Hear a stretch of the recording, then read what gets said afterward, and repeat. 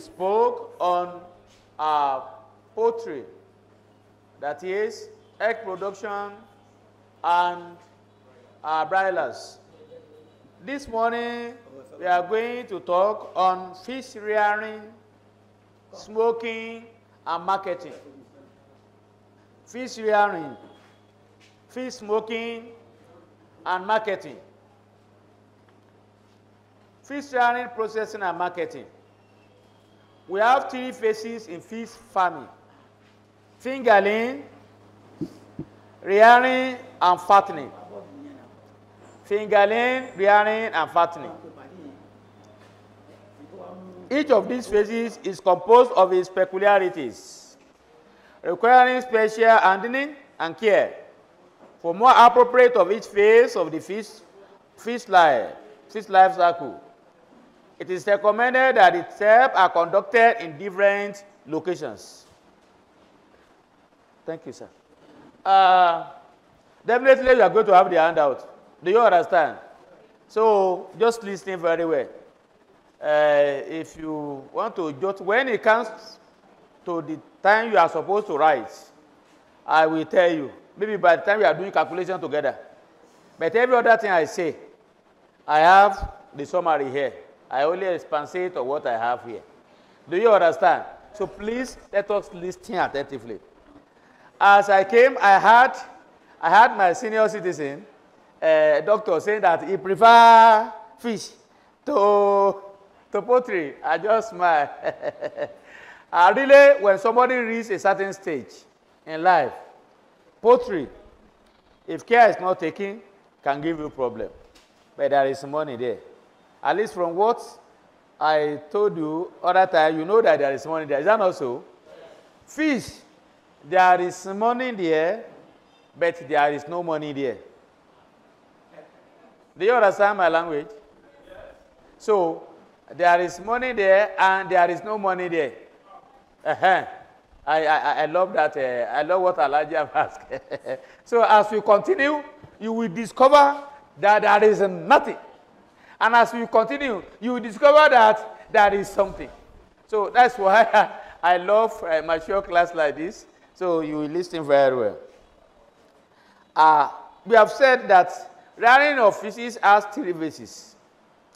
And the first one, fingerling phase. Before I come to fingerlings, that's what we call fryer. I ask personally, but because of something is so tedious, so I left it to some people. Now I do buy fingernails. But normally, before I get to fingernails, we have to hash. You get a mature, if it is pure clearance you want to do, you get a mature clearance of male and female. Do you understand? I don't have live fishes here, but I will explain to you in such a way that you'll be able to identify a male from a female. You can identify a male from a female, as I will explain. So, by the time we ash,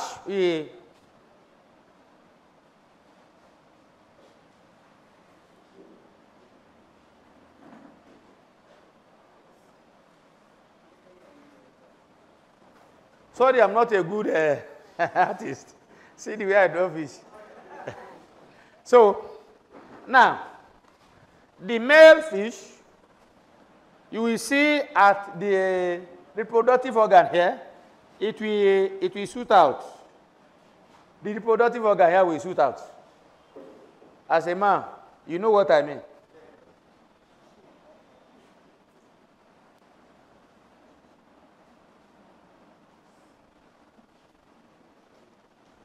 This is female. His own is very tiny. Do you understand what I mean now? The reproductive organ, the opening here, is for female, very, very tiny. In fact, it will be as if it's not there, but it's there. But the male one, you see, this place will shoot out very well. That's how you differentiate male from female. I'm only going to center on Claras and hybrid because these are the type of fishes that are highly demanded for in our area here. And this lecture is not for us to put into practice in another region. We can put it practice in another region, but in our country, not only in this southwest, southern part of the country, but in Nigeria. The two fishes that are highly demanded for, hybrid and Claras.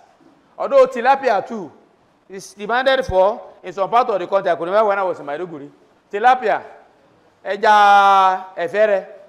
You will see it very, very big like this. Then you go to Hallow Dam and go and bring it. Very, very cheap. I don't know if now that everything has been disorganized. Very, very cheap. You go and buy. You buy in the market. Go there with 50 naira. 50 naira is too much now. You will get it plenty. How many of us have been to Maiduguri before? You understand what I'm saying, sir? So tilapia, you see some very, very big like this. Very big. So tilapia is common there, and tilapia is very, very rich. But we will not recommend anybody to react tilapia in the sense that they are very sensitive. Though they multiply in millions, they are very sensitive. They can, the way they multiply, that's how they can be destroyed too. So you see them in rivers, wide. I mean, they are wide. They just go to the river and just go and harvest it free like that, without anybody wasting time hatching them. But the one we hatch and that we fetch us money and that are highly demanded for in this country, not only in the southwest, hybrid and Claras. Now, we are talking of fingerling. Before we come to fingerling, we hatch. By the time we crossbreed this and this together, either Claras or Etropancus. That's another one we call Etropancus. That's why we call it in Yoruba language, Ẹja abori. Ẹja abori ta rin inú odò yẹn. Natural fish. I call it Etropancus. Etropancus taba ti crossbreed ẹ pẹ̀lú Claras. Either Claras akọ tàbí Claras abo, our get hybrid. You understand what I'm saying? Now, by the time I will come to that, I will explain that one in detail by time as I go on. Now, but when we get when we get fryer, I will not ask you and I will not teach you. I just come to explain briefly how hatchery is being done. Even those of us that are into it, you will hatch several times, it will fail. And now you can get brood stock, single one, that may cost 10,000 naira. Some people will decide to tell it for you 20,000 because they know it's not common. Before somebody will hear real brood stock, what do you call brood stock? Parent stock. Ẹja tá a fi ń hash tó tóbi dáadáa tó ti lé bí ọdún kan omi àti tọdún méjì. Tá a bá ti di pé ó ti lẹ́yìn inú tẹ̀sí ní ìdè wọn ní 20,000 ẹyọ kan ṣoṣo. So you have no choice because you know if you can hatch that one and it's successful, you can get up to 20,000-30,000 from one single fish. So likewise, Claras too. So if you get to some people, they specialize in sending brood stock. So that's why I mention it. There's some of you here. I know a particular man in London here. He specializes in sending brood stock. He doesn't hatch fish. He doesn't sell table size. He doesn't sell fingernails. Brood stock. Ó ti ní pọ́ǹdì kan tó ṣe wípé ó ti dá àwọn ẹja síbẹ̀. Wọ́n kàn ń dàgbà ni. Wọ́n ń dàgbà. Tẹ́ bá ti dé á ní pọ́ǹdì tẹ́ wà ń bẹ̀ yẹn. Àwọn tó wà ń bẹ̀ ìtọ́dún mẹ́ta. Ilé ọdún méjì. Ọdún kan lélẹ́yìí. Èyí ọlọ́dún mẹ́ta yìí máa bá ta blue stock níbẹ̀ bá gbé jáde ẹ̀yin náà ẹ̀ mọ̀. Ẹyọ kan tó wà ń bẹ̀ ẹyọ kan ò less than 20,000. Ẹ̀yin lẹ́wà ni kò gbé jáde bẹ̀ bá rí ẹ̀yin náà ẹ̀ mọ̀ pé wọ́ọ̀tì ẹ̀. Ẹja mìíràn máa ń wọ 7 kg. Òmíràn wọ 8 kg tó bá di tóbi tán.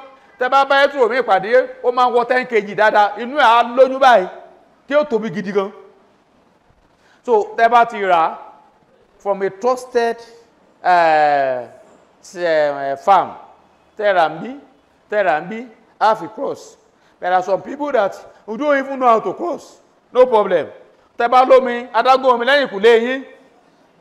Adágún omi tàbí ẹ̀rọ̀fọ̀. àwọn èèyàn ti ń ra ibi ẹrọ̀fọ̀ ní ìsìn ayé àtijọ́ ni pé ẹ bá ra lẹ̀ dé tí odò náà sọ fún yín pé à ní ìdí ibẹ̀ ń bàbá tó bá ta ẹ̀ náà ní kò sẹ́ni tí ó rà á gbọ́n ní ìsìn ó ń ta lẹ̀ títí lójú odò ní ìsìn tó rọ́ mọ̀ pé owó wà lẹ́gbẹ̀ẹ́ odò àwọn tó ń ta lẹ̀ gbogbo ẹ̀ náà ta papọ̀ sí bẹ̀tẹ́ bá ní lókì tẹ́ bá nírú bẹ̀ lẹ́yìn ìkùlé yín owó ni o tẹ́ bá tẹ̀ fẹ́ àṣẹ ẹja torí pé àpọ̀lọpọ̀ àtàwọn bíi age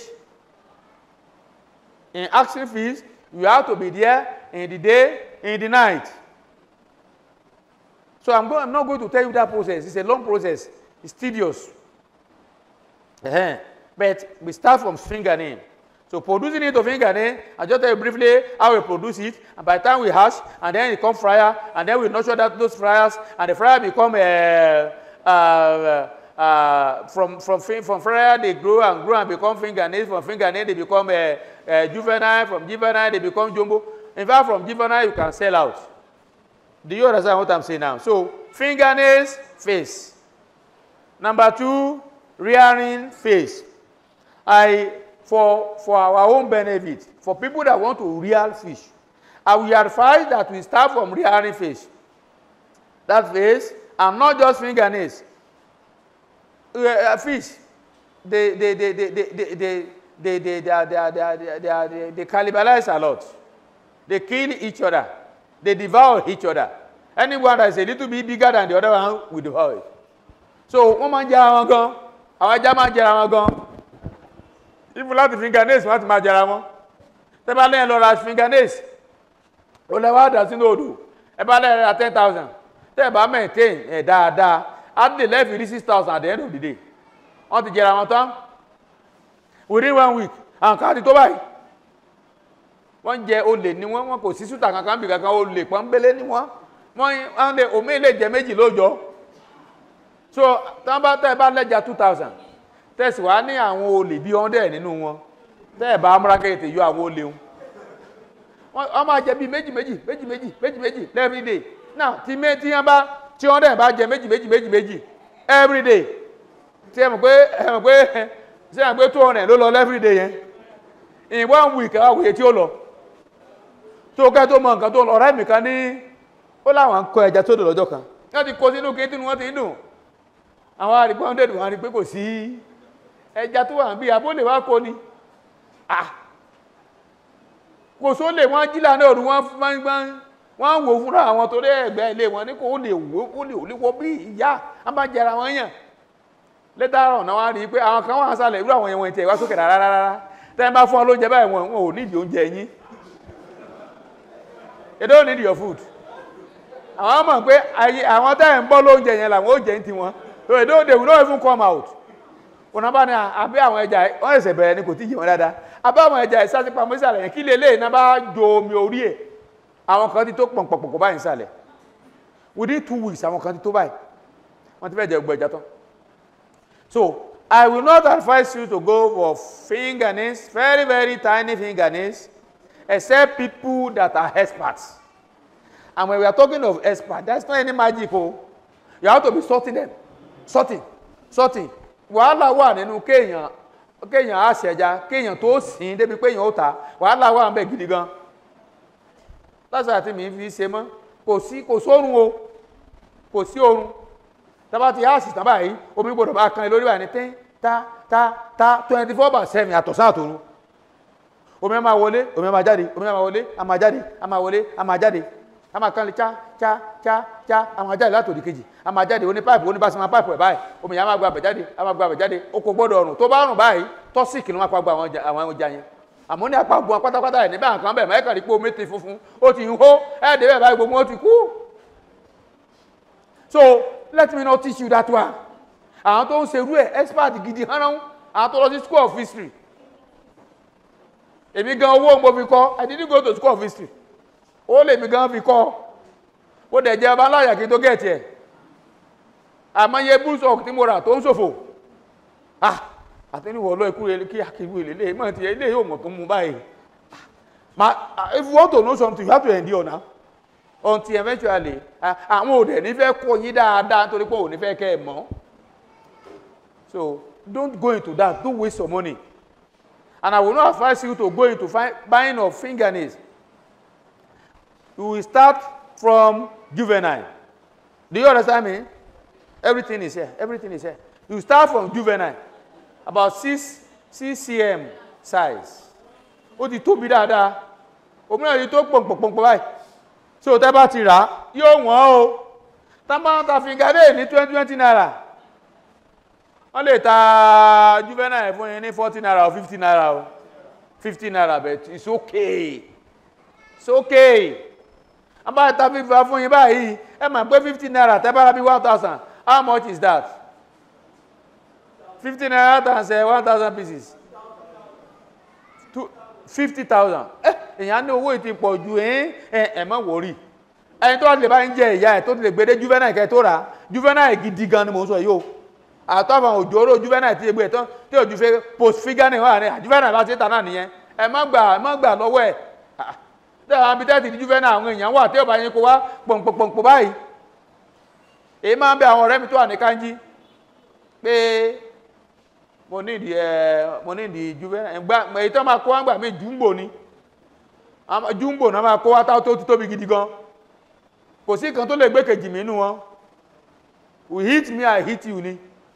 Bó jẹ bá ti àwọn gbogbo wọn ní òjò jẹun. Èyí tẹ́ bá ti tí ò ti jẹun ajẹ́ pọ́ ṣàìsàn nìyẹn. Ẹja yìí sábà ṣàìsàn tẹ́ bá ti tọ́jú omi ẹ̀ dáadáa. So èyí tẹ́ bá ti gbé wá kò sí pé ẹnìkan jẹ̀ kánú wọn. In fact, tẹ́ bá ti lè kó jumbo wá tàbí wọ́n kó juvenile tó bá tóbi dáadáa wá ẹ̀yin lọ dà sínú 80 pound ẹ mú lè dára yín láàmú àti máa dà sínú rọ́bà.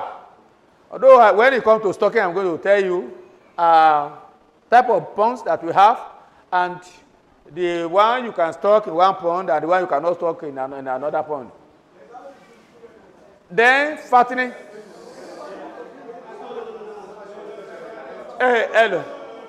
Ladies and gentlemen, it may not be a question. Maybe you want to draw our attention to something. Let's hear him. Oh, are you talking of question now? If you are asking a question, write it down, my dear. Write it down. We have all agreed that questions will come after the lecture. So write it down. But if you want to bring our attention to something that maybe, as I'm saying it, maybe I forgot. Do you understand me now? What I'm teaching you here is by practical experience.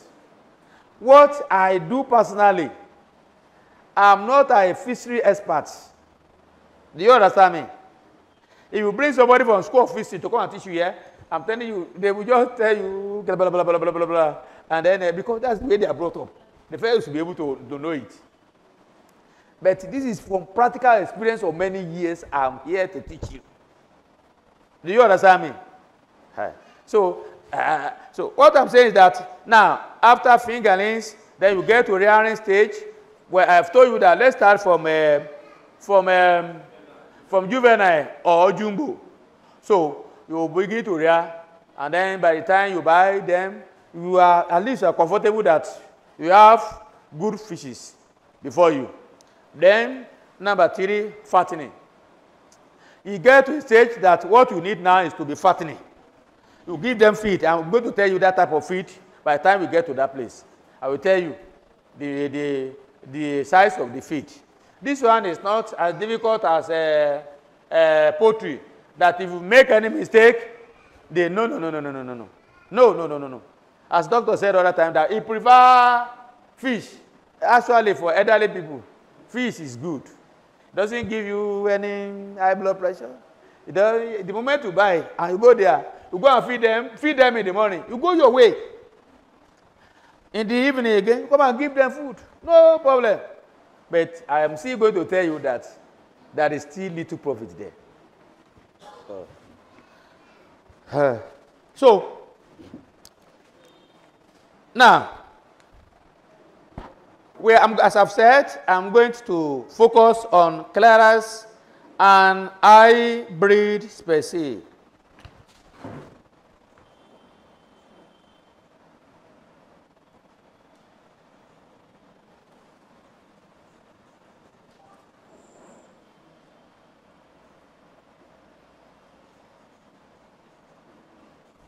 Hybrid.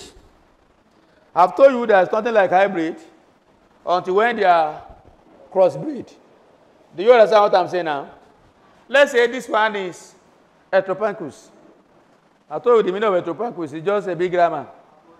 Abori, ẹja abori tó dúdú tó máa ń dodo yẹn tó bá pápá yóò bá ti pẹ́ nú omi dáadáa. Bá ṣe máa kọ wọn àti Clarence o àti Hetero àti anything o bá ṣe máa bo wọn bá ṣe máa akọ ó ní pé ẹ rí bí ìsàlẹ̀ yìí yóò yọ sọ̀sọ̀rọ̀ báyìí bí ti nǹkan ọmọkùnrin á yọ sọ̀sọ̀rọ̀ báyìí. Eléyìí abo yìí á ṣe tíntín nísàlẹ̀ báyìí á kàn rọ́jú yọ síta náà ni for you to know that this is the place for the female opening organ.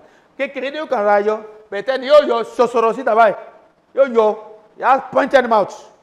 Do you understand? Now, how do we do the crossbreeding and then we get hybrid?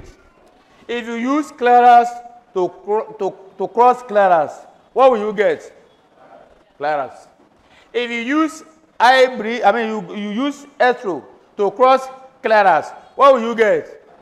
Hybrid. I'm happy. This is my show class. So, you get hybrid. Now, people prefer hybrid for certain reasons. And some people prefer Clarence for certain reasons. As we go on, you understand. Now, Clarence phrase. Clarence has shorter lifespan than hybrid. A farmer can harvest this type of fish within 4 months and make profits. Clarence to Clarence, you get Clarence, and by the time you stock, they go faster. They are just like brothers in poultry family. Brothers. So, hybrid, they grow faster. When the man jump go, so wọ́n ṣe jẹun náà ló ṣe máa ń lágbára sí. But problem wọn ni pé òyìnbó ni wọ́n o. Wọ́n fẹ́ ìdọ̀tí rárá. Ẹ máa domi ibi tán láìkì jù ni pé omi wọlé ó dẹ̀ ń jáde, omi wọlé ó ń jáde, omi wọlé ó ń jáde 24/7. Wọ́n láìkì ẹ̀ gan. Wọ́n láìkì ẹ̀ gan. Èyí tí mo sìn ní last year mo ní sọ̀rọ̀ mo ti pa ní 3 pound náà ní fáàmù mi. Ó kàn jẹ́ pé àsìkò ẹ̀rùn báyìí omi máa ń gbẹ. Bẹ̀tọ́ àti òjò bá ti bẹ̀ sí rọ̀ báyìí ìsàlẹ̀ yẹn gan máa ń sun omi fún ara ẹ̀. So omi jáde láti ilẹ̀ seriously. Mo ti ṣe outlet tó ṣe pé tó bá ti ń jáde ó ń lọ nìyẹn. Kúrò dẹ̀ máa ń help Clarence ni pé kò fẹ́ kí ìdọ̀tí kò fẹ́ dọ̀tí rárá. Kò fẹ́ dọ̀tí. So bómi bá ṣe ń wọlé ó ń jáde, omi wọlé ó ń jáde. Kò fẹ́ dọ̀tí. Although we have different type of ponds, I'm going to explain that when we get to that. So Clarence, within 34 months, tẹ́ bá bẹ̀rẹ̀ sí ní feed yẹ. Ṣé ẹ gbé tẹ́ bá lè ra juvenile size or jumbo, at least ẹ kọ́kọ́ gbé 2 mm lú. Kọ́lẹ̀ lòmínà bẹ̀rẹ̀ láti 3 mm. Bẹ̀ 2 mm lè máa fún wọn 2 mm oríṣi gan. Wọ́n á gbé. Ajá tẹ́ bá ti rà tí ò lè gbé 2 mm, ẹ má jẹ́ nìkan kan tàn yín kí wá ní kẹ́ tàn yín ká ní kẹ́ lọ rà ẹ mọ́ rà á. 2 mm. 2 mm. You will see it at the back, the label of the feed. 2 mm. You give. Some experts, scientists, that have discovered that fish, a certain number of fish, we eat certain quantity of feed at a time. Normally, I say I'm telling you from my own experience. I don't recommend when I'm doing my feeding. You have to be very vigilant when you are feeding. You give them, and you are giving, and you are giving, and you are giving. The fish, if they are very active and they are well and very healthy, They will be struggling and everybody will be hitting and be hitting and be hitting and be hitting and be hitting and be hitting. And when they eat and they are satisfied on their own, they begin to leave one after the other. They begin to leave. Those ones that are not satisfied will remain.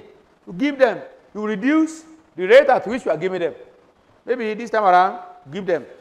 You wait a bit, you give them. Unlike before, they will not allow anyone to waste. But this time around, those that are picked, one or twice, they are okay. They have gone. But this one, they have not eaten enough. They will give them. By the time you feed them, on their own, they will disappear. And they will go. That's why I don't waste food, and I don't underfeed my fish. That is the natural way and the local method of knowing when your fish are fed or not. Do you understand me? But scientifically, they may tell you that you should do this and do that, a bag or 2 bags to this is also good. By the time they reach a certain stage, I will tell you how many bags they may require. But for a start, you will give them with hand like this, and then they'll be satisfied. When they're satisfied, they're okay. If you overfeed them, it's not that they will not eat it. But by the time you overfeed them, they will go and pour it on the ground. And by the time those fish become decay, the feed that they waste, their waste, it will become part of the thing that can kill them. Except there is a constant flow of water. The water will become poisonous. It will form ammonia, and it will kill them. So the most important thing, thank you. The most important thing is for you to feed them moderately. And it takes somebody who is mature to feed fishes. It's not just a small boy who just go there and pour everything like this. So mature, it takes patience, it takes maturity, it takes vigilance, watchfulness. You are looking at it, you are seeing it, and you are doing it. It's a very good thing, especially for adults. You feed your fishes with pleasure. It's something you can do within 30 minutes and leave, but because you're just enjoying it. Especially people that are retiree, you just want to, just to engage yourself. Just stay there, and then for good 40 minutes, you are still doing like this. You are seeing the way they are dancing, doing like this. No, it's part of life. You just give them like this, and you smile, and they cannot talk to you, but you are just happy. And you are doing it like this, and you are doing it. Unlike poultry, that sometimes you get to your pen, you meet 2 birds dead already. You say, it's going to somewhere in your body. As an adult. So that's the problem with poultry. You can get there again the following week. Another sickness. Every guy you begin to run up and down. It takes somebody who have developed thick skin. But fish, when somebody says suffer,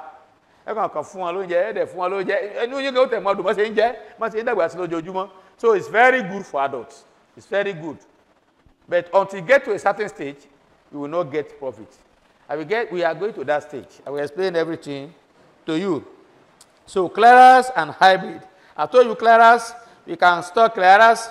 Claras, they are very sensitive. They don't have very long span like the hybrid.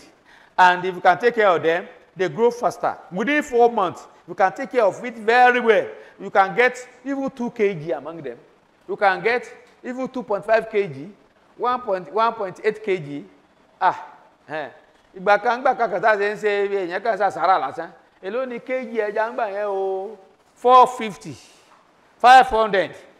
But now, a kg of fish now, I think it's around 1,000. From the farm. From the farm. It's 1,000 plus now. It's 1,000 plus now. If you go to Oborod now, the retailers, they will tell you 2,000 naira 1/8. And people that do not know how to go about it, they buy. They buy. So even those of us that don't want to go on commercial level, we can still build small pond at the back of our house, and then you are using that. It will give you protein, and it reduces cost of buying meat in the market. Fish is very good. Some people say that when you eat fish, you contact cancer. Now lie. Now, except people that want to contact cancer before. Now, what are the things that make somebody contact cancer? I say, it's not a natural fish. Why are we deceiving ourselves? Which one is natural? When the woman is pregnant, in those days, they don't go to the hospital. And they give out to dead children. Several times they give out to seabeds. And then what do we call it in Yoruba land? Abiku. Abiku kò sí proper care ni. Nígbà òyìnbó dé tó hospital dé tán fún wọn lóògùn dáadáa. Tó obìnrin bá ti lóyún báyìí, wọ́n ti bẹ̀rẹ̀ sí fún lóògùn, wọ́n ti bẹ̀rẹ̀ sí fún ní gbogbo ẹ̀. Akọ̀rẹ́dẹ́ lọ sí hospital, á sì bí wẹ́rẹ́. I have an uncle who was an herbalist. He has died now. Pẹ̀lú gbogbo oògùn tó ní, ìyàwó ẹ̀ bí àbíkú tó ṣe wípé ó fẹ́ àkọ́kọ́ ó jìyàjìyàjìyà kó tó rí méjì bí. Èyí tó fẹ́ lẹ́ẹ̀kejì, àánú ìyá yẹn ṣe mí, ó sì gbọ́ lọ́sàn gangan. Every time tó ti tún bí àná ni ó ti tún kú. Bàbá ti tún lọ dí ọ̀sán yìí, àtúnbọ̀ sàn yìí sọ̀rọ̀ títí kò rán títí ẹnìkan fi advice ẹ̀ pé gbọ́mọ ẹ̀ ń gbé jẹ́ kó ìyàwó ẹ̀ lọ sí hospital. Ó ní rárá, obìnrin yóò kú. Ó ní wọn kékeré tí ń pọ̀ jù every time jẹ́ ó lọ hospital. Anasa àbí abáwa convince ẹ̀ ọ̀nà gbé lọ sí hospital. I think that's the only child that man has before the man died. Now what we are saying is that ẹ wá lóògùn òyìnbó ń fún yàn cancer. Ẹ láà fún wọn ní ẹ̀pà, à fún wọn ní soya beans, à fún wọn ní àfẹ́jà ní injection, ẹ lòun ló fa cancer. Èyí táwọn ìyàwó wa ń gbà sára táwọn fi rọ́mọ bí kọ́. There are some things that I don't believe. And if we believe it, it will be like that for us. So wọ́n ẹja tá a fà borí tá a fi crush ẹ mọ̀ pé ìgbà tẹ́ ti crush ẹ̀ yẹn ẹ ti reduce ẹ ti fún ní force labour. So nǹkan tẹ́ fi reduce ẹ̀ yẹn ò ló jẹ́ kí nǹkan tẹ́ bá jẹ lẹ́yìn ìgbà yẹn yóò wá di cancer. Tọ́ the white men that taught us how to do this, that's what they have been doing for many years for their sustenance. Although there are some chemicals we should not use. And even when we reduce them, it has some measures that it will not affect us. Even the broilers and the layers that we are eating. Tẹ́ bá fún wọn lóògùn kan, wọ́n á sọ fún yín pé after some time, ẹ má jẹran ẹ̀ o. Ẹ má ti jẹ nǹkan tó bá jáde látara ẹ̀ o. Oògùn yẹn ó lè ní side effect. That one is taken. But for somebody to just conclude that if you eat fish, you will develop cancer. It's not true. Nígbà tí ìtẹ̀sẹ̀ yìí náà lẹ́jẹ̀ gbogbo ẹja ayé yìí. Ẹja tán bá sì ní fáàmù kan, maybe ló lẹ́fẹ́ jẹ ń bẹ̀. So, cancer is not our portion. People that we condemn eating of fish because they are afraid. If wicked disease is not for you. We have people that have been eating it for years and it's not for them. Now, I've told you, clearance, at least 4 months, you can harvest and you make your profit. For hybrid can stay as long as 1 year. Even more. Hybrid can be as big as 7 kg. Very big like this. Don't you want to say bye. I think you understand why they are big like that.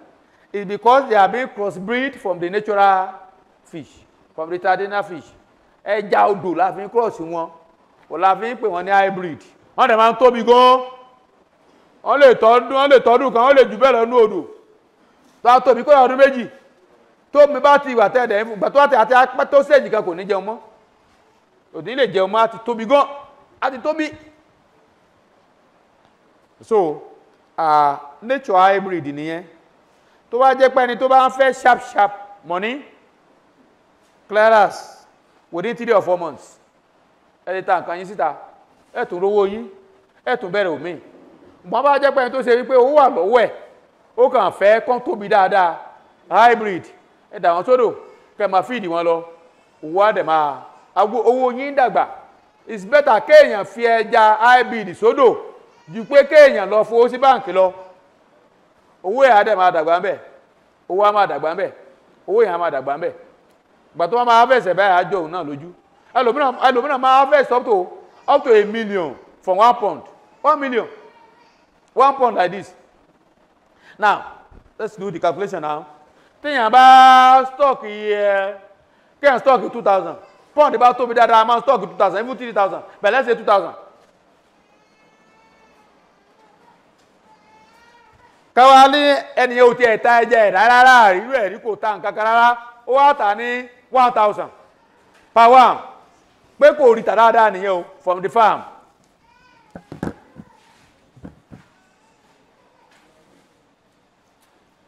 $1,000 times 2,000 kátà àgbà pé casualties wà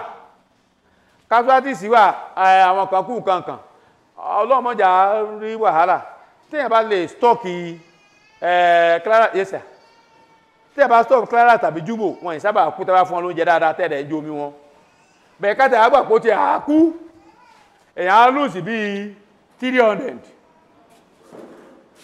lára ẹ̀ á kú 1,007 1,007 times 1,000 naira. It's not 1.7 naira. 1.7 million. Nínú pọ́ǹdì ẹyọ kan. Ẹni tó bá ní pọ́ǹdì mẹ́ta. Ó tó àṣẹ ìdá láàrin oṣù mẹ́ta. Á dẹ̀ lọ bẹ̀. Àwọn mọ́tò tó máa rà wà. Kẹ́tọ́ màkàn tó ń lọ. Over 4 million. Náà kò jáde. Bẹ̀ tó oúnjẹ tó wọ́n á ti jẹ náà. Oúnjẹ tó wọ́n á ti jẹ bàwàsá o. Ó jẹ ẹja ń jẹ ohun tó ṣe wípé tó jẹ ẹni wàhálà ó jẹ ẹni wàhálà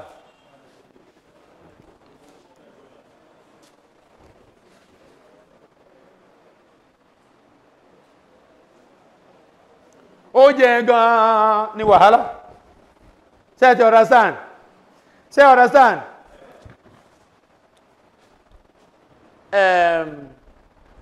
Alhaji tó gẹ̀fìlà yẹn ṣé ọ̀rọ̀ sáà nìkan tí mo sọ yìí I trust you.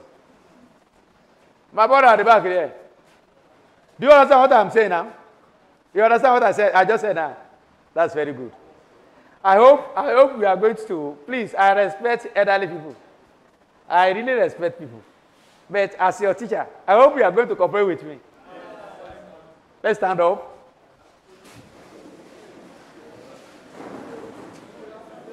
Let's sit down. Let's start up again. Thank you. You are very obedient people. Let's sit down. Thank you. I love it.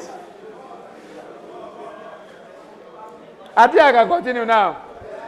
Anytime I see people sleeping, I know this is adult class. So I can ask you to do that. Please forgive me for doing that. So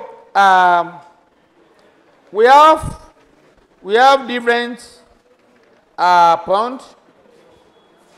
I've explained to you Claras, how you come about Claras. I've explained to you how you come about hybrid species. Then we are going to pond where we have pen for poultry. That is where they keep poultry birds. But for fish, where we keep them is called pond. Pond.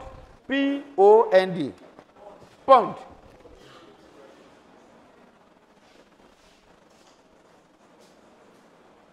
This is where we keep our fishes. We have different types of ponds. I'm going to recommend some that are practicable for us here and that we can practice. We have the one that are affordable, durable, and profitable. We have concrete pond. Concrete pond.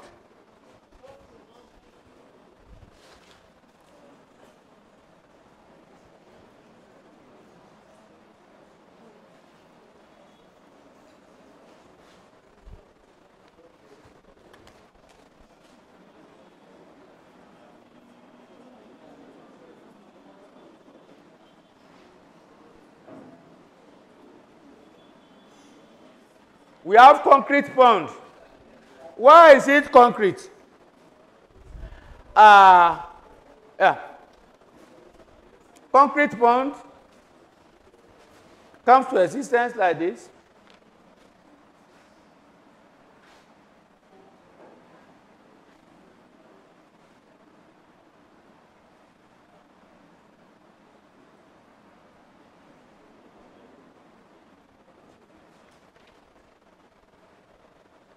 Concrete pond can either be surface or underground. It can either be surface one or underground one. Now, let's say this is the ground. This is the ground. When we are constructing concrete pond, I've done it before. I really dip my hand into this thing. Because, you know, when you have tried many businesses and you have find one that is at least can bring money, and you are the one that is interested in business, you want to know everything about that thing. So I went deep. This is the ground. We normally use 9 inches block. So you lay 9 inches block on top of this place. Here, 9 inches block. Then underground here, at each edge here, you know, it's going to be four corners. I don't know how I'm going to do it that. So we use at each angle we put concrete. We put we really form the pillar. Do you understand me now? Pillar. So you will put. I used to engage. I mean, real bricklayers, experienced bricklayers. So they will put pillar at each edge. I once made a mistake that I did not put pillar. I wanted to cut cost. Immediately the water overflowed that place. The whole thing break. The whole thing just collapsed. And all my water escaped. And the fish is wasted. So if we are building concrete pond, make sure that the pillar in each of the angle, 4 angle, this place, that place, is supported with pillar, iron. Put iron rod, like 4. Put it, concrete it. So that the thing will not shift air or shift air. When you get all those solidified, then you now lay 9 inches block round. 9 inches block to this side, to this side, to this side, to the 4 in a rectangular form. You now put 9 inches. Those 9 inches block, you will fill the inside of the block with concrete. Do you understand what I'm saying? You will fill it with concrete. So that by the time water from this place enter into the block, it will not penetrate, and the ground here will be absorbing your water. You will only be wasting money on water without knowing that it's penetrating from this place. But by the time you fill all this place with concrete, cement, and gravel, fill it very well. Can you see that around? Concrete pond. Tẹ́ bá wá ṣe tán, ó ní bá ṣe ń ṣe. Tẹ́ bá ṣe tán tẹ́ rẹ́ ẹnu ẹ̀. Ẹ wá rẹ́ ẹnu ẹ̀ dáadáa. Ó ní bá ṣe ń ṣe tí kẹ́míkà ò ní pa ẹja. Kẹ́míkà ẹ̀ lè pa ẹja tẹ́ bá tọ́jú ẹ̀ dáadáa. Well, number 1, a máa ń lo alum. A pọ̀n mi kún. Nígbà tẹ́ bá ṣe tán tó bá ti gbẹ dáadáa mo sọ yìí o. Tó bá ti gbẹ ẹ nílò kankan bomi sí kẹ́ ẹ̀dẹ́já sí o. Tẹ́ bá da ẹja sí kó rà kẹ́ da 1,000 ẹja sí gbogbo ó wà yín báyìí. Wọ́n kàn kú dànù ni. Because cement ó wà toxic. A pa wọ́n dànù. So nǹkan tá a máa ṣe ni pé tẹ́ bá ti ṣe tó bá ti tóbi tá ti rẹ̀ tán dáadáa, a wá bomi sí, a wá da lọ́mù sí. Gbà tó máa tó bí ọjọ́ kẹta, ẹ lọ release omi yẹn kó ń bẹ̀. Ó ti parí, ó ti remove toxic tó wà lára cement yẹn. tẹ́ bá wá rí alọ́m tálọ́m bá wọ́n jù tẹ́ bá dé àwọn gà tẹ́ bá tí bá ti ṣẹni tó ń kórìíra tẹ́ bá ti rẹ̀ tán tẹ́ ti rẹ́nu ẹ̀ tán dáadáa bẹ́yẹn àti ìsàlẹ̀ ẹ̀ ṣe gan tá tí kìíní á sólìdì gan tí bá ṣe bí omi ó mọ̀ wọlé láti ìsàlẹ̀ o ìgbà mìíràn a máa ń fi lẹ́dà á fi tẹ́ ìsàlẹ̀ ká tó á da kọ́ńkírìtì sí tẹ́ bá da kọ́ńkírìtì ẹ̀ ṣe jámá fúnlẹ̀ tó dúró dáadáa tómi bá tẹ̀ wọlé bá dá stéèjì kan kò ní wọlé mọ́ so nǹkan tó máa ṣe kó tó nípa máa stock ẹja sí whether use alum tẹ́ ẹ̀ máa rí alum tálọ́m tẹ́ bá máa fi sí bá ti máa wọ́n jù tẹ́ nípa á pọ̀ jù àtúnjọ owó yín ẹni tí ò bá ń kórìíra kó lọ sí kàṣọ́nsánú tàbí ẹbí tó bá ti ń ta màálù ìgbẹ́ màálù ọ̀fẹ́ ni bí o mọ̀ bóyá wọ́n ti ń tà báyìí o wọ́n ti ń tà bẹ̀ tí wọ́n bá tà èèyàn ó dẹ̀ kó èyí tó fẹ́ kó kẹ́ẹ̀sì lọ́bẹ̀ nígbà tí èèyàn bá ń pa ilé láró ẹ sì fi pa gbogbo ara ẹ̀ ẹ pa gbogbo ara ẹ̀ bá pa gbogbo ara ẹ̀ bẹ́yẹn yóò fa gbogbo kẹ́míkà yẹn á fà á mu ìgbà tó bá tó bí bẹ́yà bí ọjọ́ 5 ọ̀sọ̀ ẹ lọ fọ́ dànù ó ti neutralize kẹ́míkà yẹn nàmbà 3 èyí tí mo máa ń sábà lò jù òun náà wà expensive o òun ní epo pupa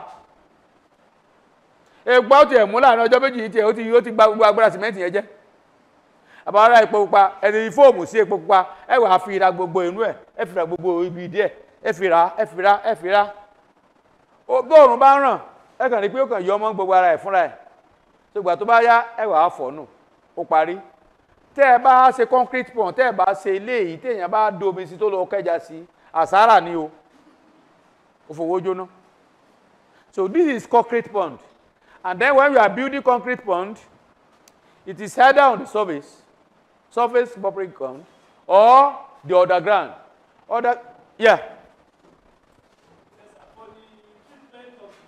Yeah. Poultry dung. Gẹ́gẹ́ bí ọ̀nà represent ìgbẹ́ kìíní náà. Yeah. Put it in the pond. In the pond. Yes. When you now put it in the pond, you fill the pond with water.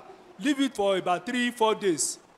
After that, just wash it away and it will go. That's very good. I love that. So ẹni tó wá tún bẹ̀tí wọ́n ìgbé adìyẹ ní ìsìn owó gidi ni o ìgbé adìyẹ owó ní báyìí I say one by 1,500 naira ìgbé adìyẹ bá ṣe báwa la mọ̀ wúlò ẹ̀ tọ́ba ti gbé tẹ́lẹ̀ wá láti north tọ́ba ti gbé láti north ṣe báwa la mọ̀ wúlò ẹ̀ tọ́ba ti gbé wá láti north báyìí nígbà tí o sì fertilizer mọ́ tọ́ba ti gbé wá báyìí èyí tó bá ti gbẹ báyìí èyí tó bá tẹ̀ gbẹ dáadáa yẹn tó ti lè báàgì kan báyìí 1,500 mo tún láwọn kọ́sọ́mà tó tún ń dùn gidi gan tó tún máa dùn gan kò sí nǹkan tó wéèsì mọ́ nísìnyí Nàìjíríà ojú wa ìyá ti kọ́ ọlọ́gbọ́n àbẹ́ tí ò bá fẹ́ gbọ́n lókù tẹ́bí gbé adìyẹ máa ń dànù ní tẹ́lẹ̀ owó gidi nísìnyí owó gan so gbé adìyẹ yẹn tẹ́ bá dé fáàmù tàbí ẹ bá ní pọ́tì fúnra yín mo sọ pé ẹni tó bá ní pọ́tì tó ní tó ń ṣe fishery tó ń ṣe gbogbo owó ní bá a ṣe máa ń ṣe tó ṣe pé owó yẹn á wà minimize ẹ dẹ̀ máa gbádùn lọ láàrin kan bẹ́ẹ̀ ẹ lè máa fi gbẹ́ ẹ máa fi ṣe vegetable gbé adìyẹ wọn yẹn ìgbẹ́ kínní ẹ máa fi ṣe vegetable oúnjẹ ìgbẹ́ adìyẹ ẹlẹ́dẹ̀ ó máa jẹ́ oh sorry because of our faith ṣé ọ̀rọ̀ sáyẹn bẹ́ẹ̀ yẹn bẹ́ẹ̀ tá a bá jẹ́ èèyàn lè ṣe báwọn tó ń jẹ àbí bẹ̀tẹ̀ so gbogbo ẹmọ̀ ara wọn ẹlẹ́dẹ̀ tí èèyàn bá fi gbé adìyẹ bọ́ within 6 months you can sell it 200,000 300,000 I'm telling you 200,000 ẹlẹ́dẹ̀ mìíràn tàgà tó báyìí ẹran tó wà lára ẹlẹ́dẹ̀ jù màlúù lọ egun mélòó ló wà lára ẹ̀ tágùn bí rubí síbẹ̀ yẹn tí ó lè dìde lẹ̀ 300,000 one pig so kò sì ní dandan kéèyàn jẹ nígbà bá ti ṣe tán ẹ sì gba àgàtú sí ẹ sì máa fún lọ́wọ́ ó sì máa bá yín tọ́jú ẹ̀ àbí ẹnu kan débẹ̀ ní pé wo bóyá fọ ẹlẹ́dẹ̀ ẹnu èbí tí ó rí lẹ́yìn mọ̀ ẹ̀wọ̀n pírátíkà ẹ bá tẹ àwọn pírátíkà èbí ká má débẹ̀ ní ó yá fọ́ nù ọ̀tọ̀ láwọn tí ó máa bóyin bá yín gun lábẹ́rẹ́ ọ̀tọ̀ láwọn tí ó máa bá yín fún ní kinní ìgbé adìẹ tó ń tó tẹ́ǹtì ẹ̀ bí ìtẹ́ kinní ẹ̀ níjẹ́ owó èsì ẹ̀ tó wà ní 1,500 fún sí ti yín ni ẹ bá ti ṣe tán ní bá ṣe máa ń ṣe ẹlẹ́dẹ̀ ó dẹ̀ jẹun yóò bá mú wọn bá wúlé owó dẹ̀ lẹ́nà ṣẹbẹ́ yẹn òkúkú jẹ́ ń ti yín àmọ́ tí ó jẹ́ àbẹ́ wa ní wàhálà àwa yìí jẹ́ àwọn kan jẹ́ is that not so? What is poison to somebody is a meat to another person. All what you are after is your money, cool money. Tó ṣe pààyàn lára, èkú ṣe pẹ́ pààyàn. So ẹ̀dẹ̀ ṣe tán. So in a farm, you can have poultry, you can have fishery, you can have goatry there, you can have piggery there. And ẹ bá ń lọ jẹ̀nà tẹ́yìn náà láàrin ìgboro bíi pé ẹ̀jẹ̀ nǹkan kan kú mílíọ̀nìyà ló ń lọ yẹn. And I've told you how you can hide your wealth that nobody will know. Ayé àtijọ́ ni pé Yorùbá ń ṣe ceremony pé wọ́n á máa wéṣọ owó wọn o. Àwọn èèyàn ti gbọ́n nísìnyí o. Àwọn èèyàn ti gbọ́n o. Ìyá ti kọ́ alọ́gbọ́n o. Kò ní ìdíkẹ́ mọ́ display wealth yín. Ẹ dẹ̀ máa lọ, ẹ̀yin ó kẹ̀ dẹ̀ máa lọ nínú mọ́tò kújẹkújẹ kan báyìí.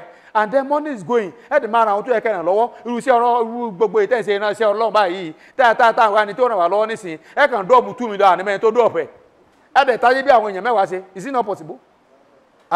Ẹ kàn dọ́ọ̀bù 2 million ní. Ẹ dẹ̀ pé dókítà ẹ jọ̀ọ́ 2 million ẹ jẹ́ ká fi ran àwọn jàmọ́ lọ́wọ́. Kẹ́ tó mọ nǹkan tó ń lọ. Àwọn ẹ̀ ti sórí nípasẹ̀ ẹ̀yìn. Kò nídìí kí ẹ̀ máa gun mọ́tò 100 million náà. Wàhálà ayé wa ti pọ̀ jù. Wàá dẹ̀ ṣe wàá dẹ̀ dọ́ọ̀pù ilé wàá dọ́ọ̀pù ilé wàá help àwọn èèyàn lọ. Ìkẹta òyìnbó yẹn fi jù á lọ nìyẹn. So what we are saying is that make your cool money. Tell they get about an hectare. Even an acre is okay. You are making millions there. So in one farm, you can do that one. So what I'm saying in essence is that if you have concrete pond, this is how you can do it. There's water. There's water that is coming in, and there's an outlet. You do an outlet there. And one experienced bricklayers want to say want to pass outlet CB. Pipe wọ́n ti ń ṣe náà ti bá ṣe wọ́n ti bá ń ṣe tí ò ní líìkì wọ́n ti ṣe dáadáa tẹ́ bá ti remove nǹkan tẹ́ fi close ẹ̀ ń bí omi ájò nà automatically lákànjò lọlẹ̀ ìyẹn surface type bẹ̀tẹ̀ àwọn kan tó ṣe pé inú ilẹ̀ lẹ́tí ẹgbẹ́ wọnú ilẹ̀ ní ilẹ̀ lélẹ̀ ẹgbẹ́ kò tó wọnú ilẹ̀ fúnra yín gbígbà tí yàn bá gbẹ́ dáàmù yàn láwọn pé underground níbi tí ò bá sílẹ̀ ò láti máa ṣe irú kan bẹ́yẹn underground so omi ẹ máa wọ bẹ̀.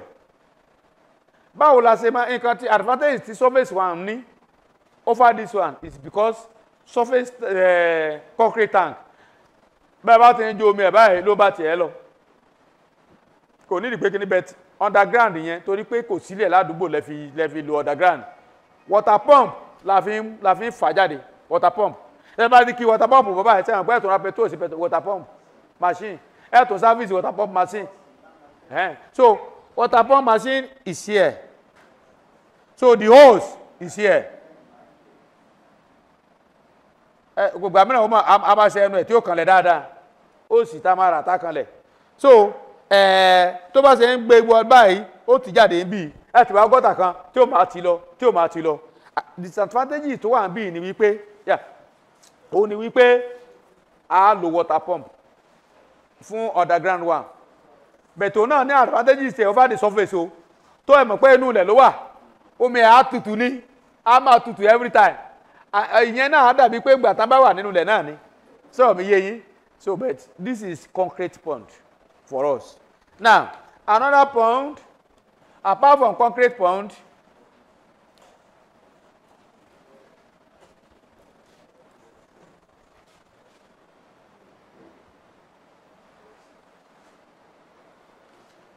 we have rubber pond, rubber or plastic pond.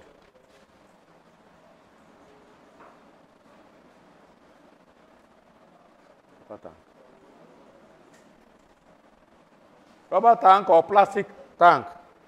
Àwọn rubber kan wà tá àwọn company máa ń lò fún àwọn kan máa ń lò fún chemical yẹn tá bá ti lò tán fún báyìí tó níni lẹ́yìn yẹn. Tẹ́ bá ti já orí ẹ̀ ó lè gbà tó 200 pieces dáadáa.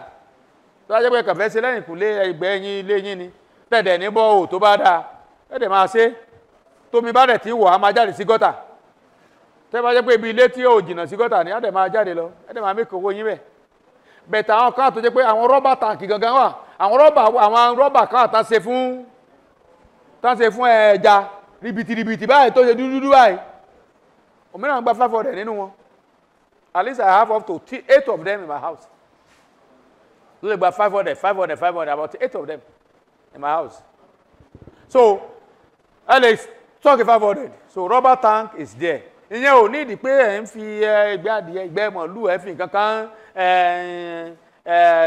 remove a toxic tábà ti fọ́nù dáadáa omi ti wọbẹ̀ problem tó òun ní òun tiẹ̀ ní wípé kò sí ohunkóhun tó lè rí mú tó bá ti dọ̀tí báyìí ìdọ̀tí yẹn á ó lè affect àwọn ẹja bẹ̀rẹ̀ tẹ́wà jẹ́ kó dọ̀tí tẹ́lẹ̀ nínú gbà gbogbo ẹja ọmọ bá tiẹ̀ lọ á dàgbà nù rọ́bà wọ́n jàgbà nù rọ́bà tank dáadáa kó àwọn wọ̀ 2 kg bẹ̀ tó bá ti ń pọ̀ bá ti di pé ó ti ń tóbi jù wọ́n níwà comfortable mọ́ so that's the problem with all this pond.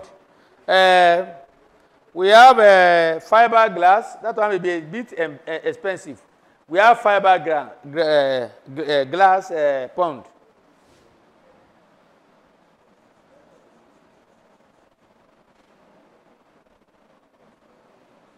Fiberglass. Ó ní àwọn company tó máa ń ṣe. So wọ́n ti so design tó ṣe wípé a lè heat kò ní generate heat. Ó kàn ìdí ẹ̀ṣẹ̀ bí ìdí ìkòkò báyìí nílẹ̀ báyìí tómi bá ti ń wọ̀ láti ibi táàbò bá ti wọ̀ báyìí ó lè máa ṣe kó máa jáde so fiber tank náà dáa òun náà dẹ̀ máa ń gbà òun náà ní side by side so it's not like rubber tank but a bit higher than rubber tank. Then we have wooden that's pond we made from wood plank.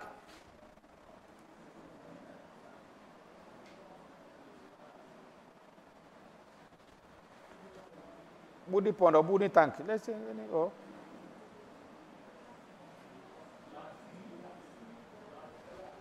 wooden. Tẹ́ bá ti ní wọ́n á kan àpótí yẹn wọ́n á kan igi yẹn bí àpótí báyìí kò ní ìdí kan fà bẹ́ẹ̀ kó sàmì sọ pé ó straight láti lé ẹ̀rọ àwọn igi tán ti là pẹ́ fẹlẹ́fẹlẹ́ báyìí tán bá ti àwọn igi wọ̀n yẹn á dẹ̀ frame ẹ̀ báyìí.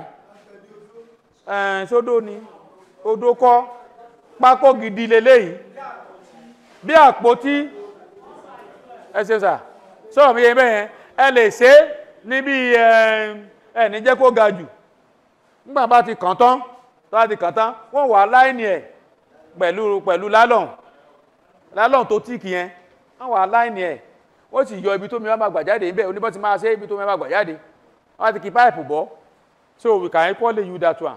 Níbi téèyàn bá lówó kọ́ńkírìtì téèyàn ò sì ní owó tí ó fi ra rọ́bà tank yẹn sìn kò lè lẹ́dà between 80 to 100,000 èyí tó bá tóbi dáadáa kékeré ẹ̀ ṣùgbọ́n around 50,000 naira náà kékeré ò gbàjú bí 200 or 150 pieces lọ tó bá ti dàgbà so téèyàn bá ní gbogbo yẹn èèyàn kàn lọ sí àwọn àlòkù àwọn igi tán ló sọ́ọ̀tì táwọn sọ́ọ̀mì tí wọn ò ní tà ní owó tó yẹ kán tà yẹn wọ́n dẹ̀ fi béèyàn abáyàn kan èèyàn aláìní ẹ̀ bẹ̀ tó ní ìdí kápítà náà tó bá lọ́gbọ́n lórí o tí ìbá ṣe bẹ́ẹ̀ nígbà bá kàn tán tó láìní ẹ̀ ibi tó lóhùn ti láyìn ẹ̀ náà lómi ó ti mọ́ ọjọ́ dànù ẹ̀tàn bá ṣe dáadáa yóò dúró dáa afá.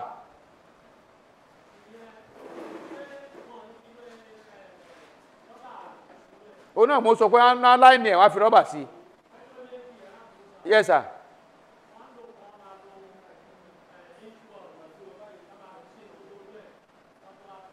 Ẹ fún wa ní spíkà kí n lè gbọ́.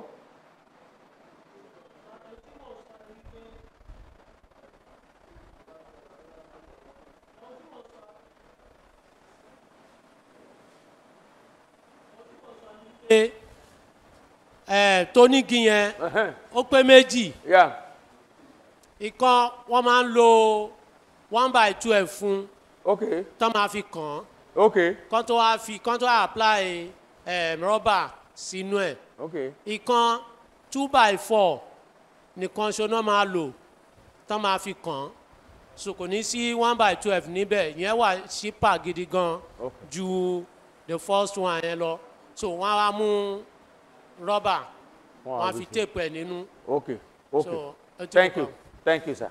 No, he's telling you from his experience, and I'm learning from him. Torí mi ò mọ̀ pé wọ́n 2x4 àti 4x2. I'm just hearing it. So wọ́n á bet wọ́n fi frame ẹ̀ ní. Okay, that's very good. Thank you, sir. So I've learned from you. Wooden, we have wooden pond. We have earthen pond. In fact, the mother of all the ponds.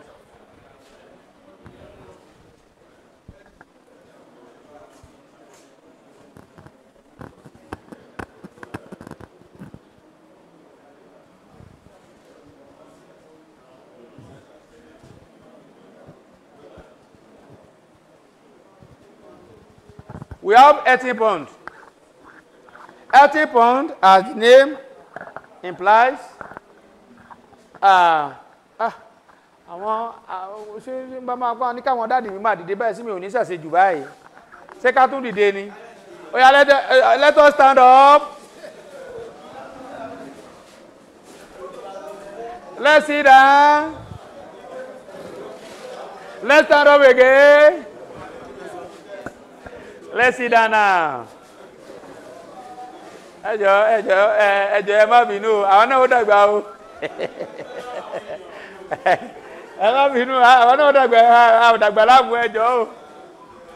So, what I'm saying is this. Earthen pond, sincerely speaking, I love it. I even love that name. That is the natural inhabitant. That is where God created for fishes. Tá bá dé nínú earthen pond, ìdàgbà wọn gan yàtọ̀. Tá bá kó ẹja sínú rọ́bà tàbí concrete pond láàrin oṣù kan sí méjì, ṣé pé wọn ò ní máa dàgbà kọ́ o. Tá bá wá earthen pond tó mi flow ń bẹ̀ dáadáa kẹ́ lọ dà wọ́n sí, kẹ́ wò wọ́n láàrin oṣù kan. Sáìsì wọn ó ti ju oṣù gbà tán wà ní oṣù méjì bí ibò. Ẹ ti omi ó ti dàgbà gidi gan. So earthen pond dá gan. Òun náà ní disadvantages tẹ̀ máa ṣàlàyé fún wa o. Earthen pond. So if you want to do it in your house, if your house is not near the river, you may not try this one. You can try concrete pond, either surface or the ground one. Téèyàn bá ní sọ́kàwé tó òòlù mọ́ tàbí ibi táwọn bíríkìlà ti lo omi, ó kàn jẹ́ pé tán ti lo omi táwọn lò dáadáa, èèyàn lè máa manage títí èèyàn fi rówó kọ́ ẹ̀ tó bá kù. Àwọn olówó àwọn bọ̀dá wa tán kọ́lé, tán kàn fìbí tán já omi sí tán òòlù mọ́ surface kìíní, èèyàn lè máa lò ó. Á dẹ̀ máa make owó ẹ̀ ń bẹ̀, bẹ̀tẹ̀ kìíní lẹ́ẹ̀ máa fi fa omi ẹ̀ jáde. Pumping machine. Rubber tank is also good. Fẹ́ni tó bá wà láàrin ìgboro. Tílé ò sì jìnnà sí gọ́tà. Bílé èèyàn bá tẹ̀ jìnnà sí gọ́tà, tí ò jìnnà púpọ̀ jù, ẹgbẹ́ ni. Níkan tí ò bá lẹ́nu ìgbọ́n jù yàn lọ. Ẹgbẹ́ ilẹ̀ nínú ilé yẹn sì lé pipe. Pipe ó tóbi dẹ̀ yẹn. 4 inches. Ẹ sì lé ẹ̀ lọlẹ̀, ẹ sì kíbọ̀ àwọn ẹ̀ kíbọ̀lẹ̀. Ẹ sì gbẹ jáde lẹ́yìn fẹ́ǹsì. Ẹ bá ti gbẹ jáde, bàbá kan gbẹ́lẹ̀ lọ́jọ́ kan náà ní kí lẹ̀ ń gbẹ́ ń bẹ̀yẹn ó ní mi ò sáà gbẹ́lẹ̀ yín. Ẹ wò ẹ wá gbogbo yín mi ò dó oògùn lẹ̀ wá wo nǹkan tí mò ń rí. O anábẹ́ ni bàbá ẹlẹ́jà ni ẹ fi ilẹ̀. Ó sì náwó ẹ̀ wọ́n sì bá gbẹ, ó sì lé páìpù, wọ́n sì bo yẹ̀pẹ̀ bò mọ́lẹ̀. Kò ní ẹnikẹ́ni lára. Ibi tí gọ́tà wà sínú ilẹ̀ ó jìnnà gidi gan, àmọ́ náwó ẹ̀ mọ́ láti gbà yẹn. Kò sí pé kí ló ń rùn báyìí o. Àwọn mìíràn wà tó ṣe pé wọn kàn tẹ̀ fẹ́yàn bẹ́ẹ̀ rárá. Owú jíjẹ ni kò dáa. Ó ní tó bá ti ìdíṣẹ́ omi báyìí yóò ti ẹ̀rùn. Ó ní wọ́n ti bá ti tómi bá ti lè jọ láti. Ó nígbà míì òun dẹ̀ máa ń dà kójú tó mọ́ kójú àwọn òní mọ̀. Bẹ̀ẹ̀ tí wọ́n bá ti tún jí báyìí wọ́n ti ti pé omi ti tún wẹ̀tì. Wọ́n ò tún máa pariwo ní bàbá ti tún ju omi ẹ̀. Omi ti sàn lọ́kàn tó jí síbẹ̀síbẹ̀ náà ariwo náà máa pa máa. So the best ni pé ó tẹ̀ ní rí omi yẹn, ó ti la páìpù lọ abẹ́lẹ̀, ó ti lọ já sí gọ́tà lọ́hùn, wọn ò tẹ̀ ní rí ìgbà tó bá jó ìbáàjó lẹ́ẹ̀mẹwàá lóòjọ́ wọn ò rí. Nígbà tí wọn ò rí ṣèbó ti parí. So there's a way you can silence the enemy around. So you do it Let the water go to the gutter directly. So you can use rubber pond, you can use concrete pond, you can use fiber pond tank in your house, you can use wooden in your house. But this one, except àfi tó bá jẹ́ pé inú àkùrọ̀ lèèyàn kọ́lé sí, inú ilẹ̀ tó lómi gan tó jọba tìrọ̀ tó máa ṣe òlélé ìpè tí ìbá ṣe bẹ́ẹ̀ ẹgbẹ́ odò ló dáa jù. And tá a bá dẹ̀ máa construct earthen pond ó ní bá a ṣe ń construct ẹ̀ náà. I am going to teach us that when we get to that place.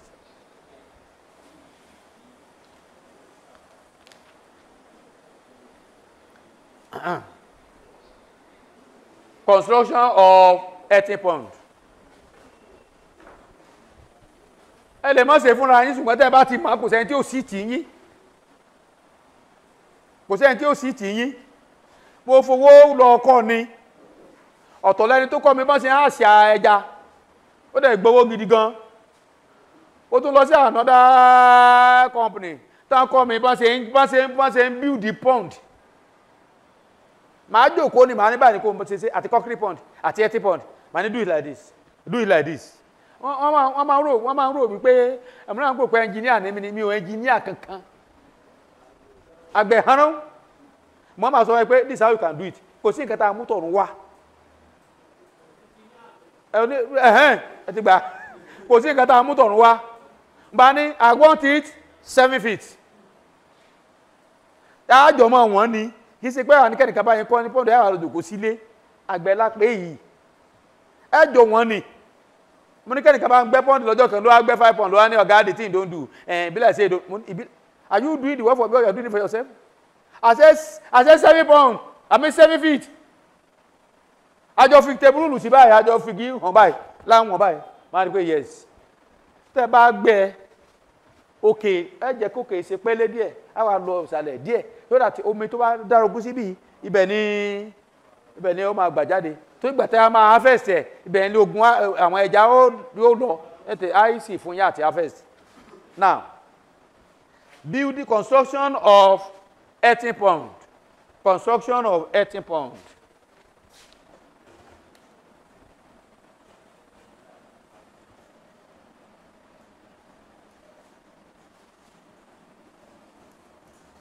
Construction of earthen pond. Báwo la ṣe construct earthen pond? Number 1. Àìgbẹ́ earthen pond sínú sandy soil. Bómi bá ṣe ń wọ sandy soil ni ó mọ̀ wọlẹ̀. Clay soil, muddy. Clay soil, muddy soil. Tá a sọ pé pọ̀tọ̀pọ̀tọ̀. Ẹ rí pé gbogbo omi bá gbẹ tán, omi bí tó bá ṣe pọ̀tọ̀pọ̀tọ̀ ló máa ń pẹ́ kó tó gbẹ. Omi ó pàpà wà ń bẹ̀.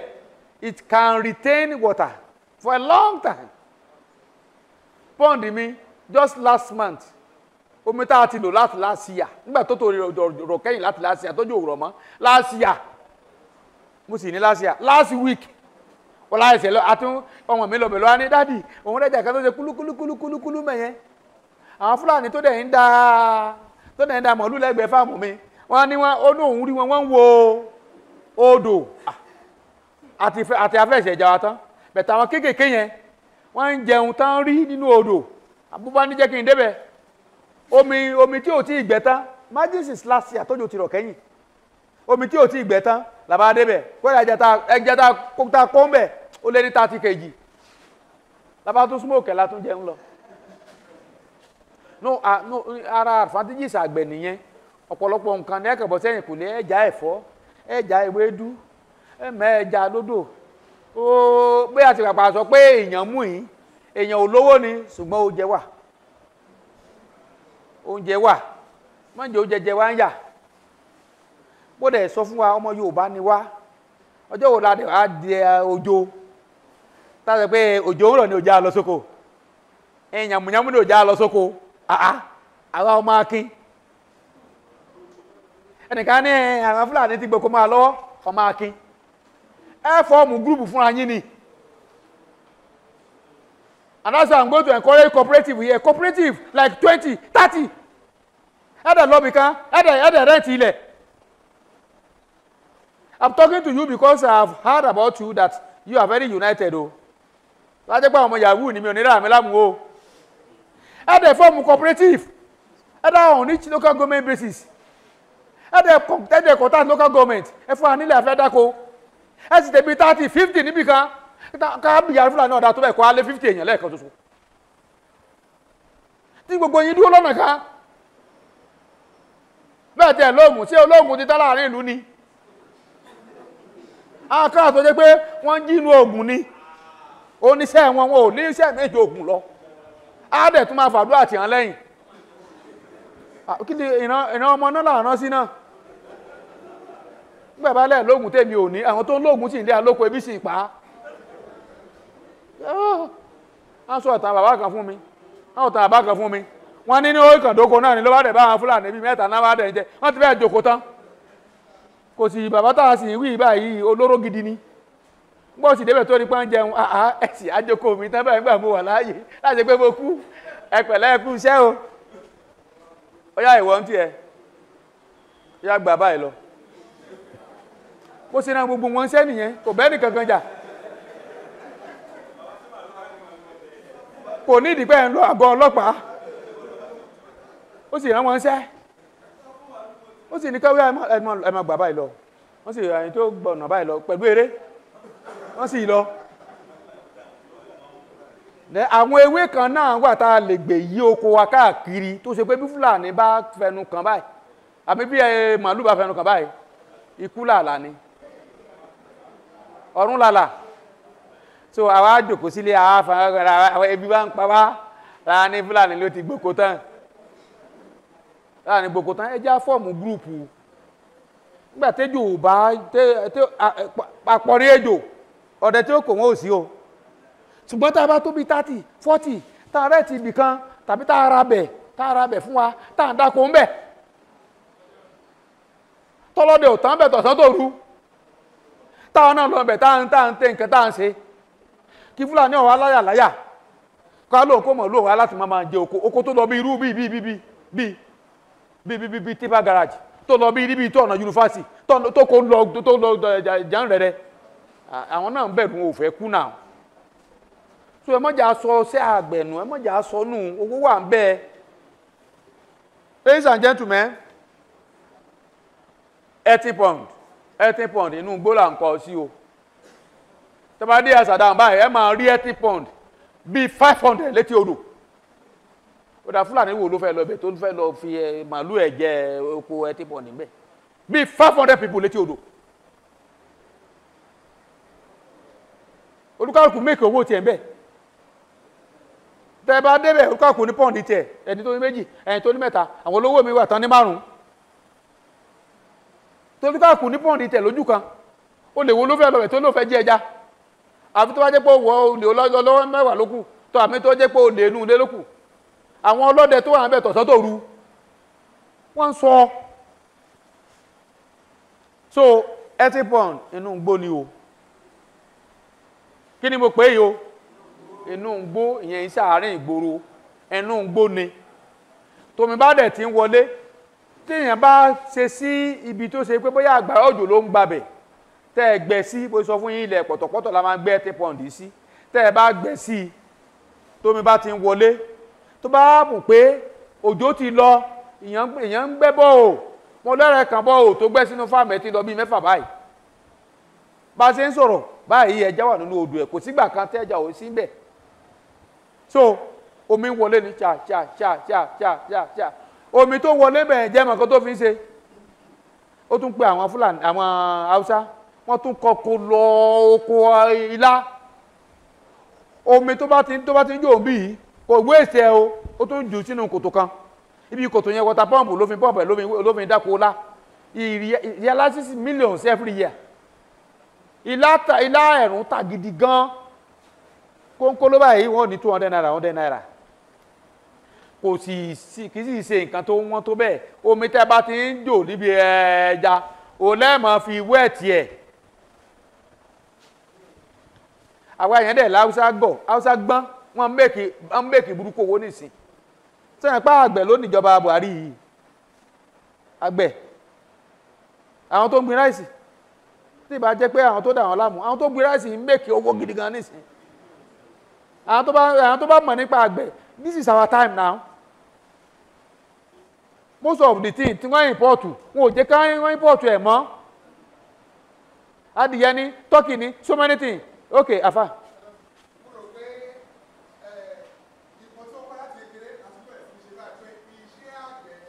níṣẹ́ ilẹ̀ wa ọlábẹ̀rẹ̀ iṣẹ́ àgbẹ̀ ṣe pàtàkì o ọlọ́run á ràn wá lọ́wọ́ o healthy pond báwo la ṣe ń kọ́ ẹ kàn ní fúnyàn lówó kó ní ẹ̀yà lọ bá mi kọ́ healthy pond kan síbẹ̀ wọ́n sì tì yín mo ṣe ní we have to know how healthy ponds is being constructed a máa ń gbẹ́ ni a ń gbẹ́nu ilẹ̀ ni ó lè gbé 7 feet deep ó lè jẹ́ pé 50 feet wideness so tó bá ṣe bẹ́ẹ̀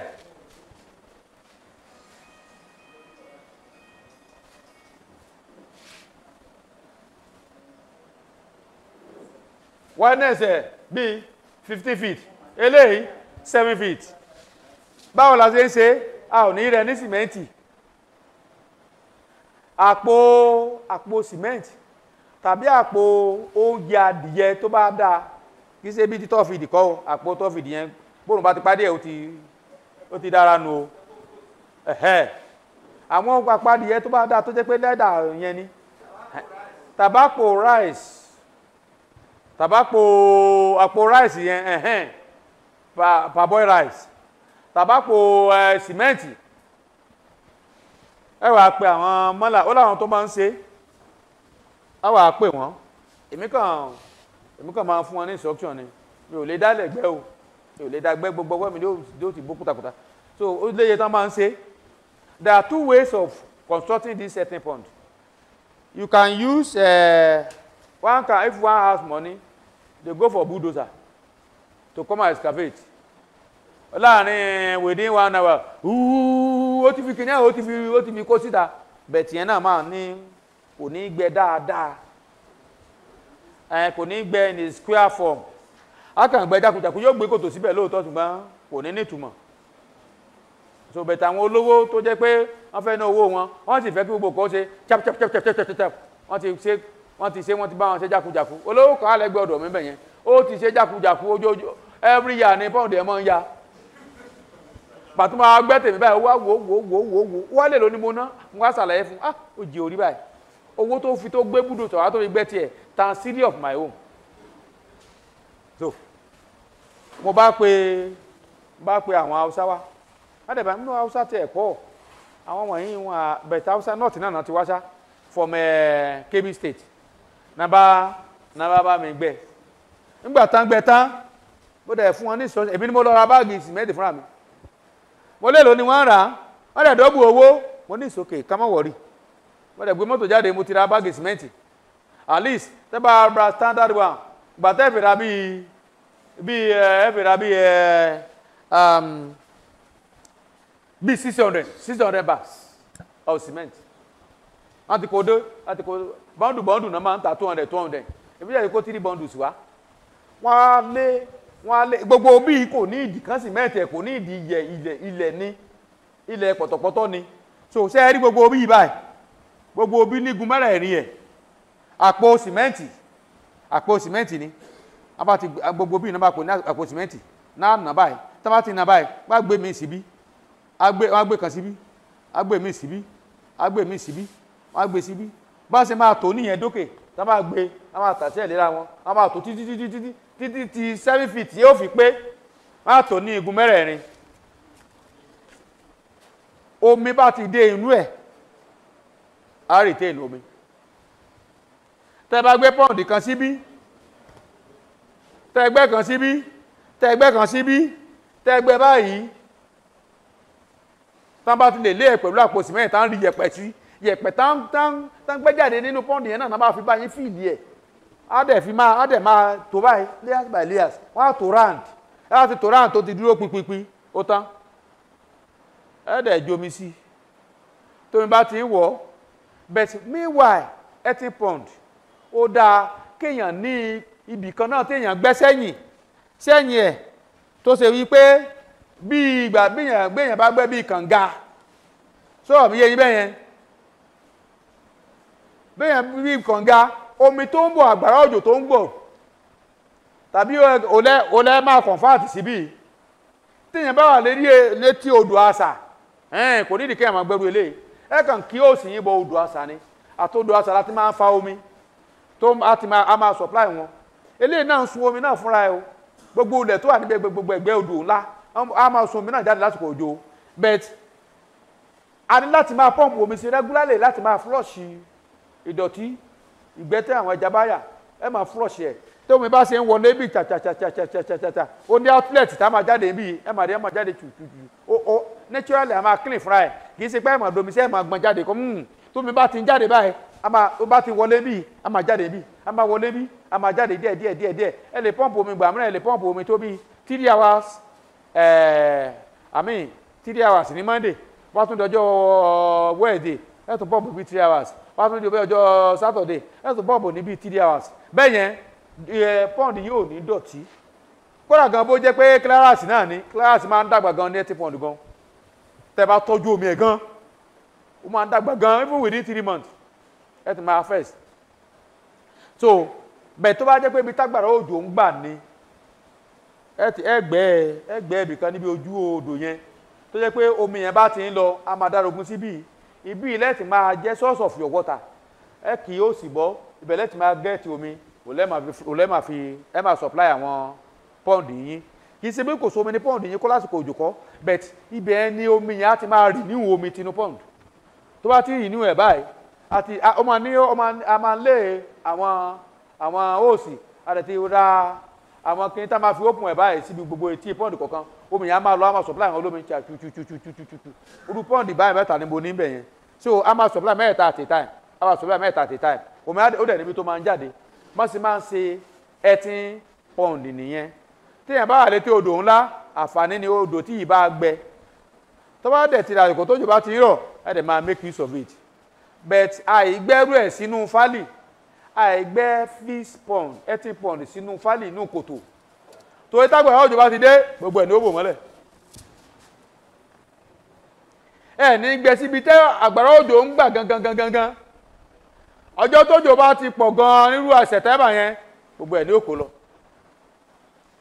ẹ̀ ní gbẹ́ pond síbi erosion part arú gbogbo ẹ̀ lọ ẹ̀ ní gbẹ́ síbi tó ṣe pé gbogbo omi àdúgbò dárogun sí yóò dábò ọmọ bu adọgbọ ẹ̀ mọ́lẹ̀ ní etí odò là ń gbẹ́ sí níbi tí àgbàrá òjò ò ní gbé lọ níbi tí kì í sì ṣe fálì tí gbogbo omi àdúgbò yóò wà bò mọ́lẹ̀ anytime yes afa.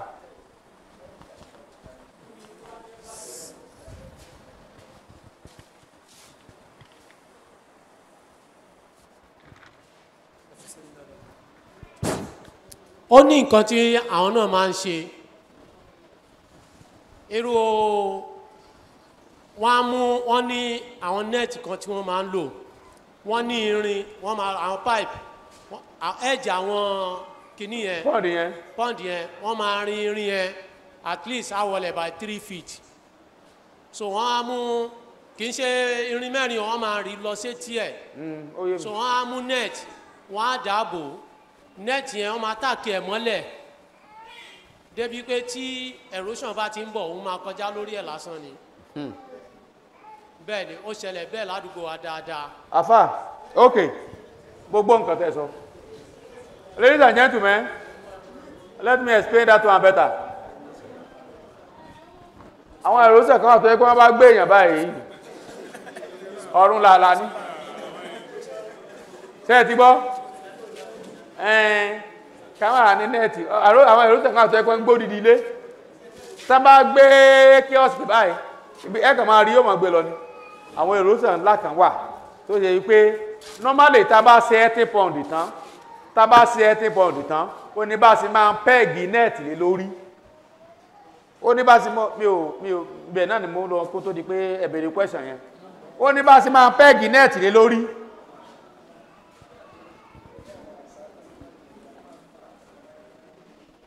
erosion tí ò tó erosion ó lè yàn lóhun fi nẹ́ẹ̀tì àti bẹ́ẹ̀gì àti kìíní kan gbogbo ẹ̀ ní òkú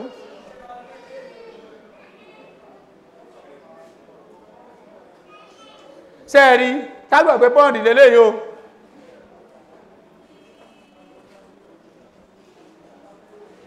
hello pọ́ǹdì lágbẹ́ yìí ó ní bá sí máa ń ṣe bá bá kó ẹja sínú odò ifun à juvenile aláti kọfà ẹ̀ àwọn ẹyẹ kan wà nínú igbó tó ṣe wípé wọ́n a máa yó jẹ kódà wọ́n bá ẹjẹ wọnú odò báyìí ṣọ́ tán bá ṣe báyìí ẹja náà máa gbé síta tẹ bá dẹ̀ stock ẹja yín síbẹ̀ yẹ tẹ́rọ pé tango juvenile ni mo gbé síbẹ̀ jumbo ni mi ò ní problem láàrin ọ̀sẹ̀ kan wọ́n ti bẹ́ẹ̀ jẹ tán torutoru náà dẹ̀ ń jẹun torutoru náà move so ẹnu wọ́n ti ṣàgàlàṣàgàlà báyìí bí ẹnu kìíní tán bá ti nǹkan tá máa ṣe ni pé nẹ́ẹ̀tì wà tá máa fi cover orí ẹ̀ so ọ̀bí yẹ ibẹ̀ yẹn a ti kí igi bọ igi tá a gbẹ́ báyìí bíi pẹ́ẹ̀gì a wà kìbọ̀ pọ́ùndì yẹn káàkiri tá a bá ti kìbọ̀ a kọ̀kọ́ wọ́n tírẹ̀yìn funfun a kàn ń lọ ọ̀dà nẹ́ẹ̀tì gbó bẹ́ẹ̀ tẹ́ bá dàbò á já sínú ẹ̀ bọ̀dá mi tó ń sùn níwájú àfáà yẹn ẹ̀bẹ̀rẹ̀ bá fọ́ kàn oorun yẹn ó ti sùn púpọ̀ jù ẹ pẹ̀lẹ́ báwo ṣé o sáà sí problem sára wọn yá ṣé o ṣe bà òkè ẹ dìde dúró kẹtún rìn jáde kẹtún padà ẹ̀hẹ́n I love you wọ́n jáde èyàn tún padà ẹ kàn sí bí pẹ́ bẹ̀rẹ̀ ọ̀tọ̀ ní ẹ fi ẹ̀hẹ́n èyàn kàn sí bí pé èyàn bẹ̀rẹ̀ ọ̀tọ̀ ní gbogbo èyàn kan ní ó mọ̀ pé èyàn ń sùn ẹ sì fọgbọ́n wọlé ẹ tó fi gbogbo jáde ladies and gentlemen taba ya mo ti gẹ́ẹ̀tì gẹ́lẹ́ẹ̀tì irin onírin o náà mo sọ yìí nẹ́ẹ̀tì onírin kìí ṣerú nẹ́ẹ̀tì ẹnikìní gbogbo ẹ̀ ní àgbàrá òjò ó gbé àgbàrá òjò tí ìtọ́ àgbàrá òjò ti experience ẹ̀rí ni sọ mi yé yìí èmi experience ẹ̀rí ni ó sì kó ẹja ẹlẹ́ja báyìí ó sì kó lọ síbòmí pẹ̀lú gbogbo nẹ́ẹ̀tì náà fi sí ó mú nẹ́ẹ̀tì ó sì omi ò dá o ó mú nẹ́ẹ̀tì omi tó àgbàrá òjò tó ń gbó didi ilé tí ègbò didi èèyàn ó mú nẹ́ẹ̀tì ó dà wó lulẹ̀ ó sì gbé torí ẹ̀ bẹ̀t gẹ́gẹ́ bí àfáàṣẹ sọ tó bá jẹ́ ibi tí kìí ṣe erosion tó lágbára gidi gan sẹ́ẹ̀rì tí ẹja bá ń bọ̀ tó bá kan àwọn nẹ́ẹ̀tì tá fi fẹ́ǹsì kìíní yẹn ò làwọn sọ tá fi ní ṣe yẹn tẹ́ja tómi bá ń bọ̀ tó bá kàn báyìí tómi ẹ bá ti ẹ̀kún tó kún dérú bí bẹ̀ tó bá ti lè kún kọjá nẹ́ẹ̀tì náà yóò máa kẹja lọ ni ṣùgbọ́n tómi yóò bá ti kún kọjá nẹ́ẹ̀tì tí ò sì lè rí irin yẹn wú tó bá kó akọlùlẹ́ẹ̀tì ń bí a tó padà sínú pọ́ǹdì that one is good it's also a preventive method níbi tí flood ò bá ti high tí ò ti wà very very strong bẹ̀ tíbi tí flood yẹn bá ti lágbára yóò tìrìtìrì ní òwú bẹ́ẹ̀yàn dúró bẹ́ẹ̀ yóò gbé igi tí ò bá lágbára á tẹ̀ mọ́lẹ̀ báyìí agbẹ́ torí ẹ̀ kọjá bet eré bí wọ́n ṣe sọ yẹn tó bá jẹ́ pé ibi tí ó ṣe pé ẹ̀rọ sọ̀rọ̀ wà mínimà àwọn ṣe bẹ́ẹ̀ kò ní kẹjá tí wọ́n lọ bá tẹni ẹlẹ́ni kò ní kó tẹni ẹlẹ́ni wá bá ti wọn it's a good method but normally I'm telling us that before we put our finger our juvenile or jumbo a bá ti pẹ́ẹ̀gì ẹ̀ round báyìí tá a fi igi bọlẹ̀ báyìí our trying a so mọ́ bí a fà wá báyìí a tún fà wá báyìí a tún fà wá báyìí a tún fà wá báyìí a tún fà wá báyìí ṣé ẹ ti gẹ́ẹ̀tì mo ṣe sọ báyìí igun mẹ́rẹ̀ẹ̀rin ẹ sísà a bá ti gbé báyìí a gbé lọ báyìí a bá tún ṣe báyìí a tún gbé a báyìí a bá tún ṣe báyìí a tún gbé a bí a bá tún gbé báyìí a tún gbé láǹgù báyìí tá bá ti fi tán yẹn tá ti táká orí ẹ̀ nẹ́ẹ̀tì yín ẹ̀kàn tẹ̀lé lórí lókù ẹ wà tẹ̀lé nẹ́ẹ̀tì yẹn gan fúnra ẹ̀ gan ogan tíráàpù ni bá lè gbà bá débẹ̀ ọbẹ̀ ni torí kò ní lè jáde ó ti fẹsẹ̀ kọ bẹ̀lẹ́ ẹ̀ka mọ́ lọ́jọ́ kejì tẹ́ wò ládàá lórí béjò gan bá rọ́ọ̀lù yóò mú àwọn ẹja yọjá àwọn ẹyẹ ńlá tá a náà yọ ẹja jẹun tó bá ti rọ́ọ̀lù bẹ̀lẹ́ ẹ̀bà so tàkúté kan lẹ tó dẹ síbẹ̀ tó sì máa mú ẹran kẹran tó bá lọ bẹ̀ so bá ṣe ń ta nẹ́ẹ̀tì orí ẹ̀ nìyẹn dẹ̀ tí yẹn bá ẹsẹ̀ gbẹ́ pọ́ùndì tán a máa ń da iyọ̀ sí iyọ̀ ẹ ra iyọ̀ bí ìdajì àpò ẹ gbé lọ́bẹ̀ ẹ dá sí ẹ sterilize pọ́ùndì yẹn nìyẹn in case of any tó lè àtàkì ẹni tó lè àtàkì ẹja ẹ fọ iyọ̀ jẹ́ máa fọ káàkiri ẹ fọ tó bá tẹ̀ ti sun omi ẹ níjẹ́ gómi yẹn pọ̀ kẹ́lẹ̀ tètè ṣe á ti sun omi láti ìsàlẹ̀ ẹ mú iyọ̀ yẹn ẹ fọn sí gbogbo ẹ ẹ dá sí gbogbo ẹ bí half a bag ó lẹ́ẹ̀fì dá sí gbogbo ẹ táyà dá sí tán tọ̀ àbá dá sí tán bẹ́yẹn bí ọjọ́ kejì ọjọ́ kẹta ẹ stọ́ọ̀kì ẹja yín kò sí nǹkan tí ó ṣe ẹja yìí sábà sáàsàn àfi tó bá jẹ́ pé èèyàn bá sí lára kó ju omi sí i tó bá ti pẹ́ tómi bá ti dọ̀tí pàápàá jùlọ clearance kò tẹ̀ ní sóò yín sáyìn yóò kàn fò lókè báyìí ni láti pẹ́já ti ń fò sókè wàhálà dé ẹ ti lọ ju omi ẹ̀ pátápátá clearance ò tẹ̀ ní kò ní gbà yín láàyè ju ọjọ́ mẹ́ta lọ ọjọ́ méjì kẹ́ máa jó tẹ bá ti fomi jẹ clearance níjà pápá ní ó dàgbà hybrid wọ́n náà ó lè tó ọ̀sẹ̀ kan pàápàá jùlọ tó bá ti dàgbà tán tó ara òun kúkú gbẹ̀yà ń tiẹ̀ bẹ̀ẹ̀tẹ́ bá fẹ́ kó náà ètè dàgbà dáadáa at least once in a week ẹ ti fún lómi tó dáa tẹ́ fún lómi tó flow ẹ̀ dáadáa tó flow bí 3 hours 4 hours tó ti ṣe dáadáa bẹ́ẹ̀ yẹn òun ò wọ́rì òun ò nídìí omi púpọ̀ á dẹ̀ máa bá yé tiẹ̀ lọ but 30 pound is always the best 30 pound is always the best.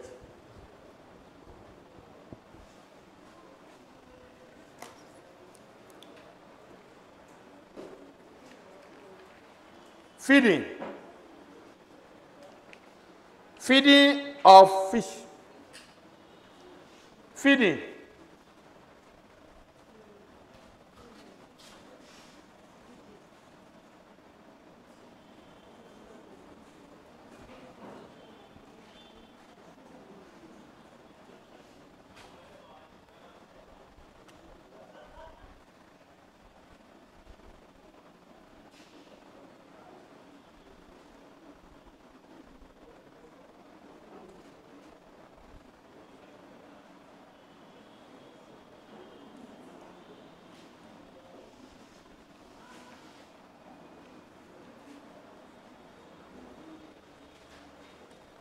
Feeding. Bó ìsàlàyé fún wa tá a kọ́kọ́ gba ẹja báyìí ẹ̀bẹ̀ sálẹ̀ tá bá ti gbà ní juvenile or jumbo ẹ̀bẹ̀ ẹ má rojú owó 2 mm wọ́n lóòótọ́ ẹ̀bẹ̀ láti 2 mm irú àwọn tàà ń bí blue crown ó dáa durante or scratching náà dáa kò kàn dáa kẹ́yàn máa lò ní concrete pond tàbí kíní kí pẹ́ tó fi máa ń bomi jẹ́ so blue crown scratching ẹ̀ dáa bẹ̀ tó wọ́n gan so ẹ má rojú owó pẹ́ kọ́kọ́ ń fi local feed ẹ̀ ń fi ẹja lákọ̀ọ́kọ́ ohun àwọn finish feed ní kẹ́ ẹ̀ lò ó dàbí ìgbà tí a bá fẹ́ broilers ẹ kọ́kọ́ kẹ́yàn kọ́kọ́ lọ ra starter tó dáa tó fi gbéra kẹ́ tó bẹ́ bá tẹ̀ lẹ́fẹ́ compound ẹ̀fẹ́ lọ máa ra ẹja kúmọ́dìjú àgbàdo mísì gbogbo ẹ̀ papọ̀ but for the first 3 weeks ẹ ra super starter kẹ́kẹ́ jẹ́ kó gbéra ńlẹ̀ ẹgẹ́ bẹ́ẹ̀ náà ni ẹja o ẹ wá ẹ bẹ̀rẹ̀ pẹ̀lú 2 mm tó rich gan ẹ máa fún wọn ẹ máa fún wọn tẹ́ bá fún láàrin ọ̀sẹ̀ méjì tẹ́ bá dá 2000 tẹ́ẹ̀dẹ̀ fún wọn ẹ bá dá 2000 pàtàkì tí ẹ̀ láàrin ọ̀sẹ̀ méjì báwọn lè jẹ báàgì méjì náà tán tọ́rọ̀ méjì bẹ́yẹn ẹ̀dẹ̀ máa fún wọn ẹ máa fún wọn ẹ̀dẹ̀ máa jẹ́ lọ́bẹ̀ ẹ̀ fún wọn kí sí kékàdá gbogbo ẹ̀ sílẹ̀ kan ẹ̀yàn kan wó èsì ẹ̀ nìyẹn bó sọ fún yẹn máa bù fún wọn báyìí á sì máa jẹ́ ìgbà táwọn tẹ̀ kéré wọn jẹ oúnjẹ púpọ̀ ìgbà tó bá pẹ́ ẹ rí i pé bóyá tẹ́ bá lọ ní wéèní tẹ́ bu pàfọ́ kàdárì ok sir bóyá tẹ́ bá lọ lẹ́rìí tẹ́ rí i pé bóyá bí abọ́ ó ti ní bóyá bí ike ọ̀dà kan áàfù ẹ̀ òun náà ń jẹ tẹ́ kàn fún wọn tẹ́ ń fún wọn ìgbà tó bá pẹ́ rí i pé bọ́n ṣe ń jẹ́ ó ti yájú ti gbàtọ́ fi fún wa láàrin bí ọjọ́ mẹ́ta áàfù ike ọ̀dà yóò rí náà wọ́n mọ́ so ẹ̀yin náà kò sẹ́ni tó sọ fún ẹ̀yin náà ẹ máa increase ẹ̀ so wọ́n dẹ̀ ń jẹ tán wò ní fi kankan kalẹ̀ tẹ́ ẹ bá ti rí i pé wọ́n ẹja jẹun tán tó kù wúlẹ̀ tí wọn ò jẹ mọ́ ó ti yó ẹ má fún wọn mọ́ ẹ má fún wọn mọ́ tẹ́ ẹ bá fún wọn èyí tó kù yóò ṣèkì lọlẹ̀ á fọ́ọ̀mù toxic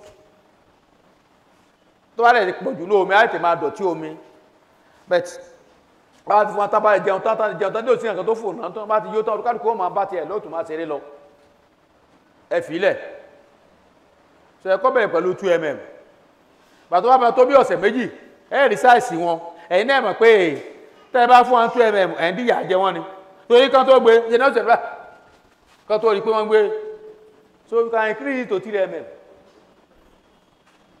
ọba débẹ̀ ra 3mm ọba débẹ̀ pé 3mm lẹ́fẹ́ rà so this time around èyí tó bá ti gbé bí 5 pa ó ti yó wọn ò láìkó oúnjẹ àjẹjù náà so ẹ bá rẹ̀ ti dà tán ti jẹun tán káàkó máa bá tiẹ̀ lọ ẹ fìdí ẹ̀ láàárọ̀ ẹ fìdí ẹ̀ lálẹ́ ẹ lè bẹ̀rẹ̀ sí fìdí ká ẹ fìdí ẹ̀ láàárọ̀ ní nǹkan bí aago 8 9 ẹ lè dọwọ́ ọ̀rọ̀ lẹ́bí aago 5 sí 6 ẹ tún lọ fìdí ẹ̀ wọ́n jẹ́ pé tó bá ní mọ́tò ní ẹ kàn tún gbé lọ sí etí odò ní ẹ̀dẹ̀ fìdí nǹkan yín fúnra yín tẹ́ ẹ bá ní ọmọ tó bá wà trustworthy ẹ lè kọ́ kún wọn bá yín fìdí kì í ṣe ọmọ tá ní àpọ̀ lọ́dọ̀ bàbá ọ̀nà tó èmi náà fi gbá dáàdì nìyẹn téèyàn bá ṣe bá èèyàn kúkú ní ó gbà lọ́wọ́ bàbá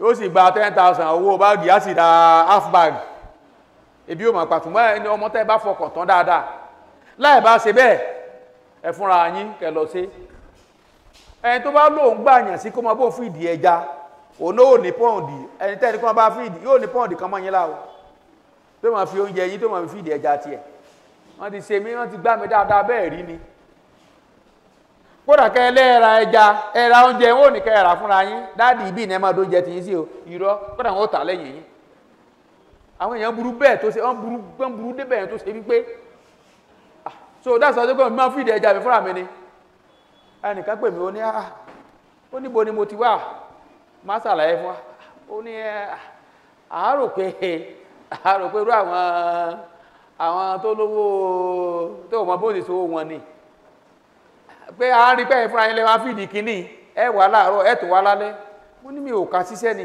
nígbà bá lọ bí iṣẹ́ má sì fìdí ẹ̀ bá tó ti bí iṣẹ́ bọ̀ bá tún yàrá tó fìdí èmi ò ká síṣẹ́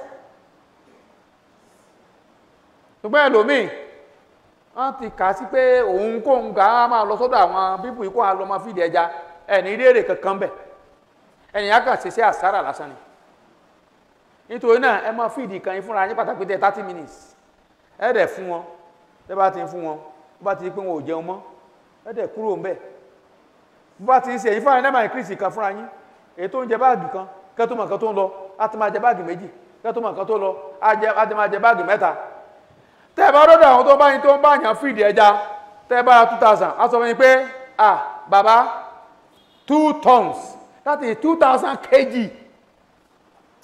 if you calculate the cost of 2000 kg it's close to 2 million a lè sọ fún yín bàbá ẹ má wọrí àbá yìí ṣe 2000 kg 2000 ẹja 2000 kg 3000 ẹja 3000 kg 4000 ẹja 4000 kg tọ́bàrẹ̀ tí 4,000 yẹn láti ní 4 tons 8 tons láti calculate bí tán tí ó jẹ́ yìí náà lọ́ra náà ọjọ́ báàgì 5 ọjọ́ báàgì 6 ẹ wá calculate up to 1,000 kg 1,000 kg bá ṣe wà yìí is close to 1 million tẹ́bàtẹ̀ máa ṣe fúnra yín is almost like that too kí èèyàn á fi 1,000 kg kó fi fíìdì ẹja at the end of the day ìgbà tó wá máa tẹja ẹ̀kọ́ àrọ̀ tà ní 500,000 sẹ́yìn pé wọ́n ti dára sí lọ́rùn ti dágbèdè sí lọ́rùn gidi gan láti ṣàtúnmí sọ pé kò pé o béèyàn bá ń sin ẹja ọjà òkùnkùn ní o kí ni mo pè é ẹ sọ dáadáa torí nǹkan tẹ́ ń fún lóúnjẹ ẹ rí tẹ́ bá kàn ẹ̀dá 2,000 tó mi kódà ó lè jẹ́ pé 1,000 náà wà máa jẹun lókè gbogbogbogbo ẹni ẹja wà ń bẹ̀ 1,000 àwọn tó kù ó lè jẹ́ pé kálíbà ni wọ́n kó jẹ́ pé olè ni wọ́n jẹ àwọn tó kù ní àwọn tó kù wọ́n ìwà sẹ́lẹ̀ tán máa jẹ àwọn yẹn ọ̀ kó jẹ́ pé wọ́n ti kó wọn lọ ọ̀ kan ti kó wọn lọ kó jẹ́ pé olè ti kó wọn ọjà òkùnkùn ní o nítorí náà èèyàn láti máa wò dáadáa ẹja tí mò ń fún lóúnjẹ tó ṣe pé gbogbo ẹ̀yìn ń reduce kí ni máa ń reduce ó máa reduce sí ẹ ti mọ̀ pé nǹkan ti ń débẹ̀ ọjọ́ kìnnà ní ẹjọ́ ẹ bá fa omi kìíní mo fẹ́ rí ẹ bá fa ẹgbẹ́ pọ́pì máa ti síbẹ̀ náà ó fà lẹ́rìí àti ní ìkan tó wà bẹ́ẹ̀ àmọ́ ẹ̀rọ ọmọ kan lọ́bẹ̀ tí ò mọ̀ gbàtẹ́ ìbẹ̀rẹ̀ tí ò mọ̀ ibi tó dé yóò kàn dé náà ní dáàdì ẹja wà bẹ́ẹ̀ ẹja tẹ́ ẹja 2000 tó kú 500 yóò lẹ́ja wà bẹ́ẹ̀ náà ni ọ̀rẹ́ mi kan dé dí odò báyìí ọjọ́ tó fẹ́ lọ tajà báyìí ẹkún ló ń sun gbòlà torí at least ó ti put in almost $1 million and by the time you put in almost $1 million you should be expecting nothing less than 1.4 at least 400,000 or 300,000 ló bá débẹ̀ náà kó fi o àti àwọn tó máa ń kó ẹja lóru yẹn wọ́n ti lọ kó ọ̀nà kìnnẹ́ẹ̀tì bọ́ yìí lẹ́ẹ̀kan báyìí wọ́n kì í bọ́ lẹ́ẹ̀kejì wọn ò rí kankan haúsá tó ń kó táwọn nẹ́ẹ̀tì wọn rẹ̀ tóbi tán bá wọnú odò lẹ́ẹ̀mejì àdáadáa náà máa kó ẹja yẹn kù wọ́n kì í bọ́ lẹ́ẹ̀kejì báyìí ní òṣèjà mọ́ wọ́n ní ọ̀gá àwòrẹ́jà àwọn olóòní ara ẹ̀kọ́ dáadáa ní wọlé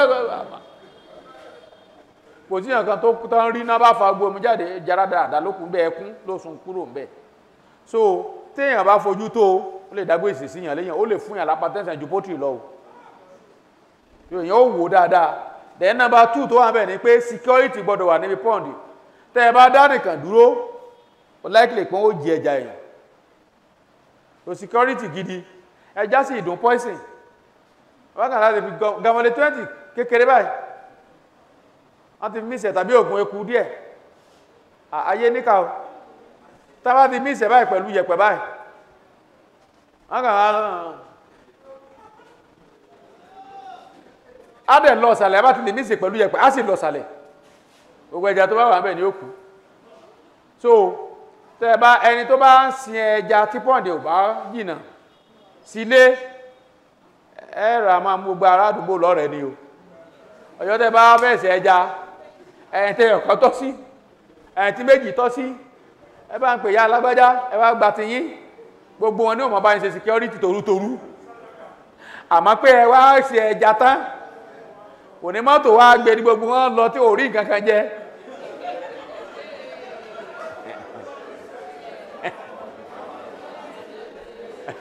another time is coming for you ṣé nǹkan tí mo yọ ó ti yé wa báyìí tí pọ́ǹdì wa ọ̀bá ti jìnnà sí gbòòrò àwọn kan tó ṣe pé ọlọ́run kan ibi tó mi ń gbà lọ kò jìnnà sílé wọn bọ́kàn sí ara fẹ́ǹsì ẹ̀gbẹ́ kan bẹ̀ nìyẹn náà bá rílẹ̀ ọ̀fẹ́ náà bá ń lò mo máa nǹkan lọ́nà ó ti gbàgbé tí yẹn bá kọjá tí describe máa yẹn pọ́ǹdì tó níbẹ̀ ó tó 6 bó dẹ̀ ṣe ń mèkè owó mẹ́yẹn kí sí pọ́n fi ṣèkà ẹ̀kọ́ ẹni tó wà lókè ó wá ń pa kíní tán fi ń pa koríko yẹn olóòlò kò fi ṣèkà rárá kò fi ṣèkà torí máa yẹn good wọ́n ti ṣe báyìí gbogbo àwọn àdúgbò àmọ́ pé bàbá ètò tó ń ṣe ẹja ẹni tí òkàn gan yóò fún ẹni tó ń lọ lọ́nà gan yóò fún wọn náà ẹni yẹn bá kò fi ṣèkà ló bá fi gbogbo bẹ̀yẹn ó fi lọ tó bá dẹ̀ jẹ́ pé ó bá fi tójú ò bá rọ̀ kò sí kan tí ó ṣe ó fi lòjò bá rọ̀ àdátọ̀ sọ ibẹ̀ ẹ̀dẹ̀ olóbẹ̀yẹn lágbàrá òjò ń gbà so bọ́n ṣe gbogbo kiri tí àwọn ẹ̀ta ẹni ẹ̀ fi bó ṣe gbogbo ẹ̀ tó rọdún pọ́ǹdì yẹn owó èsì gbogbo ẹja yẹn ní millions of naira so ara disadvantage tó wà ní pé kéèyàn máa ń gbẹ́ pọ́ǹdì síbi tágbàrá òjò bá ń gbà nìyẹn tẹ́ ẹ pọ́ǹdì yín bá wà lẹ́gbẹ̀ẹ́ lé ẹ make sure wípé ẹ sọ fáwọn èèyàn pé ẹjọ́ ẹ mọ́ fi kìíní tẹ́ ẹ bá fi kẹ́míkà ọ̀pá lára ara àwọn ásáàrì tó wà níbi ẹtí pọ́ǹdì nìyẹn àwọn ẹnímì tí èèyàn ò fọkàn sí àwọn tí ìṣọ̀tá èèyàn wọ́n kàn lè mọ̀ọ́mọ̀ àwọn ọmọdé mìíràn wà tó ṣe wípé mo ò mọ̀ láì dáa bátìrì lè bí sékìlè bọ́ lọ́wọ́ wọn sínú kíní dúdú tó wà nínú bátìrì yẹn is poisonous so their lives very very fragile if we are to go into fishery we have to be very very careful and we have to protect them to the maximum a protect wọn gidi gan ni that's why every sí ọ̀pọ̀lọpọ̀ ń ṣe nínú ilé ẹ̀ ọ̀pọ̀lọpọ̀ ibi tán bá ṣe wọ́n máa fẹ̀sẹ̀ rà ní wọ́n fọlọ́dẹ sí wọn ò kí ẹ̀yẹ tán bá ná owó wà ń bẹ̀ owó ẹja dẹ̀ owó kú mọ̀nì dẹ̀ ní ẹja kìí ṣe pé bóyá adébẹ̀ ò gbáyà yàn sókè tí yàn bá mọ bẹ́yìn ó ṣe ni o kéèyàn máa ṣe fọ́múlà ẹja bó ti ṣe rí kò pé mi kò pé gẹ́gẹ́ bí ìtàdìyẹ tí mo sọ fún yẹn náà ni mo tẹ̀ ti lọ rà lọ́dọ̀ ẹni tí mo rò pé mo trust òun ló ní company ní bí wọ́n ti so oúnjẹ ẹja tí mo rò pé mo trust mo dẹ̀ lọ́bẹ̀ àwọn ọmọ tó ń bá ṣe ń kọ́ nígbà tí mo bẹ̀ sí fìdí ẹja yìí wọ́n bẹ̀ sí sán lórí ẹja tí kan ingredient ò bá ti pé orí ẹ̀ ó mọ̀ sán orí àsán wípé wọ́n lù wọ́n nígi lórí báyìí orí wọ́n bẹ̀ sí sán nígbà tó rí bá ti ń sán kí ló tún kù ikú so ẹ ti bẹja ìgbà mìíràn tẹja bá dẹ̀ kú kó tó fò lékè kó tó di pé wá sókè kò ṣeé jẹ mọ́ ọ ti ra ọkàn wúbètè báyìí ni bẹ́ẹ̀ wulẹ̀ yẹn kò ní ṣe jẹ so ìyẹn ti ìyẹn ti kú sí ó ti kú àkúdànù nìyẹn so ẹja bó ṣe mú wá sí náà bẹ́ẹ̀ náà ló ti delicate sí èrè ẹ̀ kìí ṣe gọbọi kọ́ o but ibi tá a ti lè make a maximum profit ó ní gbàtà bá parí section yìí I will go into that. That's fish processing. Maximum profit is there. I will not deceive you. I do both. I hash, I rear, I fatten, I smoke.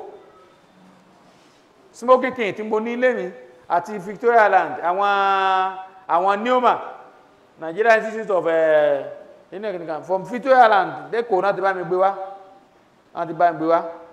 Low náà mo fèrè àgbà yẹn o I bought it 500,000 ó gba up to 500 kg dandandandan báyìí lórí ó gba odidi bíi pálọ̀ kan tó mo kọ́ lé sọ́tọ̀ ni 500 kg at a time within 24 hours àwọn ti kẹjà sí báyìí pàpàpàpàpàpàpà àwọn engineer experienced engineer ló build yẹ by now I think it should be around 1 million or 1.something million so ẹ bá ti lóde pẹ̀lú ẹja tẹ́ ẹ padà gbìm báyìí kẹ́kẹ̀ẹ́ máa kóná sí lẹ́yìn ni ẹ̀dà máa padà lẹ́kọ̀ọ́kan àwọn kan náà dẹ̀wà tó jẹ́ pé they are portable tó jẹ́ pàgbà bí 100 kg àyáfù àǹtù tó lè gbà tó up to 140 kg yẹn mo kọ́kọ́ fi bẹ̀rẹ̀ nígbà tí mo bẹ̀rẹ̀ so àbálẹ̀ ṣe bẹ́yẹn tẹ́ ti ṣe láti tilẹ̀kùn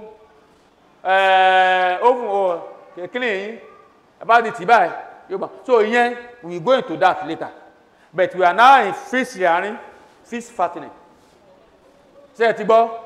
So the last we go into in this section before we tolerate questions. Medication. Oògùn tó yẹ kó máa fún ẹja ẹja ìsábà àṣàṣà tẹ́ bá ti wà careless.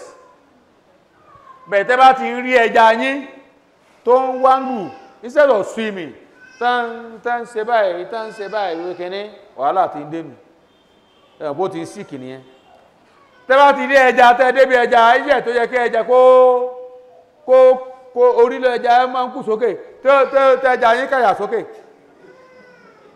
tẹ́bá ti rí ẹja wá ti kàyà sókè báyìí ikùn awúbete ẹja tó jù kékeré báyìí lọ ẹja ní ó kù sókè tó mọ̀ fi swim káàkiri wàhálà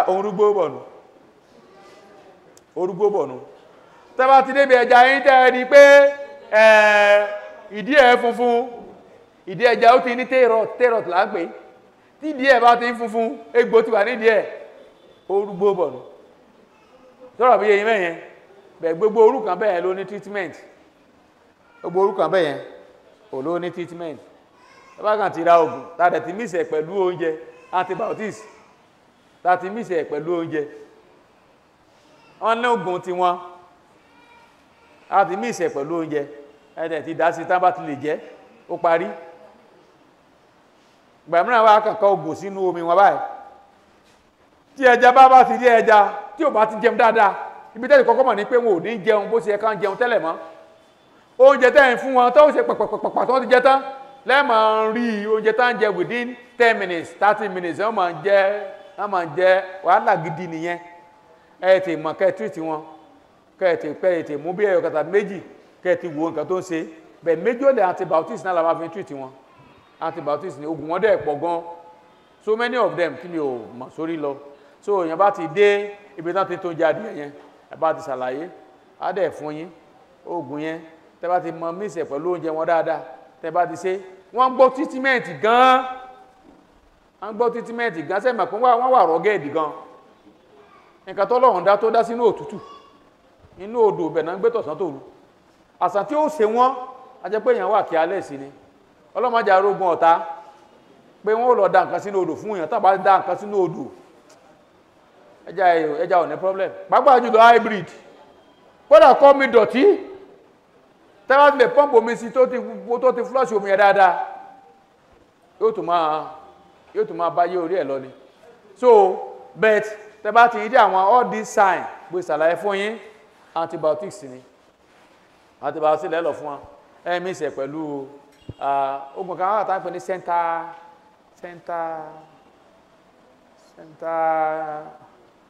ní ní course àbí kí ní kí mo ti ẹgbẹ́ orúkọ ó pẹ́ tí ìbá ti ń jẹ́ pé mo tún bẹ̀rẹ̀ jẹ báyìí I don't remember tàbí yẹ báyìí ló tún wà lórí mi báyìí so bet kò ní ẹ̀ka fi mí sí oúnjẹ wọn ni ẹ̀dẹ̀ fún wọn so wọ́n dùn tírìtì gan wọn ẹ̀ ní problem rárá téèyàn ò bá ti jẹ́ kó mi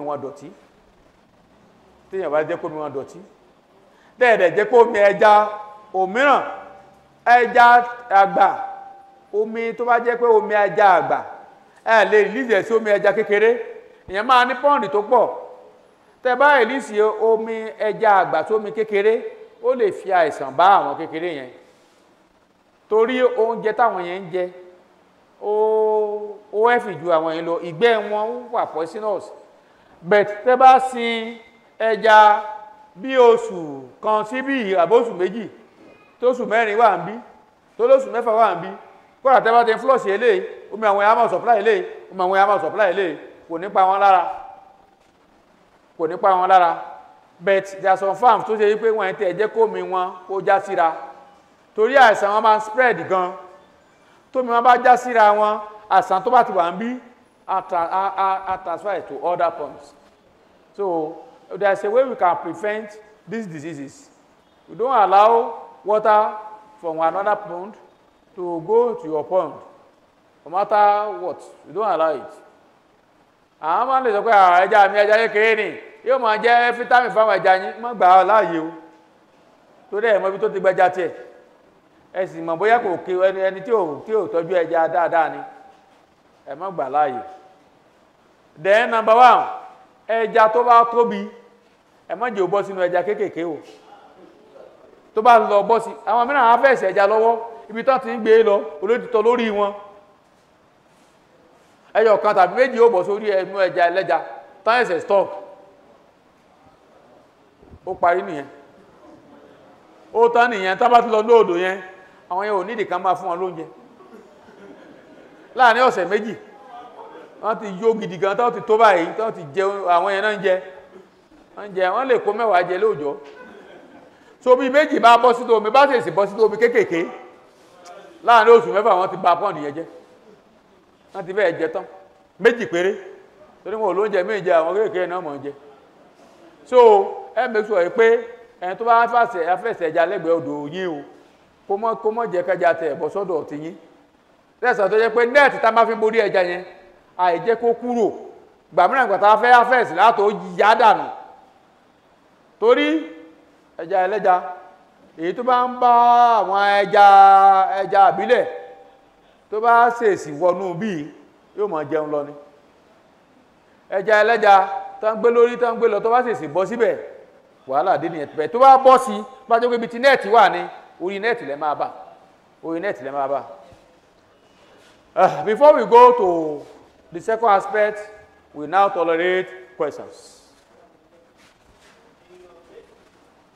Abá ti ń dá àyọ̀ kan bí a máa dá àwọn sísà wa lóhùn a máa dá àwọn online lóhùn tẹ́ ti gbọ́ I will give us number now number 1 number 2 number 3 number 4 at the back number 5 ta ni bó fi ṣe number 1 bí o ti gbọ́ kalẹ̀ okay number 6 afa number 7 yeah number 8 yes number 8 Alhaji number 9 ṣé wọn náà náwó sókè ní number 10 ṣé ẹ̀yin náà náwó sókè ní bàbá Number 11. I don't like putting people at the back in the last number. I don't know why you are doing this. I'm supposed to give you number 1. Okay, number 12 at the back. Then you here, number 13. 13 people. Is that so? And then ever found open number. And you can call number to my.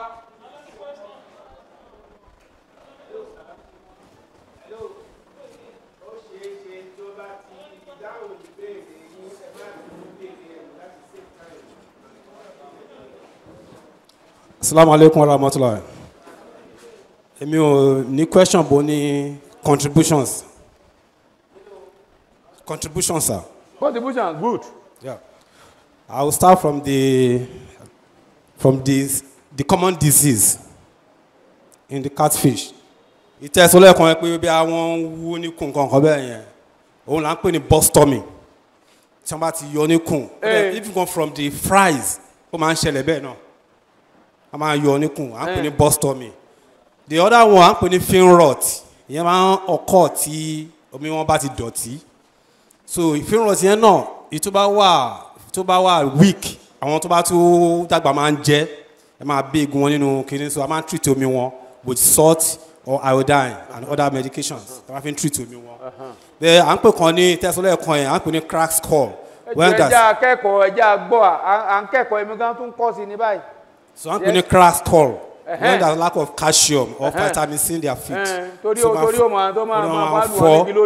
Then under 18 pond, kini kan máa ń pè ní yẹn máa ń jáde occasionally mi mọ kini kan worm yẹn máa attack wọn ní kùn.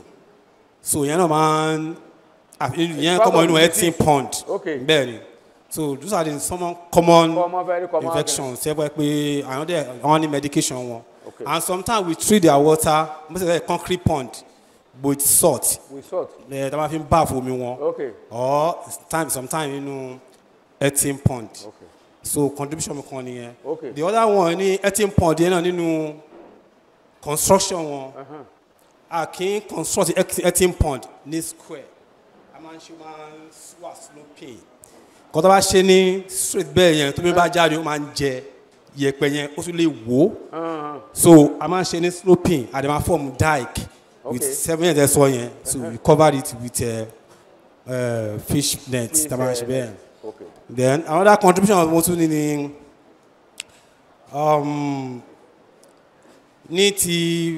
ashery.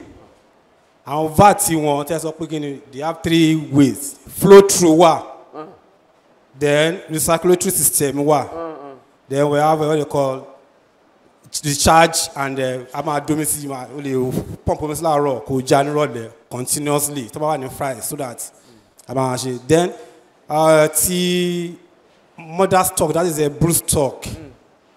We normally buy 2 males or 3 males, 1 female. In case they were fail. Exactly, because I want make one there pe sperm matured. I want buy one need any sperm. I get a point to me. So we normally buy 2 or 3 males with a matured 1 male. So how do we detect the matured male? And how do we detect the ripe eggs? Matured male loto ojo okukun ni ele ran loto le mature. That's their organs. Come on, pure red. If that's last something, that's the matured. But you mean boya on my sperm, you know, or kiss sperm wa milky or creamy, only wa watery, that way you could fertile tea about fair cross the egg. Then in terms of ashery, we have a cross the inject.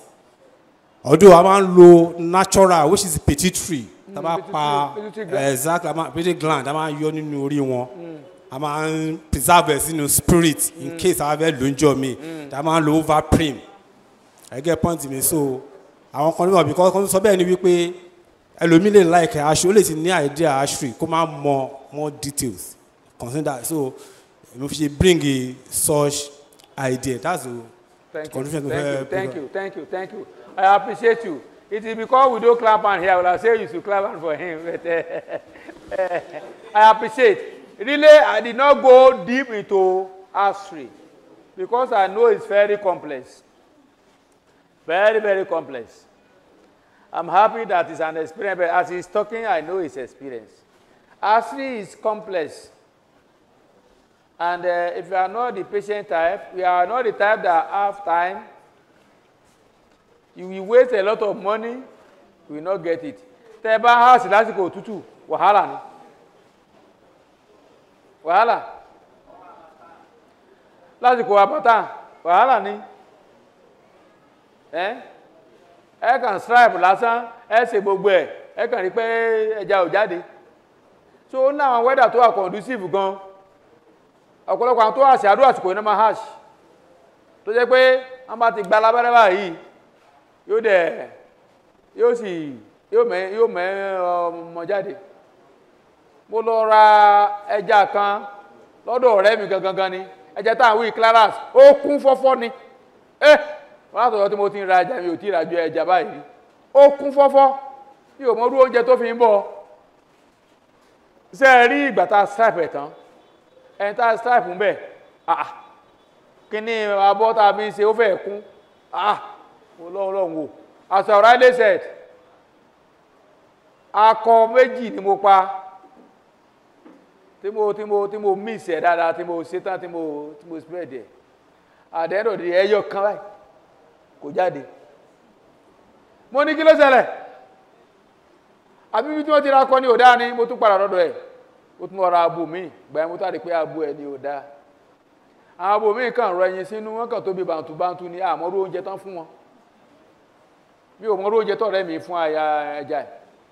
Ẹ bá jọ lóò ṣe kò áàkì dáadáa. Ẹja sì tóbi gan. Nígbà tá a wé ẹja yẹn, ìṣòwò 4 kg, sínú ẹ̀kún dẹ̀ndù báyìí. Ìtàdẹ́rọ̀dé ẹ̀yẹn ò wúlò. So that's why I think we will go deep into history. History, to people that are not experienced, ó lè pààyàn lẹ́kún. Ẹ ti ṣe wàhálà ẹ ti da gbogbo ẹ̀ tán. Kódà èèyàn ẹ ti áàsì tó bí ajá mẹ́ta mẹ́rin tí ò ní mú. Ó gbà tó wáyé ẹnu akàn give up ni. So the circulatory pond and some of these things, téèyàn bá lówó, kéèyàn má go into the circulatory pond. Because omi ò gbọ́dọ̀, omi ẹ̀ ó yá máa lọ ní. Iná ló dẹ̀ fi ṣiṣẹ́, lẹ́ máa gbé báyìí, lẹ́ máa gbé. Tí iná bá ti wà báyìí, a máa pọ́ǹpù omi yẹn lọ ní. A máa pọ́ǹpù yẹn lọ máa lọ, lá máa pọ́ǹpù ẹ̀ lọ. Ẹja máa gbé òun bẹ̀ gan. But where is the light now in Nigeria? So there are a lot of things that we decided to forget.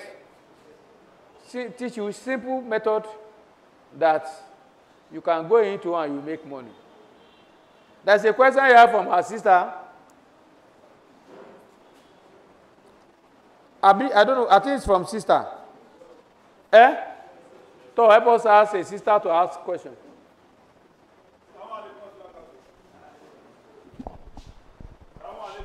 Assalamu alaikum.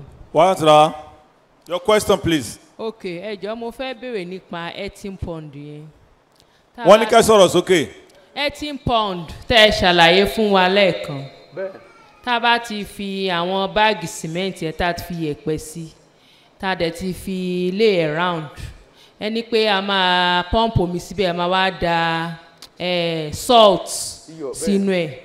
How many days ni a máa lò ká tí a máa pọ́ǹpù omi yẹn jáde ká tó wá fi mí sí àbí omi tá a ti da salt sí yẹn náà ni a máa lò? That's the first question.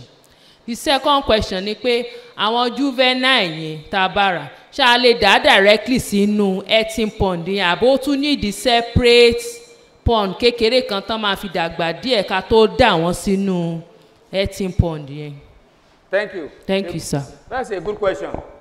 Tá bá ti omi ò ní tí ìkún, tómi ẹ bá ti tá bá ti gbẹ́ tí pọ̀ndì tán, tá bá rẹ̀sẹ̀ lónìí tàbá a ti ń lò tẹ́lẹ̀,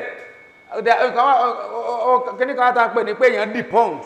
Láyé pé ta ti ń lò tẹ́lẹ̀ ní ẹ̀tún dì pond, ẹ̀tún clean ẹ̀, ẹ̀kọ́ pọ̀tọ̀pọ̀tọ̀ ìṣí ẹ̀kọ́ jáde. Omi tó bá omi ó wà á sun sí tàbí ká fa omi sí níbi tá bá ti ń fa omi, a ò ní jẹ́ kó omi yẹn pọ̀. Omi ò ní tí ìpá wà á dayọ̀ sí, a fọ́njọ́ káàkiri gbogbo onú pọ́ǹdì yẹn, fọ́n káàkiri báyìí, a ò ní fa omi yẹn jáde mọ́. Bí iyọ̀ bá wà nínú omi kìí pẹja, iyọ̀ tá a bá dà directly lórí ẹja ló ń pa ẹja so tá a bá ní fọ́n sí dáadáa kò ní pa ó ara preservative nìyẹn tí ò ní jẹ́ kí kòkòrò tàbí àìsàn kankan kó àtàkì ẹja àwọn èèyàn máa ń bẹ̀rù wípé ẹja àti iyọ̀ wọn ń sọmọ ìyá lóòótọ́ ni tá a bá dà lé wọn lórí directly òun ló lè pa wọn lára. Then the second question is again, I better remind me.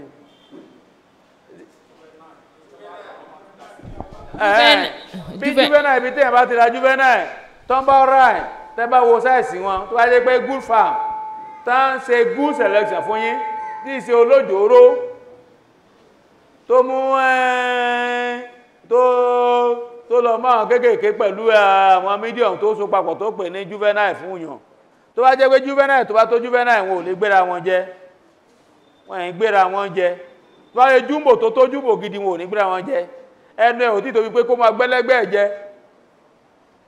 bẹ̀ẹ̀tí bí fingernail bá wà láàrin juvenile kódà láàrin ọjọ́ méjì wọ́n ti fẹ́ jẹ tán gbogbo ẹ̀ náà kọ́kọ́ jẹ àwọn náà kọ́kọ́ fi jẹ oúnjẹ náà àwọn ẹyẹ natural ẹja kan wà tí mo bá nínú odò 1 year like this no à ń pọ̀mpù omi látòdò làwa omi tó ń sàn lọ the main source of water là ń pọ̀mpù àwọn pọ̀mpù làwa pọ̀mpù àwọn ẹja natural water àwọn ẹja kéékèèké báyìí làwa pọ̀mpù wọn sínú odò ìyẹn làwọn ẹja mi kọ́kọ́ fi ṣe oúnjẹ náà fódìdí ọjọ́ méjì òun náà ń jẹ náà ń lé wọn káàkiri náà ń jẹ ṣe bí typhoid kéékèèké báyìí bí tá a dẹ̀ ti ń pọ̀mpù omi létí odò ló ti gbé wọn wọlé so tẹ́jẹ bá kéré tó bá wọnú juvenile wọ́n jẹ́ bẹ̀tọ́ ajẹ́ pé sáìsì wọn bá ráìm ò ní jẹra wọn kí kò wá dá ká tún ara rẹ̀ já lánàá kó tó tún di next week ní tẹ́kọ̀ wí ká tún à ń sọ̀tì ẹ̀ níbo ni wọ́ọ̀ náà wà tí yàn fi pọ̀ bòmú jáde à ń sọ̀tì ẹja kìí ṣe nǹkan tí nìkan lè ṣe o tẹ́tò bí èèyàn mẹ́ta mẹ́rin tẹ́ mọ̀ sọ̀tì ẹ̀ ni so kò ní ìdí pé ẹgbẹ́ juvenile òlẹ́tún á bẹ̀rù ẹ dá sí ní direct bẹ̀tí à ń bá ra fingernails or their so-called post fingernail tán ni ó ya ẹgbà bẹ́ẹ̀ náà ń jẹra wọn o tàbá ra ẹ̀rọ wábì kan dá sí bí concrete pond tàbí rọ́bà táǹkì kan kẹwàá sí fún bí wáyà bí ọ̀sẹ̀ méjì ẹ ra wọn olè tán pẹ́ra wọn ní sútà olè ní wọ́n o ẹ̀rọ àrí wọn ti dàgbà gidi ẹ̀rọ àṣà wọn sí pọ́ǹdì kan olóbìdákẹ́ mọ́ ní pọ́ǹdì méjì ẹ bá ní pọ́ǹdì kan ò ní pọ́ǹdì o so ẹ̀rọ àṣọ́ọ̀tì wọn ẹ̀rọ ẹ ti kíákíá ní ẹja mọ́ ju àwọn lọ àwọn tá ń pè ní sútà yẹn olè ní wọ́n àwọn ẹlẹ́gbẹ́ wọn náà jẹ́ so ẹ ti rọra kó àwọn tó ṣe ẹkùn wọn sẹ́gbẹ́ kan àwọn tó tẹ̀ rí pé wọ́n dey of the same size ẹkùn wọn sí ẹ̀gbẹ́ kan ó ní bá ṣe máa ń sọ̀tì wọn àwọn aṣẹ́ tí bíríkìlà máa ń lò yẹn tó máa fi ń jọ yẹ̀pẹ̀ yẹn ò lè mi máa sábà máa ń lò àwọn lójú ẹ̀kọ́ ní pé ní tẹ́ bá dà wọ́n sí báyìí tẹ́ ti ń jì báyìí tẹ́ bá ti ń ṣe báyìí tẹ́ ń bomi sí àwọn kan wà tí ó máa jáde lábẹ́ àwọn kan wà tó jẹ́ pé wọn ò lè gba ojú aṣẹ́ yẹn so ẹ ń sọ̀tì wọn náà nìyẹn kì í ṣe pé àwọn ọmọ ẹlẹ́yìn kọ̀ọ̀kan báyìí ẹnìyàn yóò lo wọn yà lórí ẹ̀kọ́ ní ti dá kankan sí ma so we are talking ìyẹn sọ́ọ̀tì yẹn náà another training náà tún nìyẹn another training nìyẹn so ìyẹn lè wá aṣẹ́ tán bá lù lójú tó bá ti gbọ́ ìjà ti tó bí oṣù kan tó bá jẹ́ pé 80 pound àbí concrete pound ẹ tún sọ́ọ̀tì ẹ̀ ẹ̀gbọ́n yẹn tó bá ti dé 80 pound tán kò sí sọ́ọ̀tì lójoojúmọ́ ọ̀sọ̀ọ̀sẹ̀ o omi tó wọnú ẹ̀ thousands of litres tẹ́bá ju pumping machine odidi wákàtí mẹ́fà ẹ̀ tí ìfà tán so lẹ́nu wà lówó mọ̀ sí lọ́sọ̀ọ̀sẹ̀ owó òjò náà o so bóyá bí ẹ̀ẹ̀kan láàrin oṣù méjì kìkì níbọ̀ tó bá dá àbàdẹ̀ tí ṣe lẹ́ẹ̀kan ó ti parí nìyẹn afẹ́ tó kù lọ́lọ́run lọ́wọ́ mo ti sọ pé ọjà òkùnkùn ni tó bá ti tó bí oṣù méjì tẹ́ sọ́ọ̀tì ẹ̀ tẹ́ dà wọn kan síbẹ̀ dà wọn kan síbì ẹ máa fún olóúnjẹ tó kù náà fi lé ọlọ́run lọ́wọ́ ìtọ́lọ́wọ́ lẹ́rìí ẹ̀rí ń bẹ̀. So that's it. Number 2 here. Number 2 here. Ẹ ṣeun sir. Yes, sir. Ìbéèrè tí mo ní méjì ni. Alákọ̀ọ́kọ́ nípa tank. Ẹ sọ pé a lè lo àwọn white tank táwọn company máa ń tán bá lo chemical ní ẹ̀tàn. Bẹ́ẹ̀. Now, àwọn táǹkì tán máa ń ṣe fẹ́ já náà, àwọn ìyẹn jẹ́ black. So, ohun tí mo fẹ́ bèèrè níbẹ̀ ni pé which of the two ló jẹ́ pé ẹja máa tètè dàgbà ń bẹ̀ àbí kì í sọ pé ṣé kọ́lọ̀ àwọn táǹkì yẹn ṣé kò ní ṣe pẹ̀lú growth ẹja. Àwọn táǹkì kan wà tó yẹ pé wọ́n máa fi irin sọ̀rọ̀ àdùn báyìí rectangular form white báyìí kẹ́míkà náà máa fi kó wá màtọ́ wá lo kẹ́míkà ẹ̀ tán àwọn wà gé orí ẹ̀ àwọn gé orí ẹ̀ ni èèyàn wà fọ̀ dáadáa torí àwọn orú kẹ́míkà tàbí pé most of the time àwọn kẹ́míkà tó wà hazardous to health ni so èèyàn ó fọ́nù dáadáa téèyàn bá ti fọ́nù irú àwọn tẹ̀ ń wò yẹn ẹja tó lè dàgbà bẹ̀rẹ̀ gbà mí kò lè ju 150 lọ or at most 200 to table size dẹ̀ẹ́tà bá lákàyà sínú rọ́bà náà kò lè dàbí 18 pound tàbí concrete pond so rọ́bà náà ni rọ́bà ọmọ jẹ́ ọ̀kan wà tó sẹnu gbàyàwó báyìí táwọn company ṣe táwọn máa ṣe fún kínní á contain more fishes than èyí tá fi ta chemical yẹn lọ advantages tó wà ń bẹ̀ nìyẹn bẹ̀tì méjèèjì clearance náà la lè stock síbẹ̀ èèyàn fi hybrid sínú rọ́bà kò ní dàgbà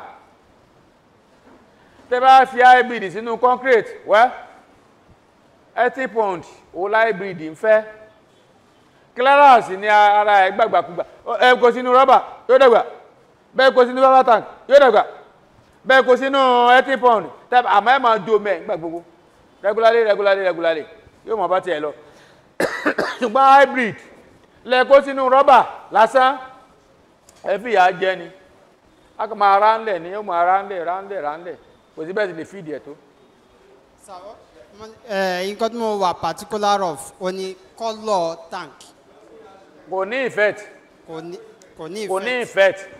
téèyàn bá ra ẹja tó bá black from the beginning tẹ́ bá kó sínú rọ́bà black ó ní bá sì máa ṣe ẹja tó ṣe wípé tá bá ti lọ make mistake from the beginning á funfun àrán bí àfín ni ó ṣe títí ó fi kú bẹ́ẹ̀ gbé sínú 18 pound àfín náà ni ó ṣe is from the source bẹ́ẹ̀ ẹja tó bá dúdú kérékéré bẹ́ẹ̀ gbé sínú white tank ẹ bá gbé sínú black tank tó bá tẹ́ fún lómi tó ń tọ́jú ẹ̀ dáadáa black náà ni ó máa rí lọ.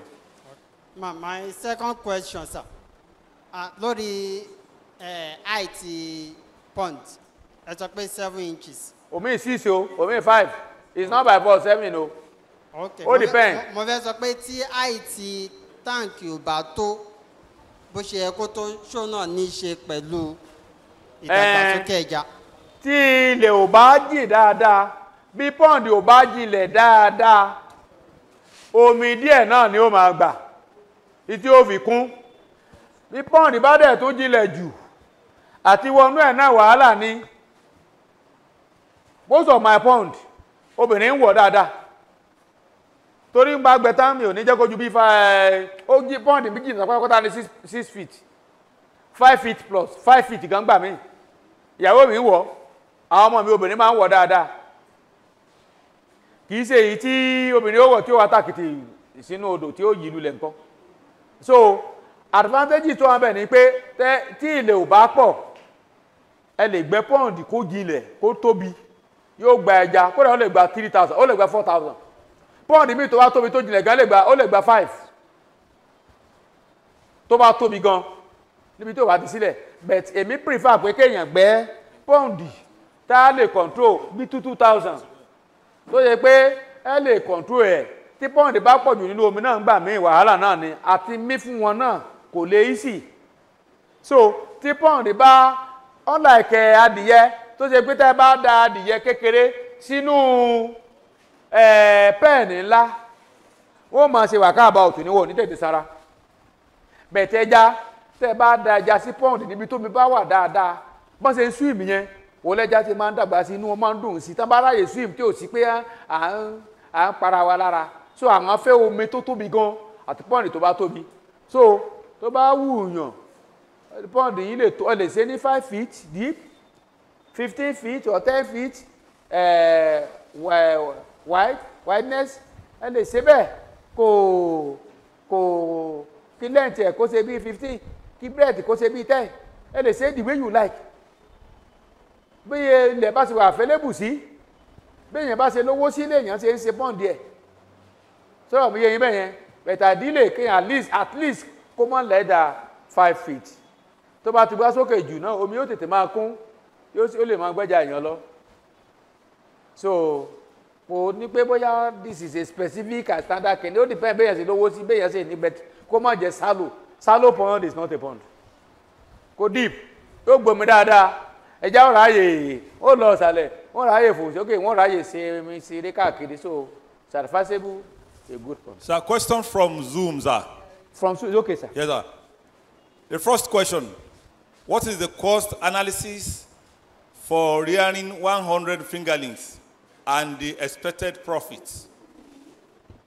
100. Okay, we do the calculation together.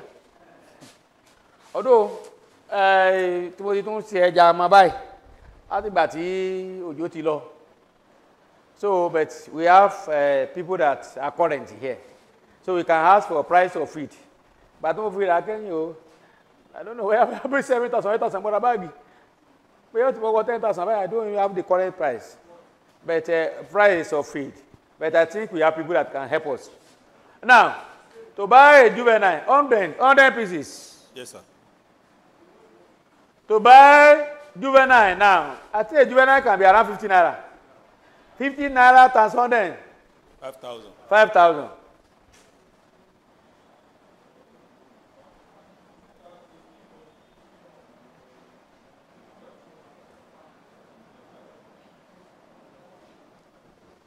Juvenile.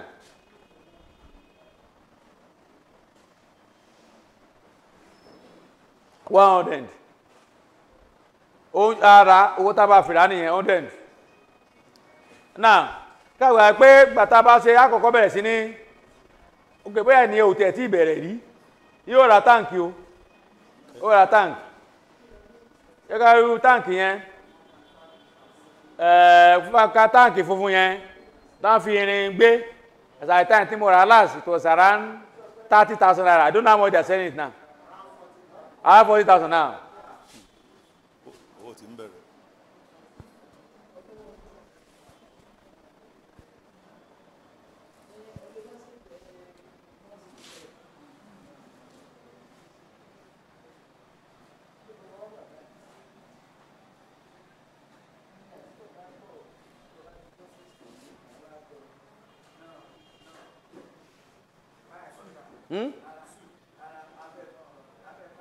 Afẹ́ bí ló yẹ kí n kọ́ sí òótọ́ ni èmi náà ń wò bá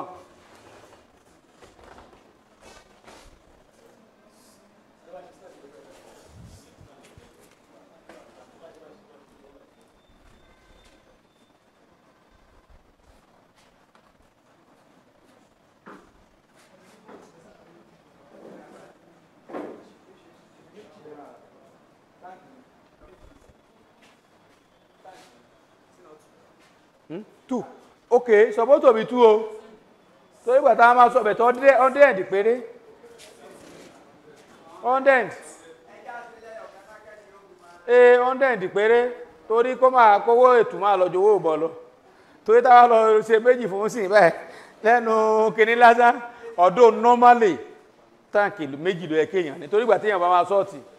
Bẹ́ẹ̀ pẹ̀lú 100 tá ń sọ yìí táwa lọ calculate táǹkì méjì àti ilé wọn sáà fẹ́ kàn sí kankan nù.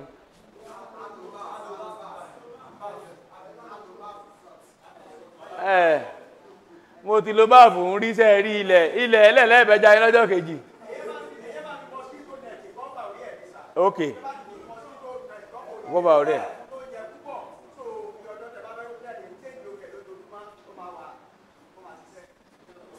I think that is correct. Àmọ́ pé ẹ̀kọ́ bá báàfù lẹ́kẹ́já sí ẹja máa wà àti ìfúlálẹ́ gan. Alẹ́ yẹn sí wọ́n mọ̀ jọ̀hún báyìí bíi pé wọ́n níyẹn. Ìtàlẹ́bà gbogbo ọlọ́jọ́ kejì ó ti kú nù wọn kò ní kún dẹ́nu ìgbà tẹ̀ ti fẹ́ mosquito net borí ẹ̀yìn ẹ̀ ti gbà. Now irú yẹn báwo láti máa jó omi ẹ̀ ẹ jẹ́ n kọ́ wa bá ti máa jó omi ẹ̀ ẹ bá ti fi òsì rọ́bà òsì yẹn tẹ́ ti kì í bọ́ ẹ bá ti fà báyìí tó ti jáde ẹ fi ilẹ̀ àmọ́ tẹ́ bá ní ẹ̀ máa da omi ẹ̀ báyìí ẹ bá lẹ́ẹ̀ máa da omi ẹ̀ wàhálà ni o ẹ ní máa da omi ọ̀ kẹsì táàpù sí díẹ̀ tí ó máa gbà jáde ṣùgbọ́n ẹ máa fi abọ́ bù àwọn oníbàfù yẹn mi rẹ́kọ́mẹ́ndẹ̀ torí wàhálà ti pọ̀ jù so 100 pẹ̀lú baf kò mú eléyìí náà ni this is the best I can recommend àwọn half drum yẹn náà kò mú sọ́ọ̀ mi yé yín àtijọ́ mi ẹ̀ wàhálà ni ó sì ṣe pọ́nrọ́ lọ òkè báyìí oxygen will not be enough so I don't recommend that but this one at least enough oxygen will enter all this and that a calculate ẹ̀ lọ́wọ́ ni o 100 fish ni o tọ́ 2 mm tó bá ra juvenile àti kọ́ iye juvenile èyí tó máa gbà 15 naira per one times 105,000 táǹkì tó máa rà rọ́bà tank tó máa lò 40,000 àkọ́kọ́ bẹ̀rẹ̀ pẹ̀lú 2 mm 2 mm for 2 weeks about how much 6,000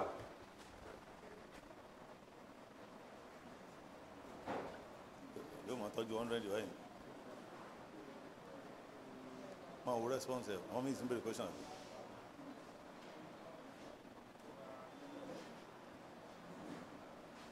now tó bá jẹ fún bí ọ̀sẹ̀ méjì tó bá rí ìgbò dáadáa tó dẹ̀ ń jó omi ẹ̀ ọ̀sẹ̀ méjì ó yẹ kó gbà tó by 3rd month ó yẹ kó lè gba gbé 3 mm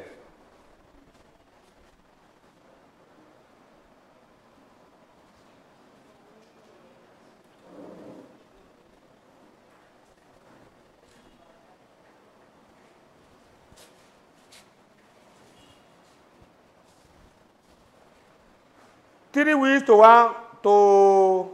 1 month. At least nothing less than 1 bag. I think 3 mm is also the same amount.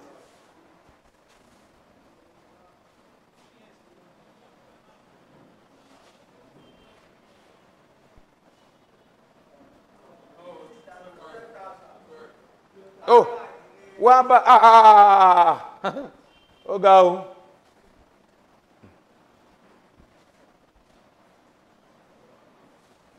Now, from a month old to 2 months. Ṣé kò ní tí máa jẹ 3 mm náà lọ tó lè gbé 4 mm báyìí?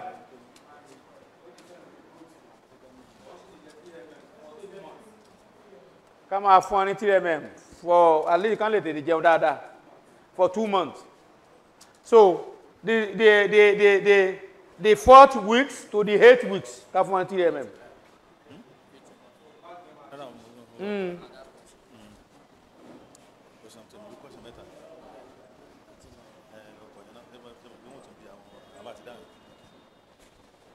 Fún oṣù kan yẹn ṣé wọn ò ní jẹ tó 4 bags báyìí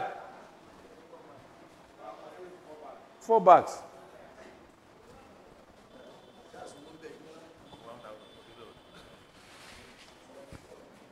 that will be 12 times 4.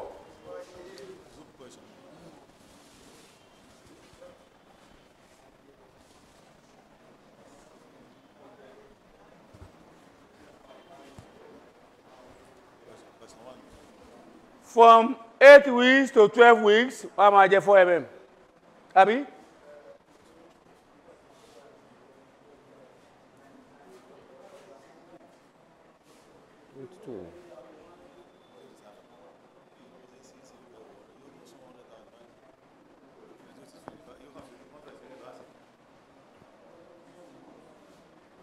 Kò sí mi ò ṣe ní jẹ báàgì mẹ́fà o.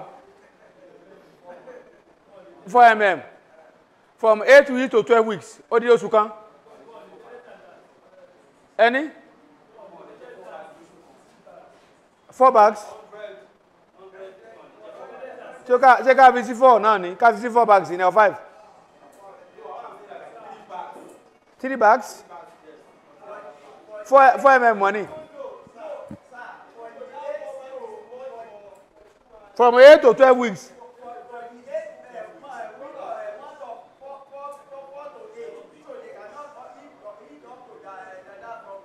You mean 4 to 8 weeks? 3 mm, 4 bags,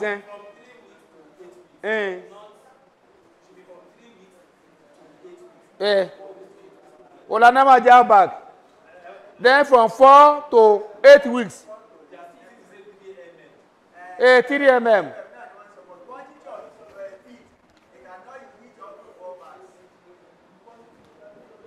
Take us any 3 bags in it. Okay. It means àlàyé fún yín. Èyí máa ń fún wọn tèmi ni. Ìsábà calculate. Wọ́n bá jẹ ojú mi ò rí. Wọ́n jẹ́ calculate 3 bags.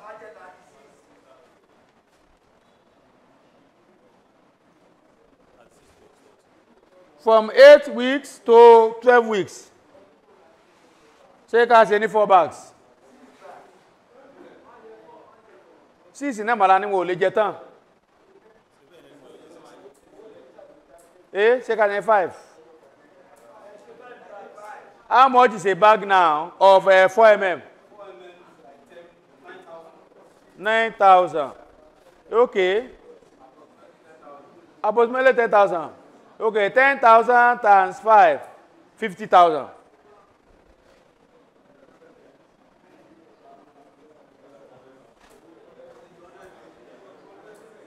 How many months in this? About 12 weeks, only 4 months. How many months in that? Oti there 4 months now.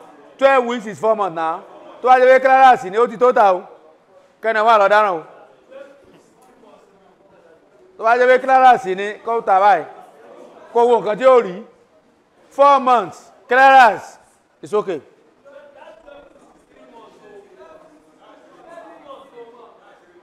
Ó tọ́ mọ̀ ni. Ìnáwó mọ̀ sí wà wájú.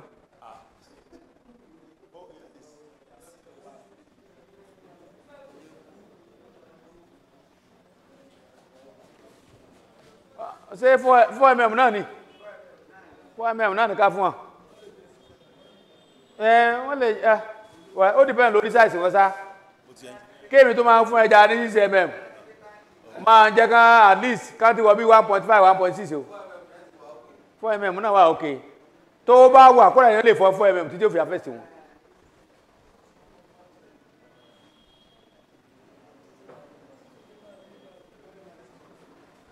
Ṣé ká tó fún wa ní bá káàrí 1 bag sí àbí? That will be 6 bags. 6 times 10, that's 60,000.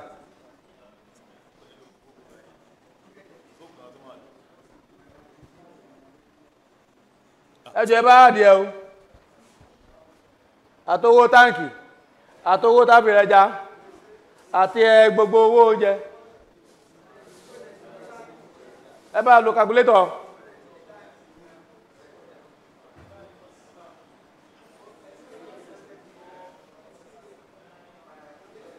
Ekini ti lọ bí 150,000 báyìí. 159. Over 200? 209,000. Ah.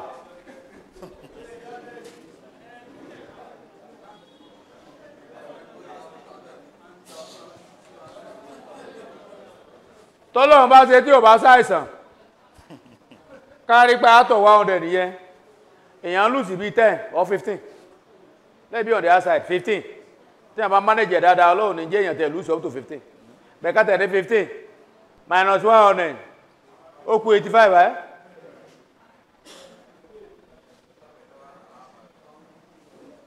ó kù 85. Tọ́lọ̀ wá bá wa ṣe káàtẹ̀ àárí agé ní bí 2 kg gbogbo wọn. Tútù o mọ́ sọ fún ya pé kò pé ẹja ò pé ibi tó ti pé máa lọ bẹ̀ mo ti sì rí ni. Tó ayé pé kìí ṣe mi mo fún wọn lóúnjẹ fúnra mi ni ọmọ tó wá bá mi tọ́jú ẹ̀ ajajakadì kó lóúnjẹ òdò rẹ̀ ni èmi fúnra mi mo fún lóúnjẹ mi ò dẹ̀ ó dá fíìdì ẹ̀ wàtàdé máa fẹ̀sẹ̀ báyìí mo jòkó tí wà báyìí ni wọ́n ti afẹ́sẹ̀ tán gbàgbọ́ rí nǹkan kó jáde báyìí mo ní bá lọ tarú eléyìí ó sọkún ọlọ́run dẹ̀ ṣe mo ní ó fún má dà àwọn òṣìṣẹ́ mi síbẹ̀ àbá smoke ẹ̀ mo sọ pé ẹja ò pé o sọ̀rọ̀ mi yé yín bí a bá ń sin ẹja kó máa fi tọ́jú fámílì ẹ̀ kó máa jẹun tí ò ṣe òní irú eléyìí pé o ó dàgbà tí a bá ná 209,000 naira ẹ sì ní ìdíkọ́bọ̀ wọn bẹ́ẹ̀ ọ̀tẹ̀ bá fẹ̀sẹ̀ tó lọ fi ra fíìdì gbogbo ẹ̀ so miscellaneous expenses ṣé òun náà la calculate káwa sọ pé ibi tẹ́já bá ti tà dáadáa tí gbogbo ẹ̀ bá tẹ̀ wé ká ní gbogbo ẹ̀ yẹn wà á rí 22 kg sọ̀rọ̀ mi yẹn bẹ́ẹ̀ yẹn 22 kg times ká ní 90 that's 180 kg. Approximately. ẹnu ọjà táǹkì kò yí sí ná bẹ̀tẹ̀ ṣàjà sọ báwọn ká máa discourage ẹni yẹn ká tẹ̀ ní 22 kg omi yóò ju 2 kg lọ àbí baba omi yóò ju 2 kg lọ kọ́yọ̀ mi yóò wọ 2.5 omi yóò wọ 2.2 sọ̀rọ̀ mi yé yín téèyàn bá sọ̀tì ẹ̀ dáadáa ẹja nú rọ́bà wàhálà ni o so ẹ̀dà ẹja ní 1.5 let's be on the safer side but ẹ rí i pé kò pé o 1.5 kg 1.5 times 90 èló nìyẹn náà 1.5 kg times 90 pieces 135. 135 kg. Bẹ́ẹ̀ni. 135 kg times kama ya yóò pa kata kg ti wà ní 1,000. Àti owó ètò àmì náà 135,000 135,000 náà ni.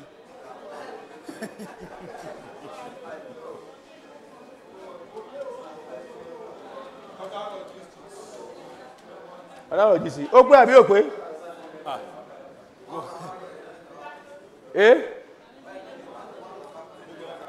tàbá rí àtàwà 1,000 tí àbá rí tàǹkọ́ normally a kg is more than 1,000 naira now at least other normal circumstances kò yẹ kó less than 1,300 ìgbà tí mo fi ìta kẹ́yìn 1,200 mo ta that was last year so nǹkan dẹ̀ tí wọ́n gan gbà yín gbogbo owó oúnjẹ òtítọ́ ilé so ká tẹ̀ ní 1,500. Where you have 1,500? Eh?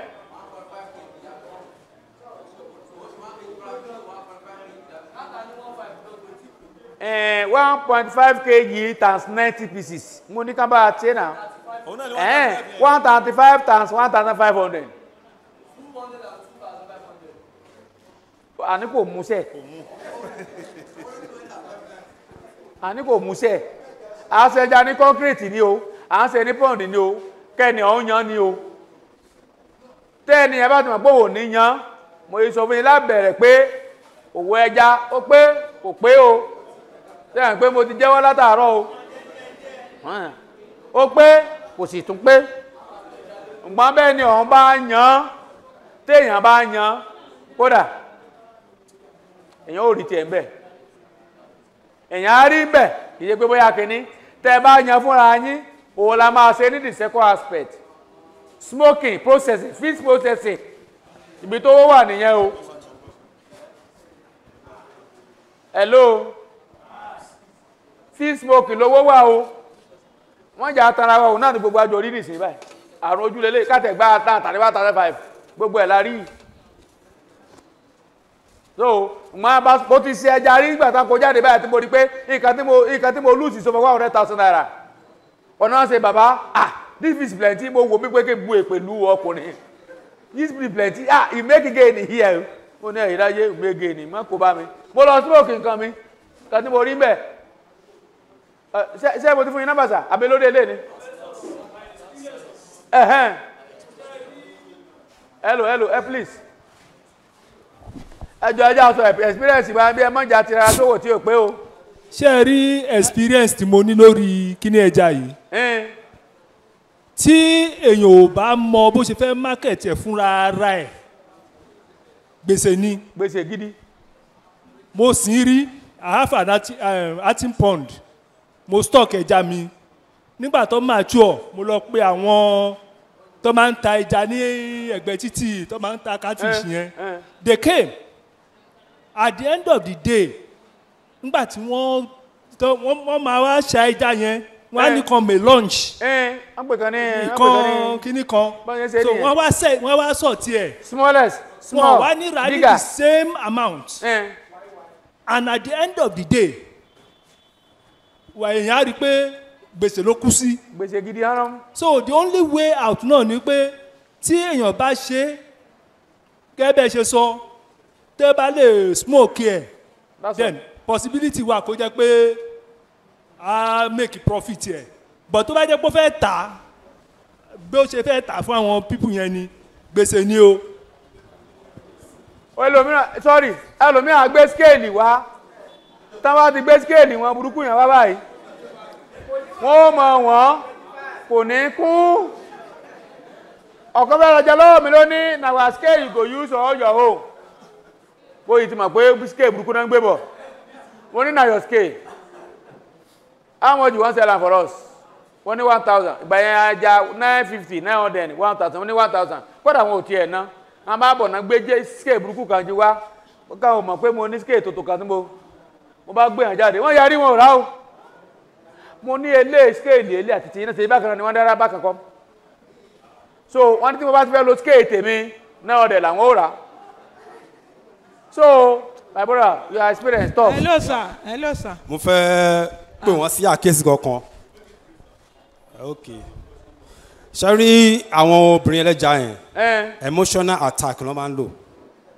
ẹgẹ́ point mi tí o bá dẹ̀ mọ̀ wọ́n mú ló máa ń fọ́n to their victim bó ṣe wà yẹn tán bá mọ̀ ẹ́ pé ẹlẹ́ja ni ẹ́ nǹkan tó máa ń ṣe ni pé tó bá pè wọ́n wá ní ṣé ẹ pẹ̀lú mi you have to call 2 or 3 groups in different places wọn láì kó máa mí ti ara wọn bẹ́ẹ̀ wọ́n pé gba nọ́mbà wọn lè àwọn mẹ́wàá là ń bọ̀ ṣé o pẹ̀lú mi emotional attack ni ìgbà kan ló máa ń fògùn ta ẹja wọ́n dẹ̀ máa ń lose lórí ẹ̀ because catfish gangan fúnra rẹ̀ à ń jọnu ní but they use emotional attack and ìwọ gan if you don't know how to sort is a problem òótọ́ náà máa kọ́kọ́ put ẹ̀ sínú baff wọ́n máa wò wọ́n if you know how to sort very well pé tó bá ti ń tọwọ́ bọ̀ ó ti mọ big one nínú baff you sort it by yourself wọ́n yẹn ṣe ni you have to call 2 or 3 bá ní 100 pé group mẹ́rin ní different places wọn ò ní fẹ́ lọ mọ́ you stand on your price but tó bá yẹ kó fi emotional attack mú ẹ you run as loss that's basically behind them.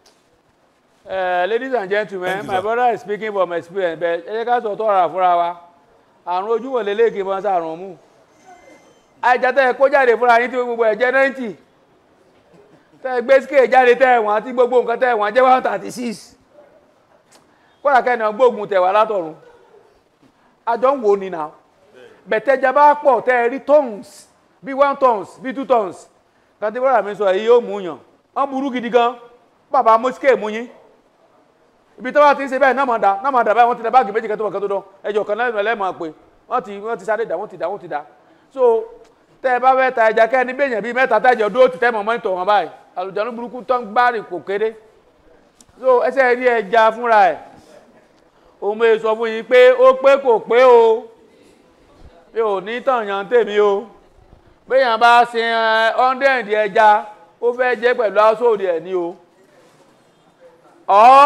kó smoke ẹ̀ bàbá débi smoking gbogbo wa rí i pé ìyàtọ̀ wà. On Zoom, sir. Yes, sir. Question 2 because question mẹ́ta ló wà níbi question 2. ẹni ní I personally plan on stocking above 1.5 kg in a plastic pond for processing. What is the disadvantages of using plastic pond for stocking big fishes?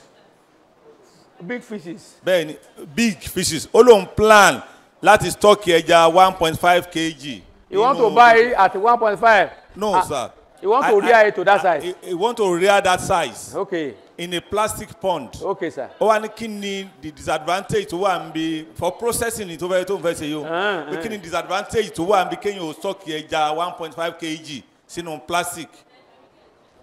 If somebody want to keep fish in plastic pond or plastic tank, I've said it, they must not be overstocking will hinder them from growing. So like that plastic tank surrounded by iron, at most 200. If you want to reach 1.5, let it be not more than 150. 100 to 150. But 150, it can contain 150 very well. tó bá ti ń jù bẹ́ẹ̀ lọ 1.5 feet size kì í ṣe ẹja kékeré o kì í ṣe ẹja kékeré so let's say 150 it will contain them conveniently 1.5 kg all of them it will at least 150 conveniently tádẹ̀ tóbi tádẹ̀ grow dáadáa tó bá ti jù bẹ́ẹ̀ lọ èèyàn lè kó 300 síbẹ̀ kódà kó lo bí oṣù mẹ́rin dáńdúrà ní gbogbo wọn ò ṣe nínú táǹkì tó ní pé wọn ò láǹfààní àti mí àwọn náà nídìí oxygen the oxygen is not enough but tí èèyàn bá tó 150 or 200 tó dẹ̀ change omi wọn every 2 days 200 you can still manage so 1.5 smoking 1.5 by the time we get to smoking for somebody to be smoking 1.5 láì bá jẹ́ pé àwọn èèyàn ló request fún kò pé o sọ̀rọ̀ mi yé yín is what I been doing for years I have smoking king I have mo láàbí tí mo ń kó àwọn ọjà lọ mo ní wọn and I told you yesterday you want to market your product you don't stay in a place so bẹ́ẹ̀yàn bá lòun àárẹ̀sẹ̀ ẹja tó 1.5 kg for smoking tí a bá ní kẹ́ bóun smoke òun fẹ́ lò bí ìnáwó wọ́n fẹ́ ṣe àwọn cooperative afẹ́sì ìnáwó níbi ọ́fíìsì wa náà ní ẹja tó báyìí láwọn fẹ́ mo ní kò sí wàhálà that will be 500 grams wọ́n ti fẹ́ bọ́ gẹ̀rẹ́ àmọ́ mi náà ṣé ẹ fẹ́ máa yàgbẹ́ ń bẹ̀ ni ibi kẹ́ jẹun kẹ́ yó náà ni 500 grams is okay but I smoke 500 grams mo make sure everything right kì í ṣe pé ẹnìkan ó gbé lẹ́nìkan wà mọ́ complain 500 grams round every member you get 500 grams but I smoke ẹ̀ tán bó sì gbé owó le at least èrè tí mo rí bẹ́ẹ̀ I know gbọ́n 1.5 ẹja ọ̀rá gan kó ara ẹ̀ gbàtà máa smoke ẹ̀ tán àbí tí ẹ̀ bá máa pieces ẹ̀ ló kù ẹ̀ pieces ẹ̀ tán máa pieces ẹ̀ pieces òde ẹ̀ pieces ògbẹ̀ ṣùgbọ́n ẹ fẹ́ ṣe gbọ̀ngbọ̀ngbọ̀ báyìí kẹ́ ẹ tó sàkóò tẹ́ máa fi smoke ẹ̀ kì í ṣe owó kékeré so owó tẹ́ fi process ẹ̀ ó ti ju owó èrè lọ so size tán máa smoke I will tell us when we get to smoking so 1.5 to be smoking 1.5 I don't know whether that person is hearing us. Yes, sir. 1.5 is too big, except somebody requests for it. All right, sir. Hello, sir. Yeah. So the question, our question is, can formalin be added to fish pond? Any? Can formalin be added to fish pond? For fish pond, formalin is hazardous to health. Hello? Yes, sir. Formalin is hazardous to health. We don't use it. Officially, we don't use it. Okay. But when your fishes are being attacked by disease and their life is at risk, formalin work like magic. Okay. Tẹ́ bá pọ̀ jù, ó kú o. Okay, sir. Ẹja tẹ́ bá légbò lára yóò kú o. Ṣùgbọ́n tó bá ti pọ̀ jù tẹ́ bá ti mọ bẹ́síbẹ̀rẹ̀ tiẹ̀ ẹ bù sómi díẹ̀ kò ní pọ̀ jù. Tó bá pọ̀ jù it will affect even human being. Okay. So tẹ́ bá ti ṣe díẹ̀ tẹ́ dẹ̀ fi wọ́n omi egbò wọn gbẹ̀dànù ni. Bíi pé òun ló fi síbẹ̀ ni egbò yá gbẹ̀dànù within very short time they recover. So formalin, we don't recommend formalin publicly, officially, because it's hazardous to health. Okay, sir. And the usage, one has to be very, very careful. If you use it, if you pour it too much, the fishes will die. Gbogbo àwọn tó wá ti ní wúndì ibẹ̀ pátá kẹ́ẹ̀tọ́ bọ̀kẹ́tọ́ gbogbo ó kú ẹ̀ sì gbọ́dọ̀ jẹ́. Yóò yẹ ti di àsárà. Okay, sir. Then question 3. Please, let's listen to our sister. Hello, sir. Ẹni tá bá fẹ́ raise ẹja. Yeah. So ìta fẹ́ jẹ ńlé. Ṣé a lè lo bí 25 litres or bath láti bẹ̀rẹ̀ náà? Tẹ́ bá jẹ́ pé 25 litres of water bath. Tẹ́ bá kó bóyá bíi mẹ́rin. Keg, sir. 25 litre keg. Kẹ́ẹ̀gì. Bẹ́ẹ̀ni. Àdó bóyá bí ẹja bíi márùn-ún lẹ́kọ̀ọ́ síbẹ̀ ń wo. Bẹ́ẹ̀ni, tá fi test ẹ̀ náà. Wá. Ẹja márùn-ún. Wá. Tọ́ tí àwọn abẹ́ jẹ ẹja ńlé àwọn rọ́bà àwọn ìdajì táǹkì yẹn èmi á ní tọ́jú pé tí àwọn fẹ́ jẹ ilé ni ó lè fi yẹn bẹ̀rẹ̀ kó dàbí 30 síbẹ̀ every 2 months kó tó ń yan nǹkan ẹ̀ kó tó máa jẹ́ 25 kg at the end of the day nígbà mìíràn kẹ́ tó máa kan tó lọ gan kò ní wúyàn gan torí ẹ̀dọ̀ jẹ́ sí wo ní jẹ tán sọ̀rọ̀ bí ẹ̀yìn bẹ́ẹ̀ yẹn 25 litres of water so bẹ̀tọ́ á jẹ́ pé irú báàfù tó rí ẹ̀ ṣe kìíní ọ́síjìn á máa wọ bẹ̀ tí ó ẹ̀dẹ̀ fi nẹ́ẹ̀tì mosquito nẹ́ẹ̀tì bò lórí ìyá dẹ̀ máa fún wọn lóúnjẹ èyàn wá ó sì sí ibẹ̀ tí yóò máa fẹnu tí a bá ti fà báyìí omi yẹn máa jáde títí ó fi jáde tán omi yẹn á jáde fúnra ẹ̀ ẹ̀ tún bomi míì sí tí a bá lè máa ṣe bẹ́ẹ̀ yẹn èyàn ó rí díẹ̀ tí yóò máa jẹ ńlé but ètò àkọ̀nfínẹ̀tì jù ó ní èyí tá a ti sọ yẹn rọ́bà yẹn èyàn á bá ṣe tí a fẹ́ jẹ ńlé rọ́bà yẹn náà ò tóbi jù èyàn á dẹ̀ máa jẹ nǹkan ẹ̀ díẹ̀díẹ̀. Okay, sir. So but 25 litres of water of jerrycan kò méèkì ẹ o owó téèyàn ó ná yóò yájú pé kéèyàn lọ díẹ̀ pẹ̀lú ọ̀rẹ́jà lọ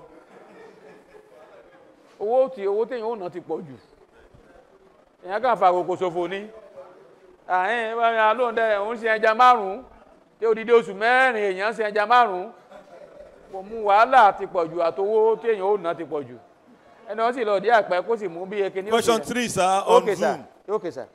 What are the diseases fishes at that size are expected to have?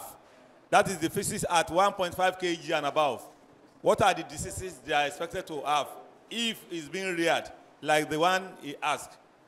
1.5 kg. Everyone is not careless. Those ones, they will swallow disease themselves. There's no disease that can kill, except one give them wrong feed. I've raised feed to around 1.5, 2 kg, and I was very happy.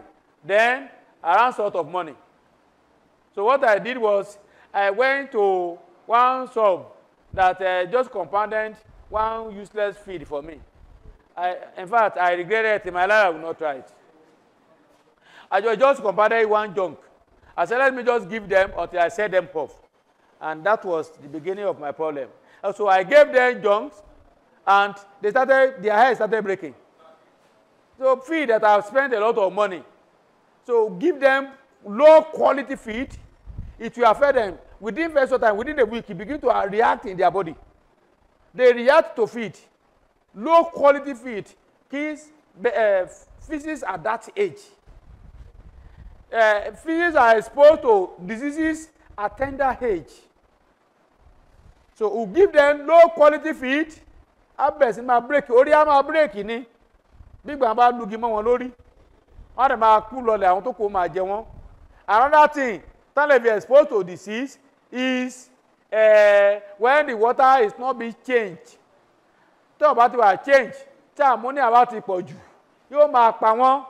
Kò sí irú oògùn tá a lè fún wọn. So, to avoid any disease at that age, number 1, make sure you change their water regularly, more than before. Tó bá jẹ́ pé méjìlá ń ṣe jí omi wọn tẹ́lẹ̀ nígbà tán wà ní 2 months, 1 month, 2 months. Tá bá ti di pé ẹja wá ti wọ 3 months, 4 months, clearance, ká máa change lẹ́ẹ̀mẹ́ta, ẹ̀mẹ́rin láàrin ọ̀sẹ̀, ká máa bomi sí. Kí ṣe pé àfà gbogbo omi yẹn tán kọ́, á máa bomi míì sí. Water will be coming in, another will be going out, water will be coming in. Tó bá lè jẹ́ pé ibi kékeré la ti ń ṣe, á máa jò tán ráúráú, omi mi yóò máa wọlé. Láì bá ṣe bẹ́ẹ̀, ìgbẹ́ wọn tán ń yà, ó ti jùgbà tó wà ní kékeré lọ. Omi náà ti wà polluted at that 1.7 kg, 2 kg, omi wọn ti wà polluted rapidly. Tó bá jẹun láàrin ọjọ́ mẹ́ta, omi ti bàjẹ́. So, we should be talking of how to control disease, not to treat disease at this age. Tí ẹ bá ti bẹ̀rẹ̀ sí ló fẹ́ mọ bọ́n ṣe treat disease ní 1.5, 2 kg, wàhálà ní àṣà wọn ìsábà ṣe wò. So the best thing is to prevent it. Prevent water pollution. Number 1, then make sure you give them quality feed. Bí o tiẹ̀ tó, hybrid bá ti ń tóbi dáadáa, wọ́n ń jẹ oúnjẹ wọn ò ní kinní mọ́. Ìyá kan máa fún wa ní moderate feed, wọ́n á dẹ̀ máa dàgbà lọ. Kódà bó oúnjẹ ò tiẹ̀ tó gan, ó sì ṣe pàyà ju pé kéèyàn fún wa ní oúnjẹ burúkú lọ.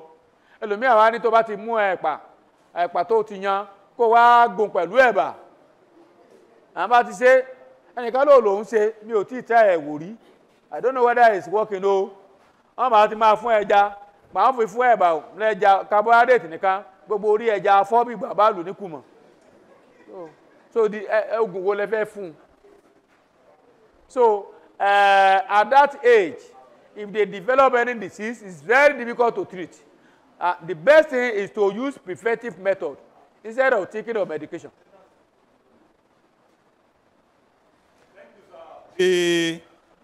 Those people that ask questions on Zoom are really responding, and they are grateful for the way you are answering their questions. Thank you, sir. You can see the response on the phone. Okay, Number sir. 3, please. Number 3 here. Number 3. Number You are 4. forgetting our number? Yes, somebody stand up. Ẹ jọ̀ọ́ tàwa dáhùn ìbéèrè rẹ̀ kó mọ̀ tó ń gbèrè. Assalamu alaikum warahmatullahi wabarakatuh. Ní àkọ́kọ́, mo fẹ́ fi dáhùn èèyàn lójú pé tí a bá fẹ́ gbẹja, àmọ́ ká má bàa ní ìṣòro púpọ̀ jù torí pé calculation ó ti wà nílẹ̀ fún wa báwo la ṣe fẹ́ rí èrè. Ẹja máa kún tòótọ́, kò sí ẹ bá gba 2000 kò lè pé mọ́. But nǹkan tá a máa ń ṣe ni pé àhá di bíi 200. A jẹ́ 2002 ilé máa hódà fún. That is number 1. Ẹ̀kejì ṣe rí wọ́n ń sọ nǹkan kan tí a gbọ́ ẹja lérè o kò sí lérè o èèyàn sì lè oríṣi àìsàn ló lè àyàn máa lálàgbé wọ́n ti kọ́ ẹja lólódò kẹ́ẹ̀ tó jẹ́ àtọ́kẹ́lẹ́ ti máa narò pé èyàn ò gan lásán ojúlówó nǹkan ní sọ̀nù nára ìgbà èmi sìn tí mo rí pé ẹ̀mí ọ̀bọ̀nù ń ti lálàbọ́júmọ́ ńgbà má dódò wọ̀ kẹja ta níwà pépé àlàtí mọ́ láyè ṣùgbọ́n jọ tí nǹkan tó yẹ kí n fi kún sá ẹja dáa púpọ̀ àìsàn wọn yọjú tá a bá mójútó nǹkan méjì tí wọ́n ń tẹnu mọ́ yẹn oúnjẹ tó dáa kò wá sí bóúnjẹ tó dáa sí máa wà sẹ́ríkìyàn tó lọ sin ẹja ẹ ti mọ̀ pé ẹ ti ká ní o kì í ṣe pé tí n bá ti rówó báàgì kan ń sáré lọ rà lọ́la no ibi tọ́pọ̀lọpọ̀ tí ò fi pé nìyẹn so ká sọ pé mo fẹ́ sin 1000 pieces ẹ ṣe calculation yín láti lẹ̀ ẹ ti mọ iye oúnjẹ tẹ́ ẹ need ẹ ti mọ bó olómi ó ṣe máa débẹ̀ tí ó bá di àwọn àsìkò kan mọ́dì átìn lèmi lò but yóò yà lẹ́nu pé bó ṣe jẹ́ átìn tó bá dá àwọn àsìkò kan ẹ gbọ́dọ̀ improvise bómi ó tún ṣe máa débẹ̀ steady ni torí pé omi tí ń sun náà tẹ́lẹ̀ kò ní sun mọ́ tó bẹ́ẹ̀ mọ́ àwọn tó tún wá wà ní abẹ́ náà ní ìdí omi wọ́n tún lọ mọ disturb ẹ̀yìn ẹlẹ́jẹ̀ mọ disturb àwọn olódò àwọn tó fẹ́ pọnmi náà mọ disturb so kárí pé àmójútó gbogbo nǹkan yẹn tó fi jẹ́ pé ńgbà tí èrè bá máa dé but sẹ́rí calculation tẹ̀ ṣe wọ́n kàn sáwọn wò pé àtìlẹ̀ lèmi ti pé gbèsè ó dé afẹ́sìn ọjà 100 àti gbé báàgì mẹ́ta for 3 weeks nǹkan kan sẹ́rí first day second day bí ìgbà tẹ̀ fọ́ ẹja ló ń jẹ ní inú yẹn ó dùn gan díẹ̀ báyìí tẹ bá dà bẹ́ẹ̀ báyìí ẹ̀tún wá rọ̀lẹ́ ẹ̀tún bá mẹ́ first day second but tó bá ti ń di 4th 5th yóò mọ dàgbà sí gbogbo wa ló wá yẹ ká máa sin ẹja sẹ́rí bí tí nǹkan dé dó báyìí èmi ń sọ tó bá ṣe bá di ẹni sìn bọ́ọ̀ bá rówó sìn pọ̀ díẹ̀ tó bá sì wá rí but tí èèyàn bá fẹ́ sin ẹja tó sin díẹ̀ náà bí fámìlì ẹ ló bá jẹ́ àkọ́kọ́ yóò kọ́ sáǹfààní ìgbà mọ̀ ń bọ̀ àbí báyìí but ìyàwó mi fi ẹja nu báàgì pé mọ bàbá o lè jẹ lé lọ́hùn torí pé mo sìn ni mo ṣe lọ odò pé ẹ bá ń kó ẹja díẹ̀ àdẹ̀yàn èrè ó ti wá pé ju ẹja aláràn àti sáwá lọ. ẹgbẹ́ ó dùn jù lọ. ó ti ní towó ó ti lẹ́ẹ̀sì ní ti dúndùn ní ti àǹfààní tó ṣe nu ara so ẹja dá o ṣùgbọ́n ká mójútó àwọn nǹkan tí wọ́n ń tẹnu mọ́ fún wa so àwa tá a bá fẹ́ lọ sí ọ̀rọ̀ ẹja lórí size of the pond torí pé ojú kòkòrò máa ń da ẹlòmíì láàmú that is one of the problem size pọ́ǹdì wọ́n sọ fún wa pé 20 to 15 yóò gbẹ̀jà 2000 ló ń bá wò pé torí pójò méjì ẹjẹ́ ń da 3000 bẹ́ẹ̀ ẹni tó da 3000 sínú pọ́ǹdì tí ò ju 20 by 15 lọ ẹni yẹn á padà ní ìṣòro tí ó ní ni pé ọ̀pọ̀lọpọ̀ àwọn ẹja ìsàlẹ̀ wọn mọ̀ wà díẹ̀ ní wàá máa gbé oúnjẹ lókè ayá wọn ni ẹja wo oúnjẹ tí ọmọ lọ sínkì inú ìsàlẹ̀ àwọn tòkè ńkọ́ so gbogbo irú àwọn nǹkan yìí ni ká mójútó ń pàtàkì bá fẹ́ bẹ̀rẹ̀ ká má jẹ olójú kòkòrò jù pé tí n bá da 35 á wà calculate ó jẹ́ nǹkan tí mo rò pé èmi fẹ́ fi kún. Thank you very much. Any person from our sisters? Question from the female. Okay. If there is no question. Hello, sir. Okay, there is question from them. There is question from our sister. Ẹni tó bá lójo fún ẹja, báwo ló ṣe lè sin ẹja? Tó bá ń bẹ̀rù ẹja. Ẹ dákẹ́ ẹja gbọ́. Tó bá ń bẹ̀rù ẹja tí ò lè mú ẹja lódò, ó dẹ̀ wú àti máa sin ẹja, báwo ló ṣe lè ṣe tí ó fi lè rí bísínẹ́sì yìí ṣe? Yes. Téèyàn bá lójo àti máa sin ẹja, èmi náà mi ò sí rí. In fact, téèyàn pé àwọn Yorùbá máa ń pọ̀wé kan wọ́n ní ọlọ́gbọ́n di kíni o. Ṣé rí òmùgọ̀ èèyàn bá di ìrù ẹja mú kò ní tí wọ́n rú ẹ̀wò mọ́. Ṣé rí pàkà tó bá ṣe báyìí ọwọ́ ìwọ̀n ṣẹ̀jẹ̀ ni. Ó dẹ̀ máa ń ròyàn kan agbárí ni. So kò sí nǹkan kan ẹja ẹ̀gẹ́ èèyàn jẹ. Ẹnìkan ní ẹ̀hún oríbi tẹ́já ti géèyàn jẹ ló bá sì wá lọ kú wọ́n gbé lọ síbítù ló kú irọ́ ni. Ọmọ jẹ́ nǹkan kan discourage wa. Kódà tó bá ti ẹ̀sàn àyàn ẹ bá ti fọwọ́ mú bí tó ti ní ẹ̀tẹ́ ti tẹ ẹ̀jẹ̀ bá ti jáde báyìí ó parí. So kò sí nǹkan tó bẹ̀yàn lẹ́rù lára ẹja. Kò tí nídìí ká máa kẹ ẹja wa mú nígbà tí ìṣe pa àwọn harvest ẹ̀. Tẹ́ bá ti jó ẹja ẹ bá ti jó omi kúrò lórí ẹja kì í ṣe pé á lọ máa fi kàǹkàn wẹ́kọ́. Kò ní ìdí wíwẹ̀ ẹjọ́ omi ẹ̀ kúrò omi náà lẹ́jọ́ lé lórí. Kò ní ìdí kéèyàn máa fẹja ṣeré ẹja ò mọ olówó ẹ̀ o. Bẹ́ẹ̀ bá fún ọ lóúnjẹ lójoojúmọ́ tí alẹ́ fẹ́ máa fún ọ bẹ́ẹ̀ fi wọ́n ṣeré bẹ́ẹ̀ fọwọ́ kan ìrù ẹ̀ yóò sànyàn jẹ yóò fi kíní yóò fi sànyàn lọ́wọ́. Ẹ bá fi ìyẹn àfikàn yẹn kó ẹja ọ̀mẹ́ni tó ń sìn tó bá di pé ká kó gànyàn. So tá a bá ti sin ẹja ọ̀nà tá a lè fi sìn ò ní pé a ò ní máa fi ṣeré nígbà tá a ìsọ ọmọdé èèyàn ní máa fẹja ṣeré níbi tó bá kó sí. Ìgbà tá a bá dẹ̀ fẹ́ harvest ẹ̀ tá a bá mọ̀ pé a lè fọwọ́ kàn á ní ọ̀pọ̀lọpọ̀ àwọn tó ń sin ẹja ṣùgbọ́n wọn ò lè fọwọ́ kàn ò lè dá fọwọ́ kàn. Ẹ pa àwọn tó mọ̀ ń pa ẹ̀ kán fọwọ́ kàn kán bá yín káàṣì ẹ̀. Tó àìjẹ́ pé ẹnu pọ́ǹdì kékeré kan lẹ ti ń ṣe é tẹ́ẹ̀lé káàṣì ẹ̀ fúnra yín ó ní kan tá ń pè ní nẹ́ẹ̀tì tán máa fi ń kó o. Ẹ pa àwọn èèyàn tó bá yín kó tó bá jẹ́ pé pọ́ǹdì kékeré ni ẹ̀yin gan lè kó fúnra yín. Tẹ́ ẹ bá ti kó àìfọwọ́ pa ẹja ò mójú olówó ẹ̀ o. Tẹ́ bá ti dà sínú bọ́kẹ́ẹ̀tì tó bá jẹ́ pé ìtẹ́jẹ náà ni ẹ dà sínú bọ́kẹ́ẹ̀tì ẹ ti dayọ̀ bí iyọ̀ ọwọ́ kan tẹ́ dalẹ̀ lórí ẹ sì kọ́fà ẹ̀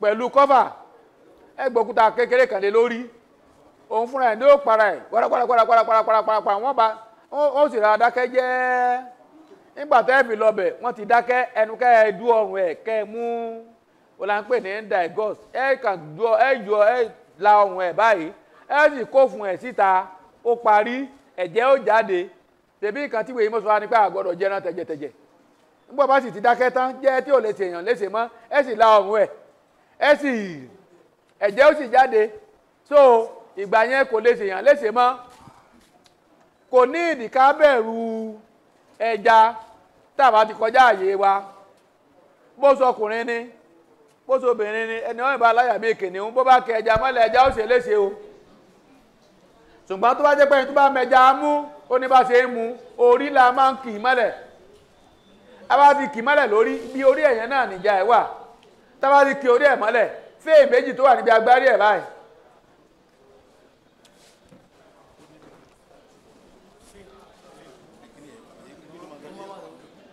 kí ni ẹbí orí ẹ̀ báyìí oníkìní kan báyìí lẹ́gbẹ̀ẹ́ bí onílẹ̀gbẹ̀ẹ́ ń bí ó mú báyìí bí abẹ́rẹ́ ni bí èso túù ní pa tó bá sàyàn báyìí ẹ̀jẹ̀ ó bẹ́ ni nǹkan tá a máa ń ṣe ni pé ẹni tí ó bá fẹ́ mú ẹja orí ni ó ti mú bá ti kì í mọ́lẹ̀ lórí báyìí ọwọ́ ẹ̀ wà lábẹ́ kìíní yẹn ó parí. so kò sí bẹ̀rù kankan rárá ẹja ìpààyàn bẹ́jà bá gànyàn jẹ kò lè gbẹ̀mí èèyàn. ẹ ṣeun sà wọ́n ní a lè fún ẹja ní ìfun adìyẹ jẹ ìgbà wo la lè fún ẹja ní ìfún adìyẹ.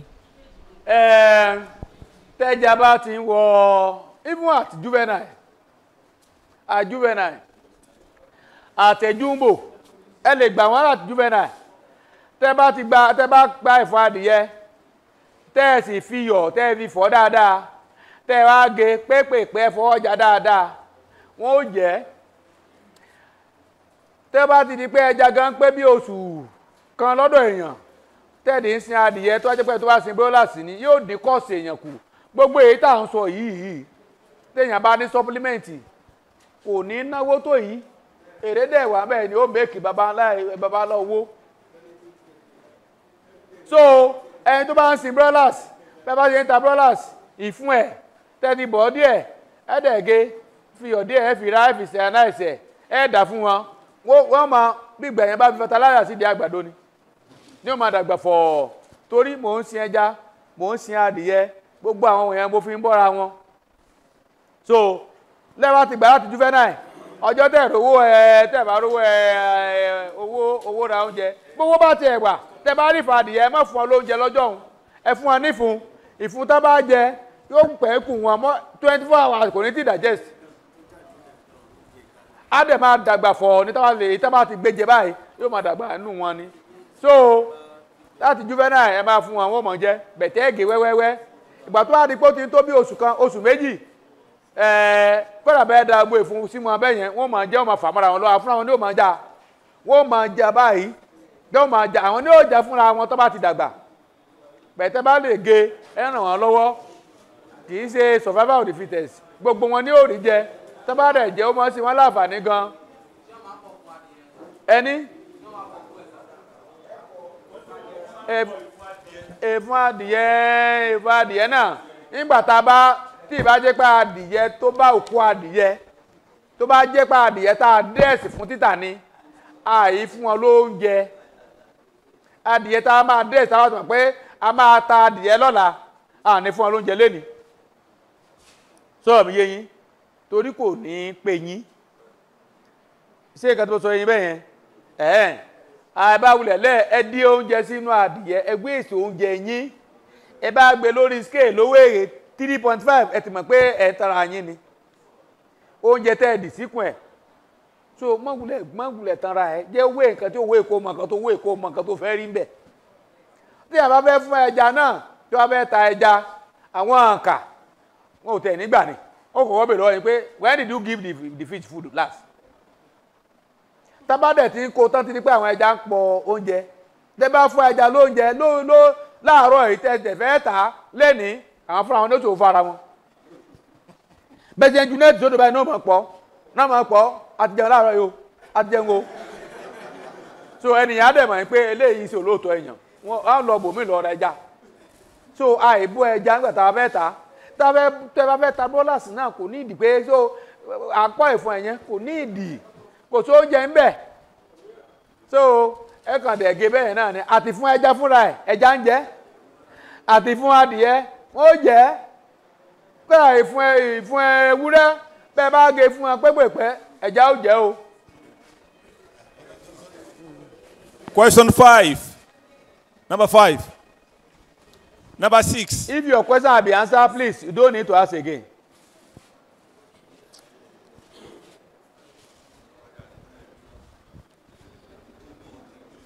I want to ask the question based on the construction of the pond, Atin pond in particular. Immediately we dig the Atin pond, we are not going to net it immediately. And during that process, maybe we are going to net it the following day. But overnight, maybe some predators like frog or snake has crawled into our pond. What do we do in order to take care of it? Because if we stock our fish with them in the pond, then that is disaster. That's why I said don't stock fingernails. When fish reach the size of a juvenile or jumbo. Nǹkan tí ó jẹ wọn ò wọ́pọ̀ mọ́. Àlégbà ló stubborn gan. Àlégbà kí la tẹ̀ tún pè ní alligator kìíní àwọn ló stubborn gan, wọ́n stubborn gan. But àlégbà tí ó wọ̀ ní odò pé ẹ ń gbẹ́ point lẹ́ni ẹ fẹ́ dẹja sí àbí omi wọbẹ̀ lẹ́ni ẹ dẹ̀ fẹ́ dẹja sí lọ́la kì í ṣe àlégbà títóbi tá lè jẹ juvenile kọ́ o. Mo ti ká àlégbà mọ́nú pọ́ọ̀dù mi rí mo ní mo dáràn ládùúgbò ẹja tí mo kó síbí. Bẹ̀ mú àgbà tí mo wá make research mo wá rí i pé àlégbà eléyìí gan gbogbo ẹnu ẹ̀ tó bá la ẹnu ẹ̀ tán gan níbo lẹnu ọ̀nà mọ́. Mo á bèèrè àwọn kọ̀lẹ́sì mi mọ́ ní kí n má dà lóhùn pé bó ṣe wọlé náà ni ó ṣe jáde kò lè rí kankan gbé tó bá jẹ́ pé ẹja ti tó juvenile. Tálẹ́gbà bá tó báyìí ṣèbó níbi tẹnu ẹ̀ náà mà bẹ́ẹ̀ ẹnu ẹnu alágbà ni kò lè gbé conveniently kò lè gbé. Àlégbà tí ó gbé ẹ tí ó kẹja gidi orí ẹ ó tó yìí. So we are afraid. Ejò mi ò tí mọ̀ mi ò mọ̀rú ejò spẹ̀sí ejò tó ń jẹja sá kò kọ́ mọ̀ ok kì í sì ṣe pé bẹ́ẹ̀ náà pọ̀ tó nígbà tí ṣe pé wọ́n mọ̀ sọ ènìyàn náà ni ẹgbẹ́ pọ́ǹdì ẹ̀dọ́mi sí pọ́ǹdì lédè ó sì dọ̀la ibẹ̀ ti kú fẹ́jò so kọ́lọ́hún ó gbà yàn sá tí ó bá wá pù tó bá rí bẹ́ẹ̀ tá a bá ti rí i bóyá orí àlégbà tàbá rí orí ejò the best ni pé ká má dẹ̀jà sí i ká fà kúrò ṣùgbọ́n tá a bá ti àdẹ̀jà sí tán tá a bá lọ rí ọ̀pọ̀lọ́ kì í ṣe gbogbo ẹja ni ọ̀pọ̀lọ́ lè gbé o ó bá ti rí that juvenile size ìwọ lọ̀pọ̀lọ́ àti kọ̀ǹkọ̀ àwọn náà ó máa sá ni tó bá ti di pé ẹja bá ti lè tó bí 1000 lóòdò wọ́n mọ̀ pé ayé àwọn ti bàjẹ́ torí ebi ń pa wọ́n níbi táwọn yẹn orúkọ kò mọ̀ sọ ni a mọ̀ sọ ìkàkà rèé àwọn rò pé oúnjẹ ni a lọ sọ pẹ̀ eléyà sọ pẹ̀ bí 100 lè sọ at a time kẹ́ tó mọ̀ kan tó lọ within 1 hour òun gan ti kú níbi tó ti máa sá káàkiri kọ̀ǹkọ̀ lè kó ẹja jẹ o ọ̀pọ̀lọ́ lè jẹ ẹja o ṣùgbọ́n bí 100 bá ń sọ tá ń sọ àwọn rò pé oúnjẹ ni wọ́n mọ̀ sọ ẹ́ rí i pé èèyàn gan tẹ́jú bí bá pa ẹja téèyàn bá débẹ̀ wọ́n mọ̀ sọ ẹsẹ̀ èèyàn báyìí wọ́n mọ̀ sọ ẹsẹ̀ èèyàn so kódà bó ṣe ejò gan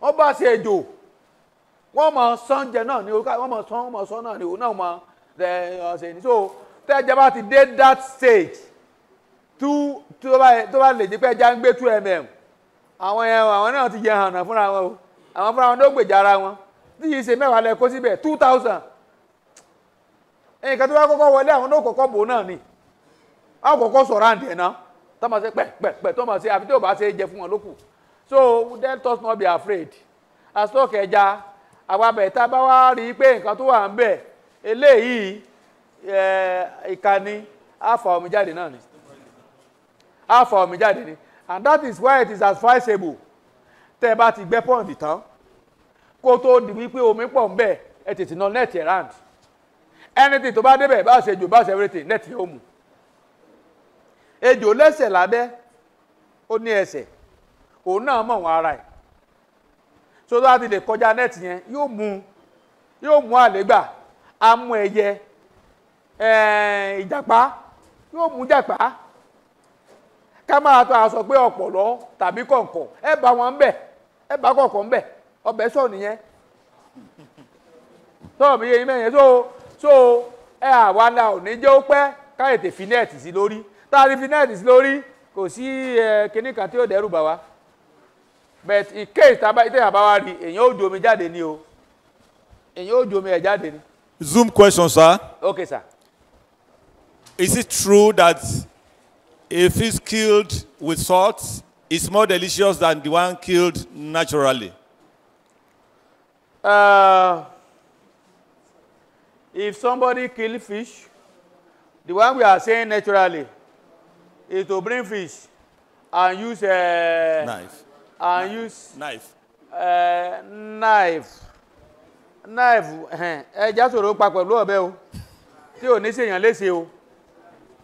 Ìbá ṣe máa pa ẹja lélẹ̀ tá a bá fẹ́ fi yọ̀ pa ẹja tí ò bá tóbi jù tẹ́ bá ti ké orí ẹ̀ mọ́lẹ̀ ọwọ́ tó kì í ṣe ọwọ́ kékeré kọ́ là ń sọ yìí o torí pàrà tó bá sọ báyìí yóò yọ lọ́wọ́ ẹ̀ ni o tẹ́ ké orí ẹ̀ mọ́lẹ̀ tẹ́ sì ti di pé ẹ ti mú dáadáa ẹ bá gbá orí ẹ̀ mú báyìí tẹ́ gbá orí ẹ̀ mú báyìí ẹ wà kan ọrùn ẹ̀ kap lẹ́ bá ti kan ọrùn ẹ̀ báyìí gbígbà bá yín ọrùn ẹ bá ti kan ọrùn ẹ̀ báyìí ó parí ẹ̀ ti gba agbára ẹ̀ èèyàn á lè máa fi ọ̀bẹ kó fi gé látẹ̀yìn náà báyìí lèyìn ó ti gé láti ibi ẹ̀yìn báyìí lèyìn ó ti gé and ẹ rí wípé èèyàn máa ti bi ìsáná kíyèsí ògùn ni tá a fẹ́ pa màálù tá a bá pa tó pass through a lot of terror kan tó pa ẹ rí pa àwọn òyìnbó yẹn wọ́n ní scientific way of killing their cattle tá a bá ti hàngẹ̀ báyìí ó bá ti ń lọ báyìí ọmọ sí yẹn á gé lórí ni kàkàkàkà ó ti gé lórí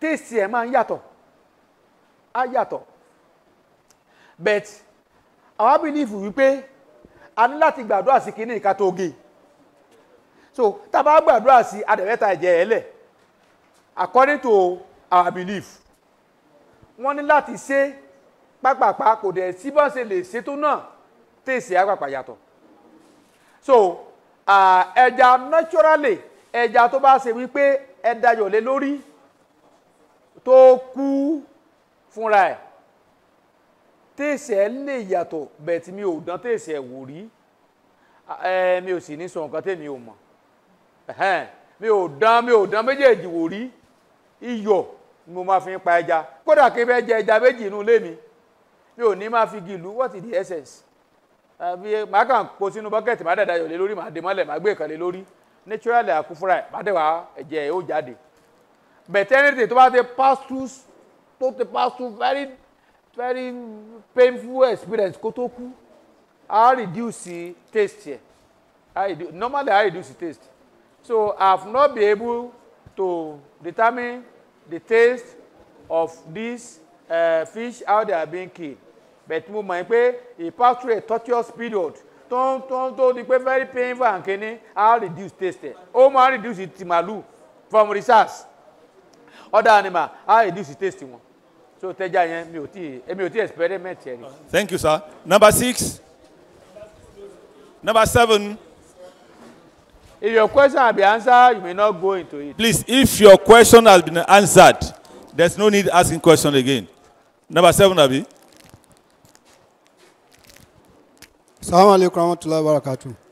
My question is that those hybrid, if they want to rear it at state like Ondo or Ekiti, is it available there? Or because you made mention say you are getting some breed from Niger State. So that is the question I want to. It's available. L'Abẹ́òkúta.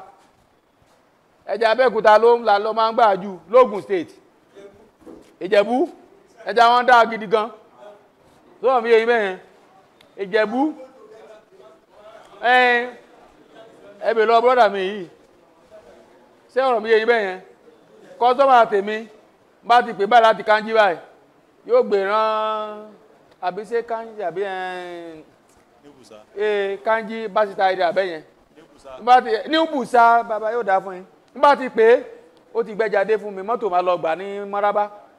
Tó wà jẹ́ pé ètò máa sì fúnra mi òun náà wá rẹja lọ́wọ́ mi. Tó àjọ máa ń supply ara wa ni. Kó dẹ̀ náà tó hàtì gan nílọrin bíi tó máa ń pa ìgidi gan. Tó yẹ pé they are young boys so wọ́n lè jí láàrin òru téèyàn bá lè ṣàìsùn dáadáa.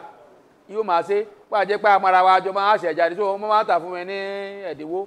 Tá a fẹ́ ra ẹja ẹnu pé tẹ́ bá pè a fẹ́ ra ẹja ọ̀ bàbá màá dẹ̀ kọ̀nẹ́ẹ̀tì yín entirely speaking màá kọ̀nẹ́ẹ̀tì yín mẹ́ni ẹni díẹ̀ pé àwọn máa make owó lórí yín kọ́ èló ni mo bẹ́ ṣe ẹja tó bá ní wọ́n máa tà ní 50 naira kí wọ́n fi 55 sí 55 times 1000 èló ni gbogbo ẹjọ́ tó wá là mí 5000 kẹ́ni wàá ṣe orí owó tó torí 5000 naira kí wọ́n tó máa ta láti àdọ̀dàlẹ̀ níwájú ọlọ́wọ́ àtẹ̀yàn tó tẹ́ bá fẹ́ rà máa fún yín nọ́mbà ẹni yẹn ẹni báyìí yẹ pé èyí báyìí ló ń rà á má sì lọ bá yín wò bóyá ó dáa bí ò dáa tí ò bá dáa máa sọ fún yín pé kò dáa tó tí mo bá tẹ́ bá ra ẹja túrú mi tí ò bá dáa you will be disappointed agbọ́dọ̀ mọ́ra wájú báyìí náà lọ ẹ̀dẹ̀ tí fóònù àbá mi ló káàkùn tí lọ́wọ́ báyìí tó bá rajà tí ò dáa fún yín tán bá ń pè mí lóògùn tán pè mí lóòdù tán pè mí lẹ́kìtì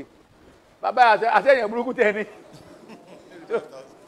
so bọ́ọ̀rọ̀ àwa tó wà ń bí ó lè fún wa ní nọ́mbà ibi tá a ti rà ẹjọ́ ẹjẹ́ ìmọ̀ kó tó wà bí àti dọmọ ìyá kan báyìí ẹ má jà dalẹ̀ ara wa nígbà tán bá ní ẹ bá wa rẹ já don't make gain out of these people that are here please tọ́lọ́wọ́ bá bùkún fún wa yóò bùkún fún wa. Number 8. So that's it. Okay, number 8. Number 8. Assalamualaikum. Ẹ jọ̀ọ́ ìbéèrè tèmi ni pé àwọn ẹja wa tí a bá fẹ́ fún ẹ lóúnjẹ sí àwọn system àbí method kan wà tí à ń lò àbí abákan ti ra báàgì oúnjẹ a kàn máa fọ́n sí orí omi náà ni. Assalamualaikum.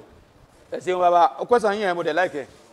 Téèyàn bá ti rà á gẹ́gẹ́ bí ó ṣe kọ́ wa díẹ̀díẹ̀ ni o èèyàn ò ní rọ́ọ̀sì o pàápàá jùlọ àwa over 50 báyìí bí ìgbà èèyàn bá lọ ṣeré ni sọ̀rọ̀ mi yé yín bí ebi just like ẹ kàn lọ ṣeré just like èèyàn kan tó ń just a while away time ẹ kàn máa fi díẹ̀díẹ̀ bẹ́ẹ̀ bá rán ọmọ kékeré lọ ojú kan ibi tó ti lọ gbá bọ́ọ̀lù ló wà lọ́kàn ẹ̀ tàbó fẹ́ lọ wo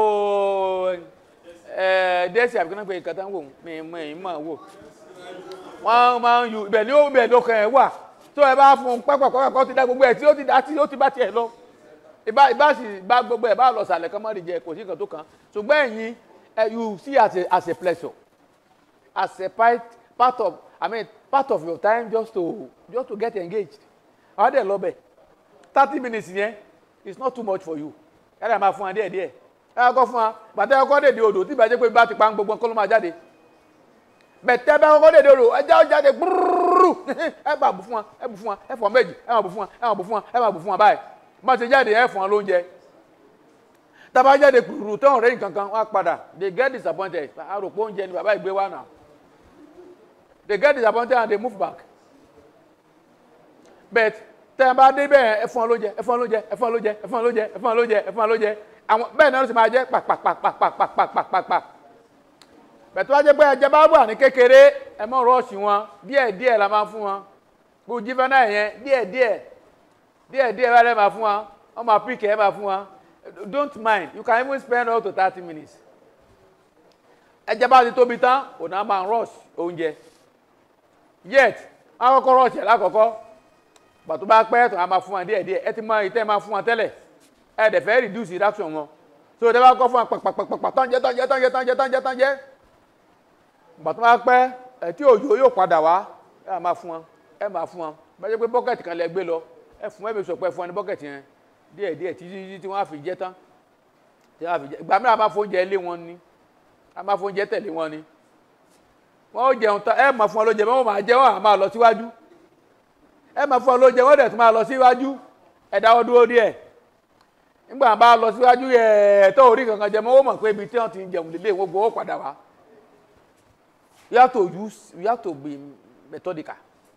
Ẹ fún wọn lóúnjẹ tí wọ́n ti fún wọn báyìí gbogbo wọn rọ́ wá báyìí wọ́n wà confused ní rò pé sáàdì bẹ̀rẹ̀ lóúnjẹ ti wá nígbà tí gbogbo bá rọ̀ sí lọ bẹ̀rẹ̀ gbọ́rọ̀rọ̀rọ̀rọ̀ tí òró jẹ kan mọ́ ẹ̀sìn ẹ̀tún bẹ̀rẹ̀ pẹ̀lú ẹ̀ díẹ̀ tún fún wọn ní díẹ̀ báyìí ẹ̀tún pè wọn padà so don't need to be in a hurry ẹ̀tún pè wọn padà tó bá tún wá dé àṣẹ́bí tán tẹ̀tẹ̀ fún wọn lóúnjẹ lélẹ̀ kí lára wọn lọ bẹ̀ wọ́n tún wá ẹ̀tún á máa fún wọn ẹ̀tún máa fún wọn ẹ̀tún á máa fún wọn ẹ̀tún á máa fún wọn so that is it kò ní mẹ́tọ̀dù kan náà lọ jù bẹ́yẹn náà lọ Alhaji say am I communicating? Okay. Number 9. Number 10.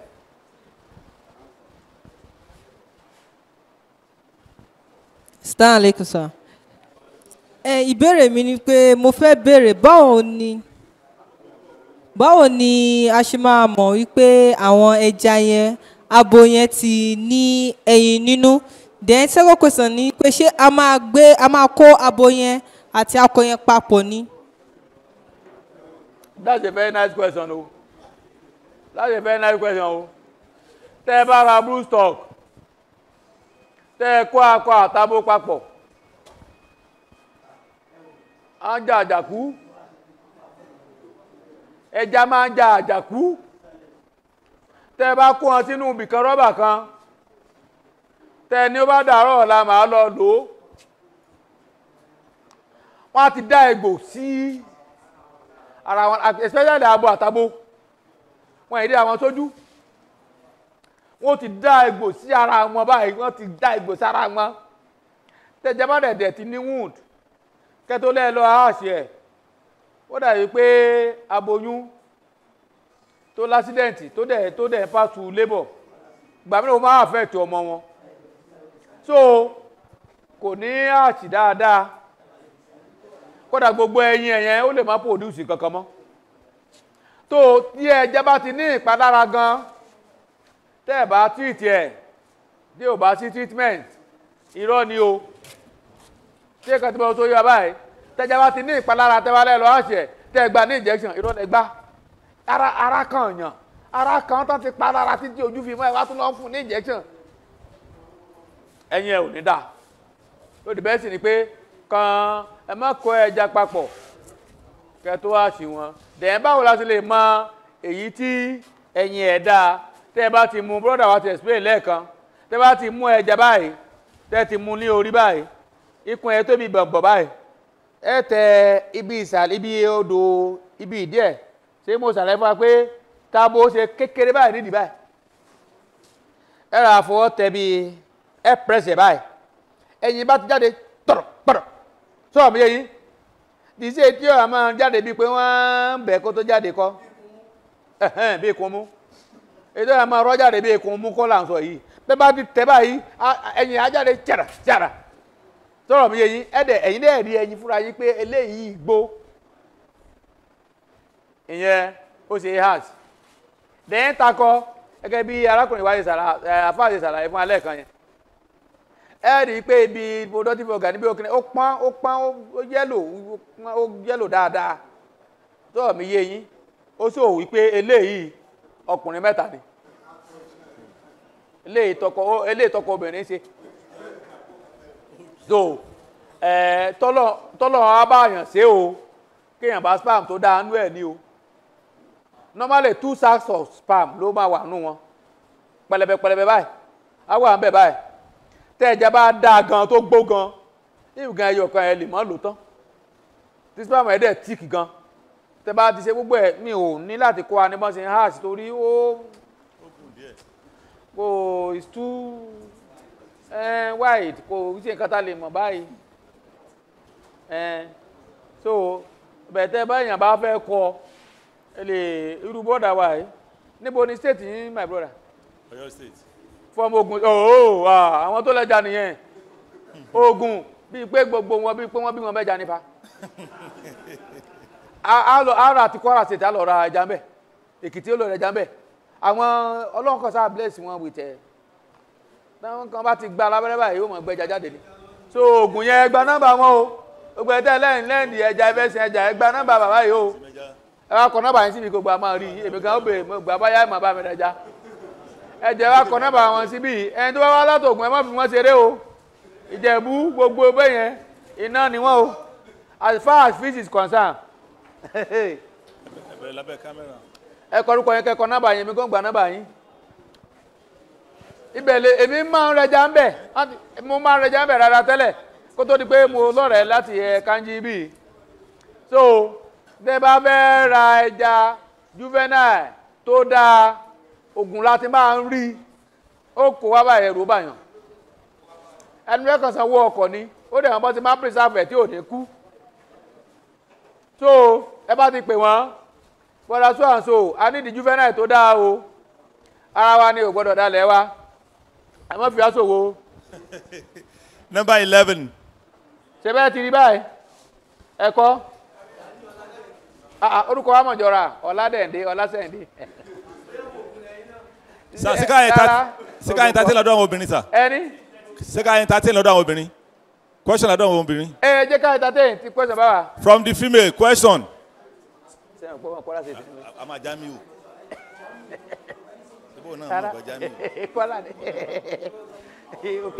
Hello, sir. No more questions, sir. No more questions. Any question from my sister? No, sir. No. Okay, thank you. Okay. Thank you, sir. Sir, When we were talking about this fish thing, on this one, we said, doesn't pay. Yeah. And if you look at the fish market, it's also huge in terms of, they said we are still importing fish, even in Nigeria. We are still importing fish to Nigeria. And the challenge I see here is the feed. What are the fishermen or the people in the business doing to get alternative feed that we can get in this country so that we can reduce the cost of production? So, downtown. After Yoku Meji, just only 2. Meta logo abi? Yes. Noted. Carry yourself question meta. Thank you.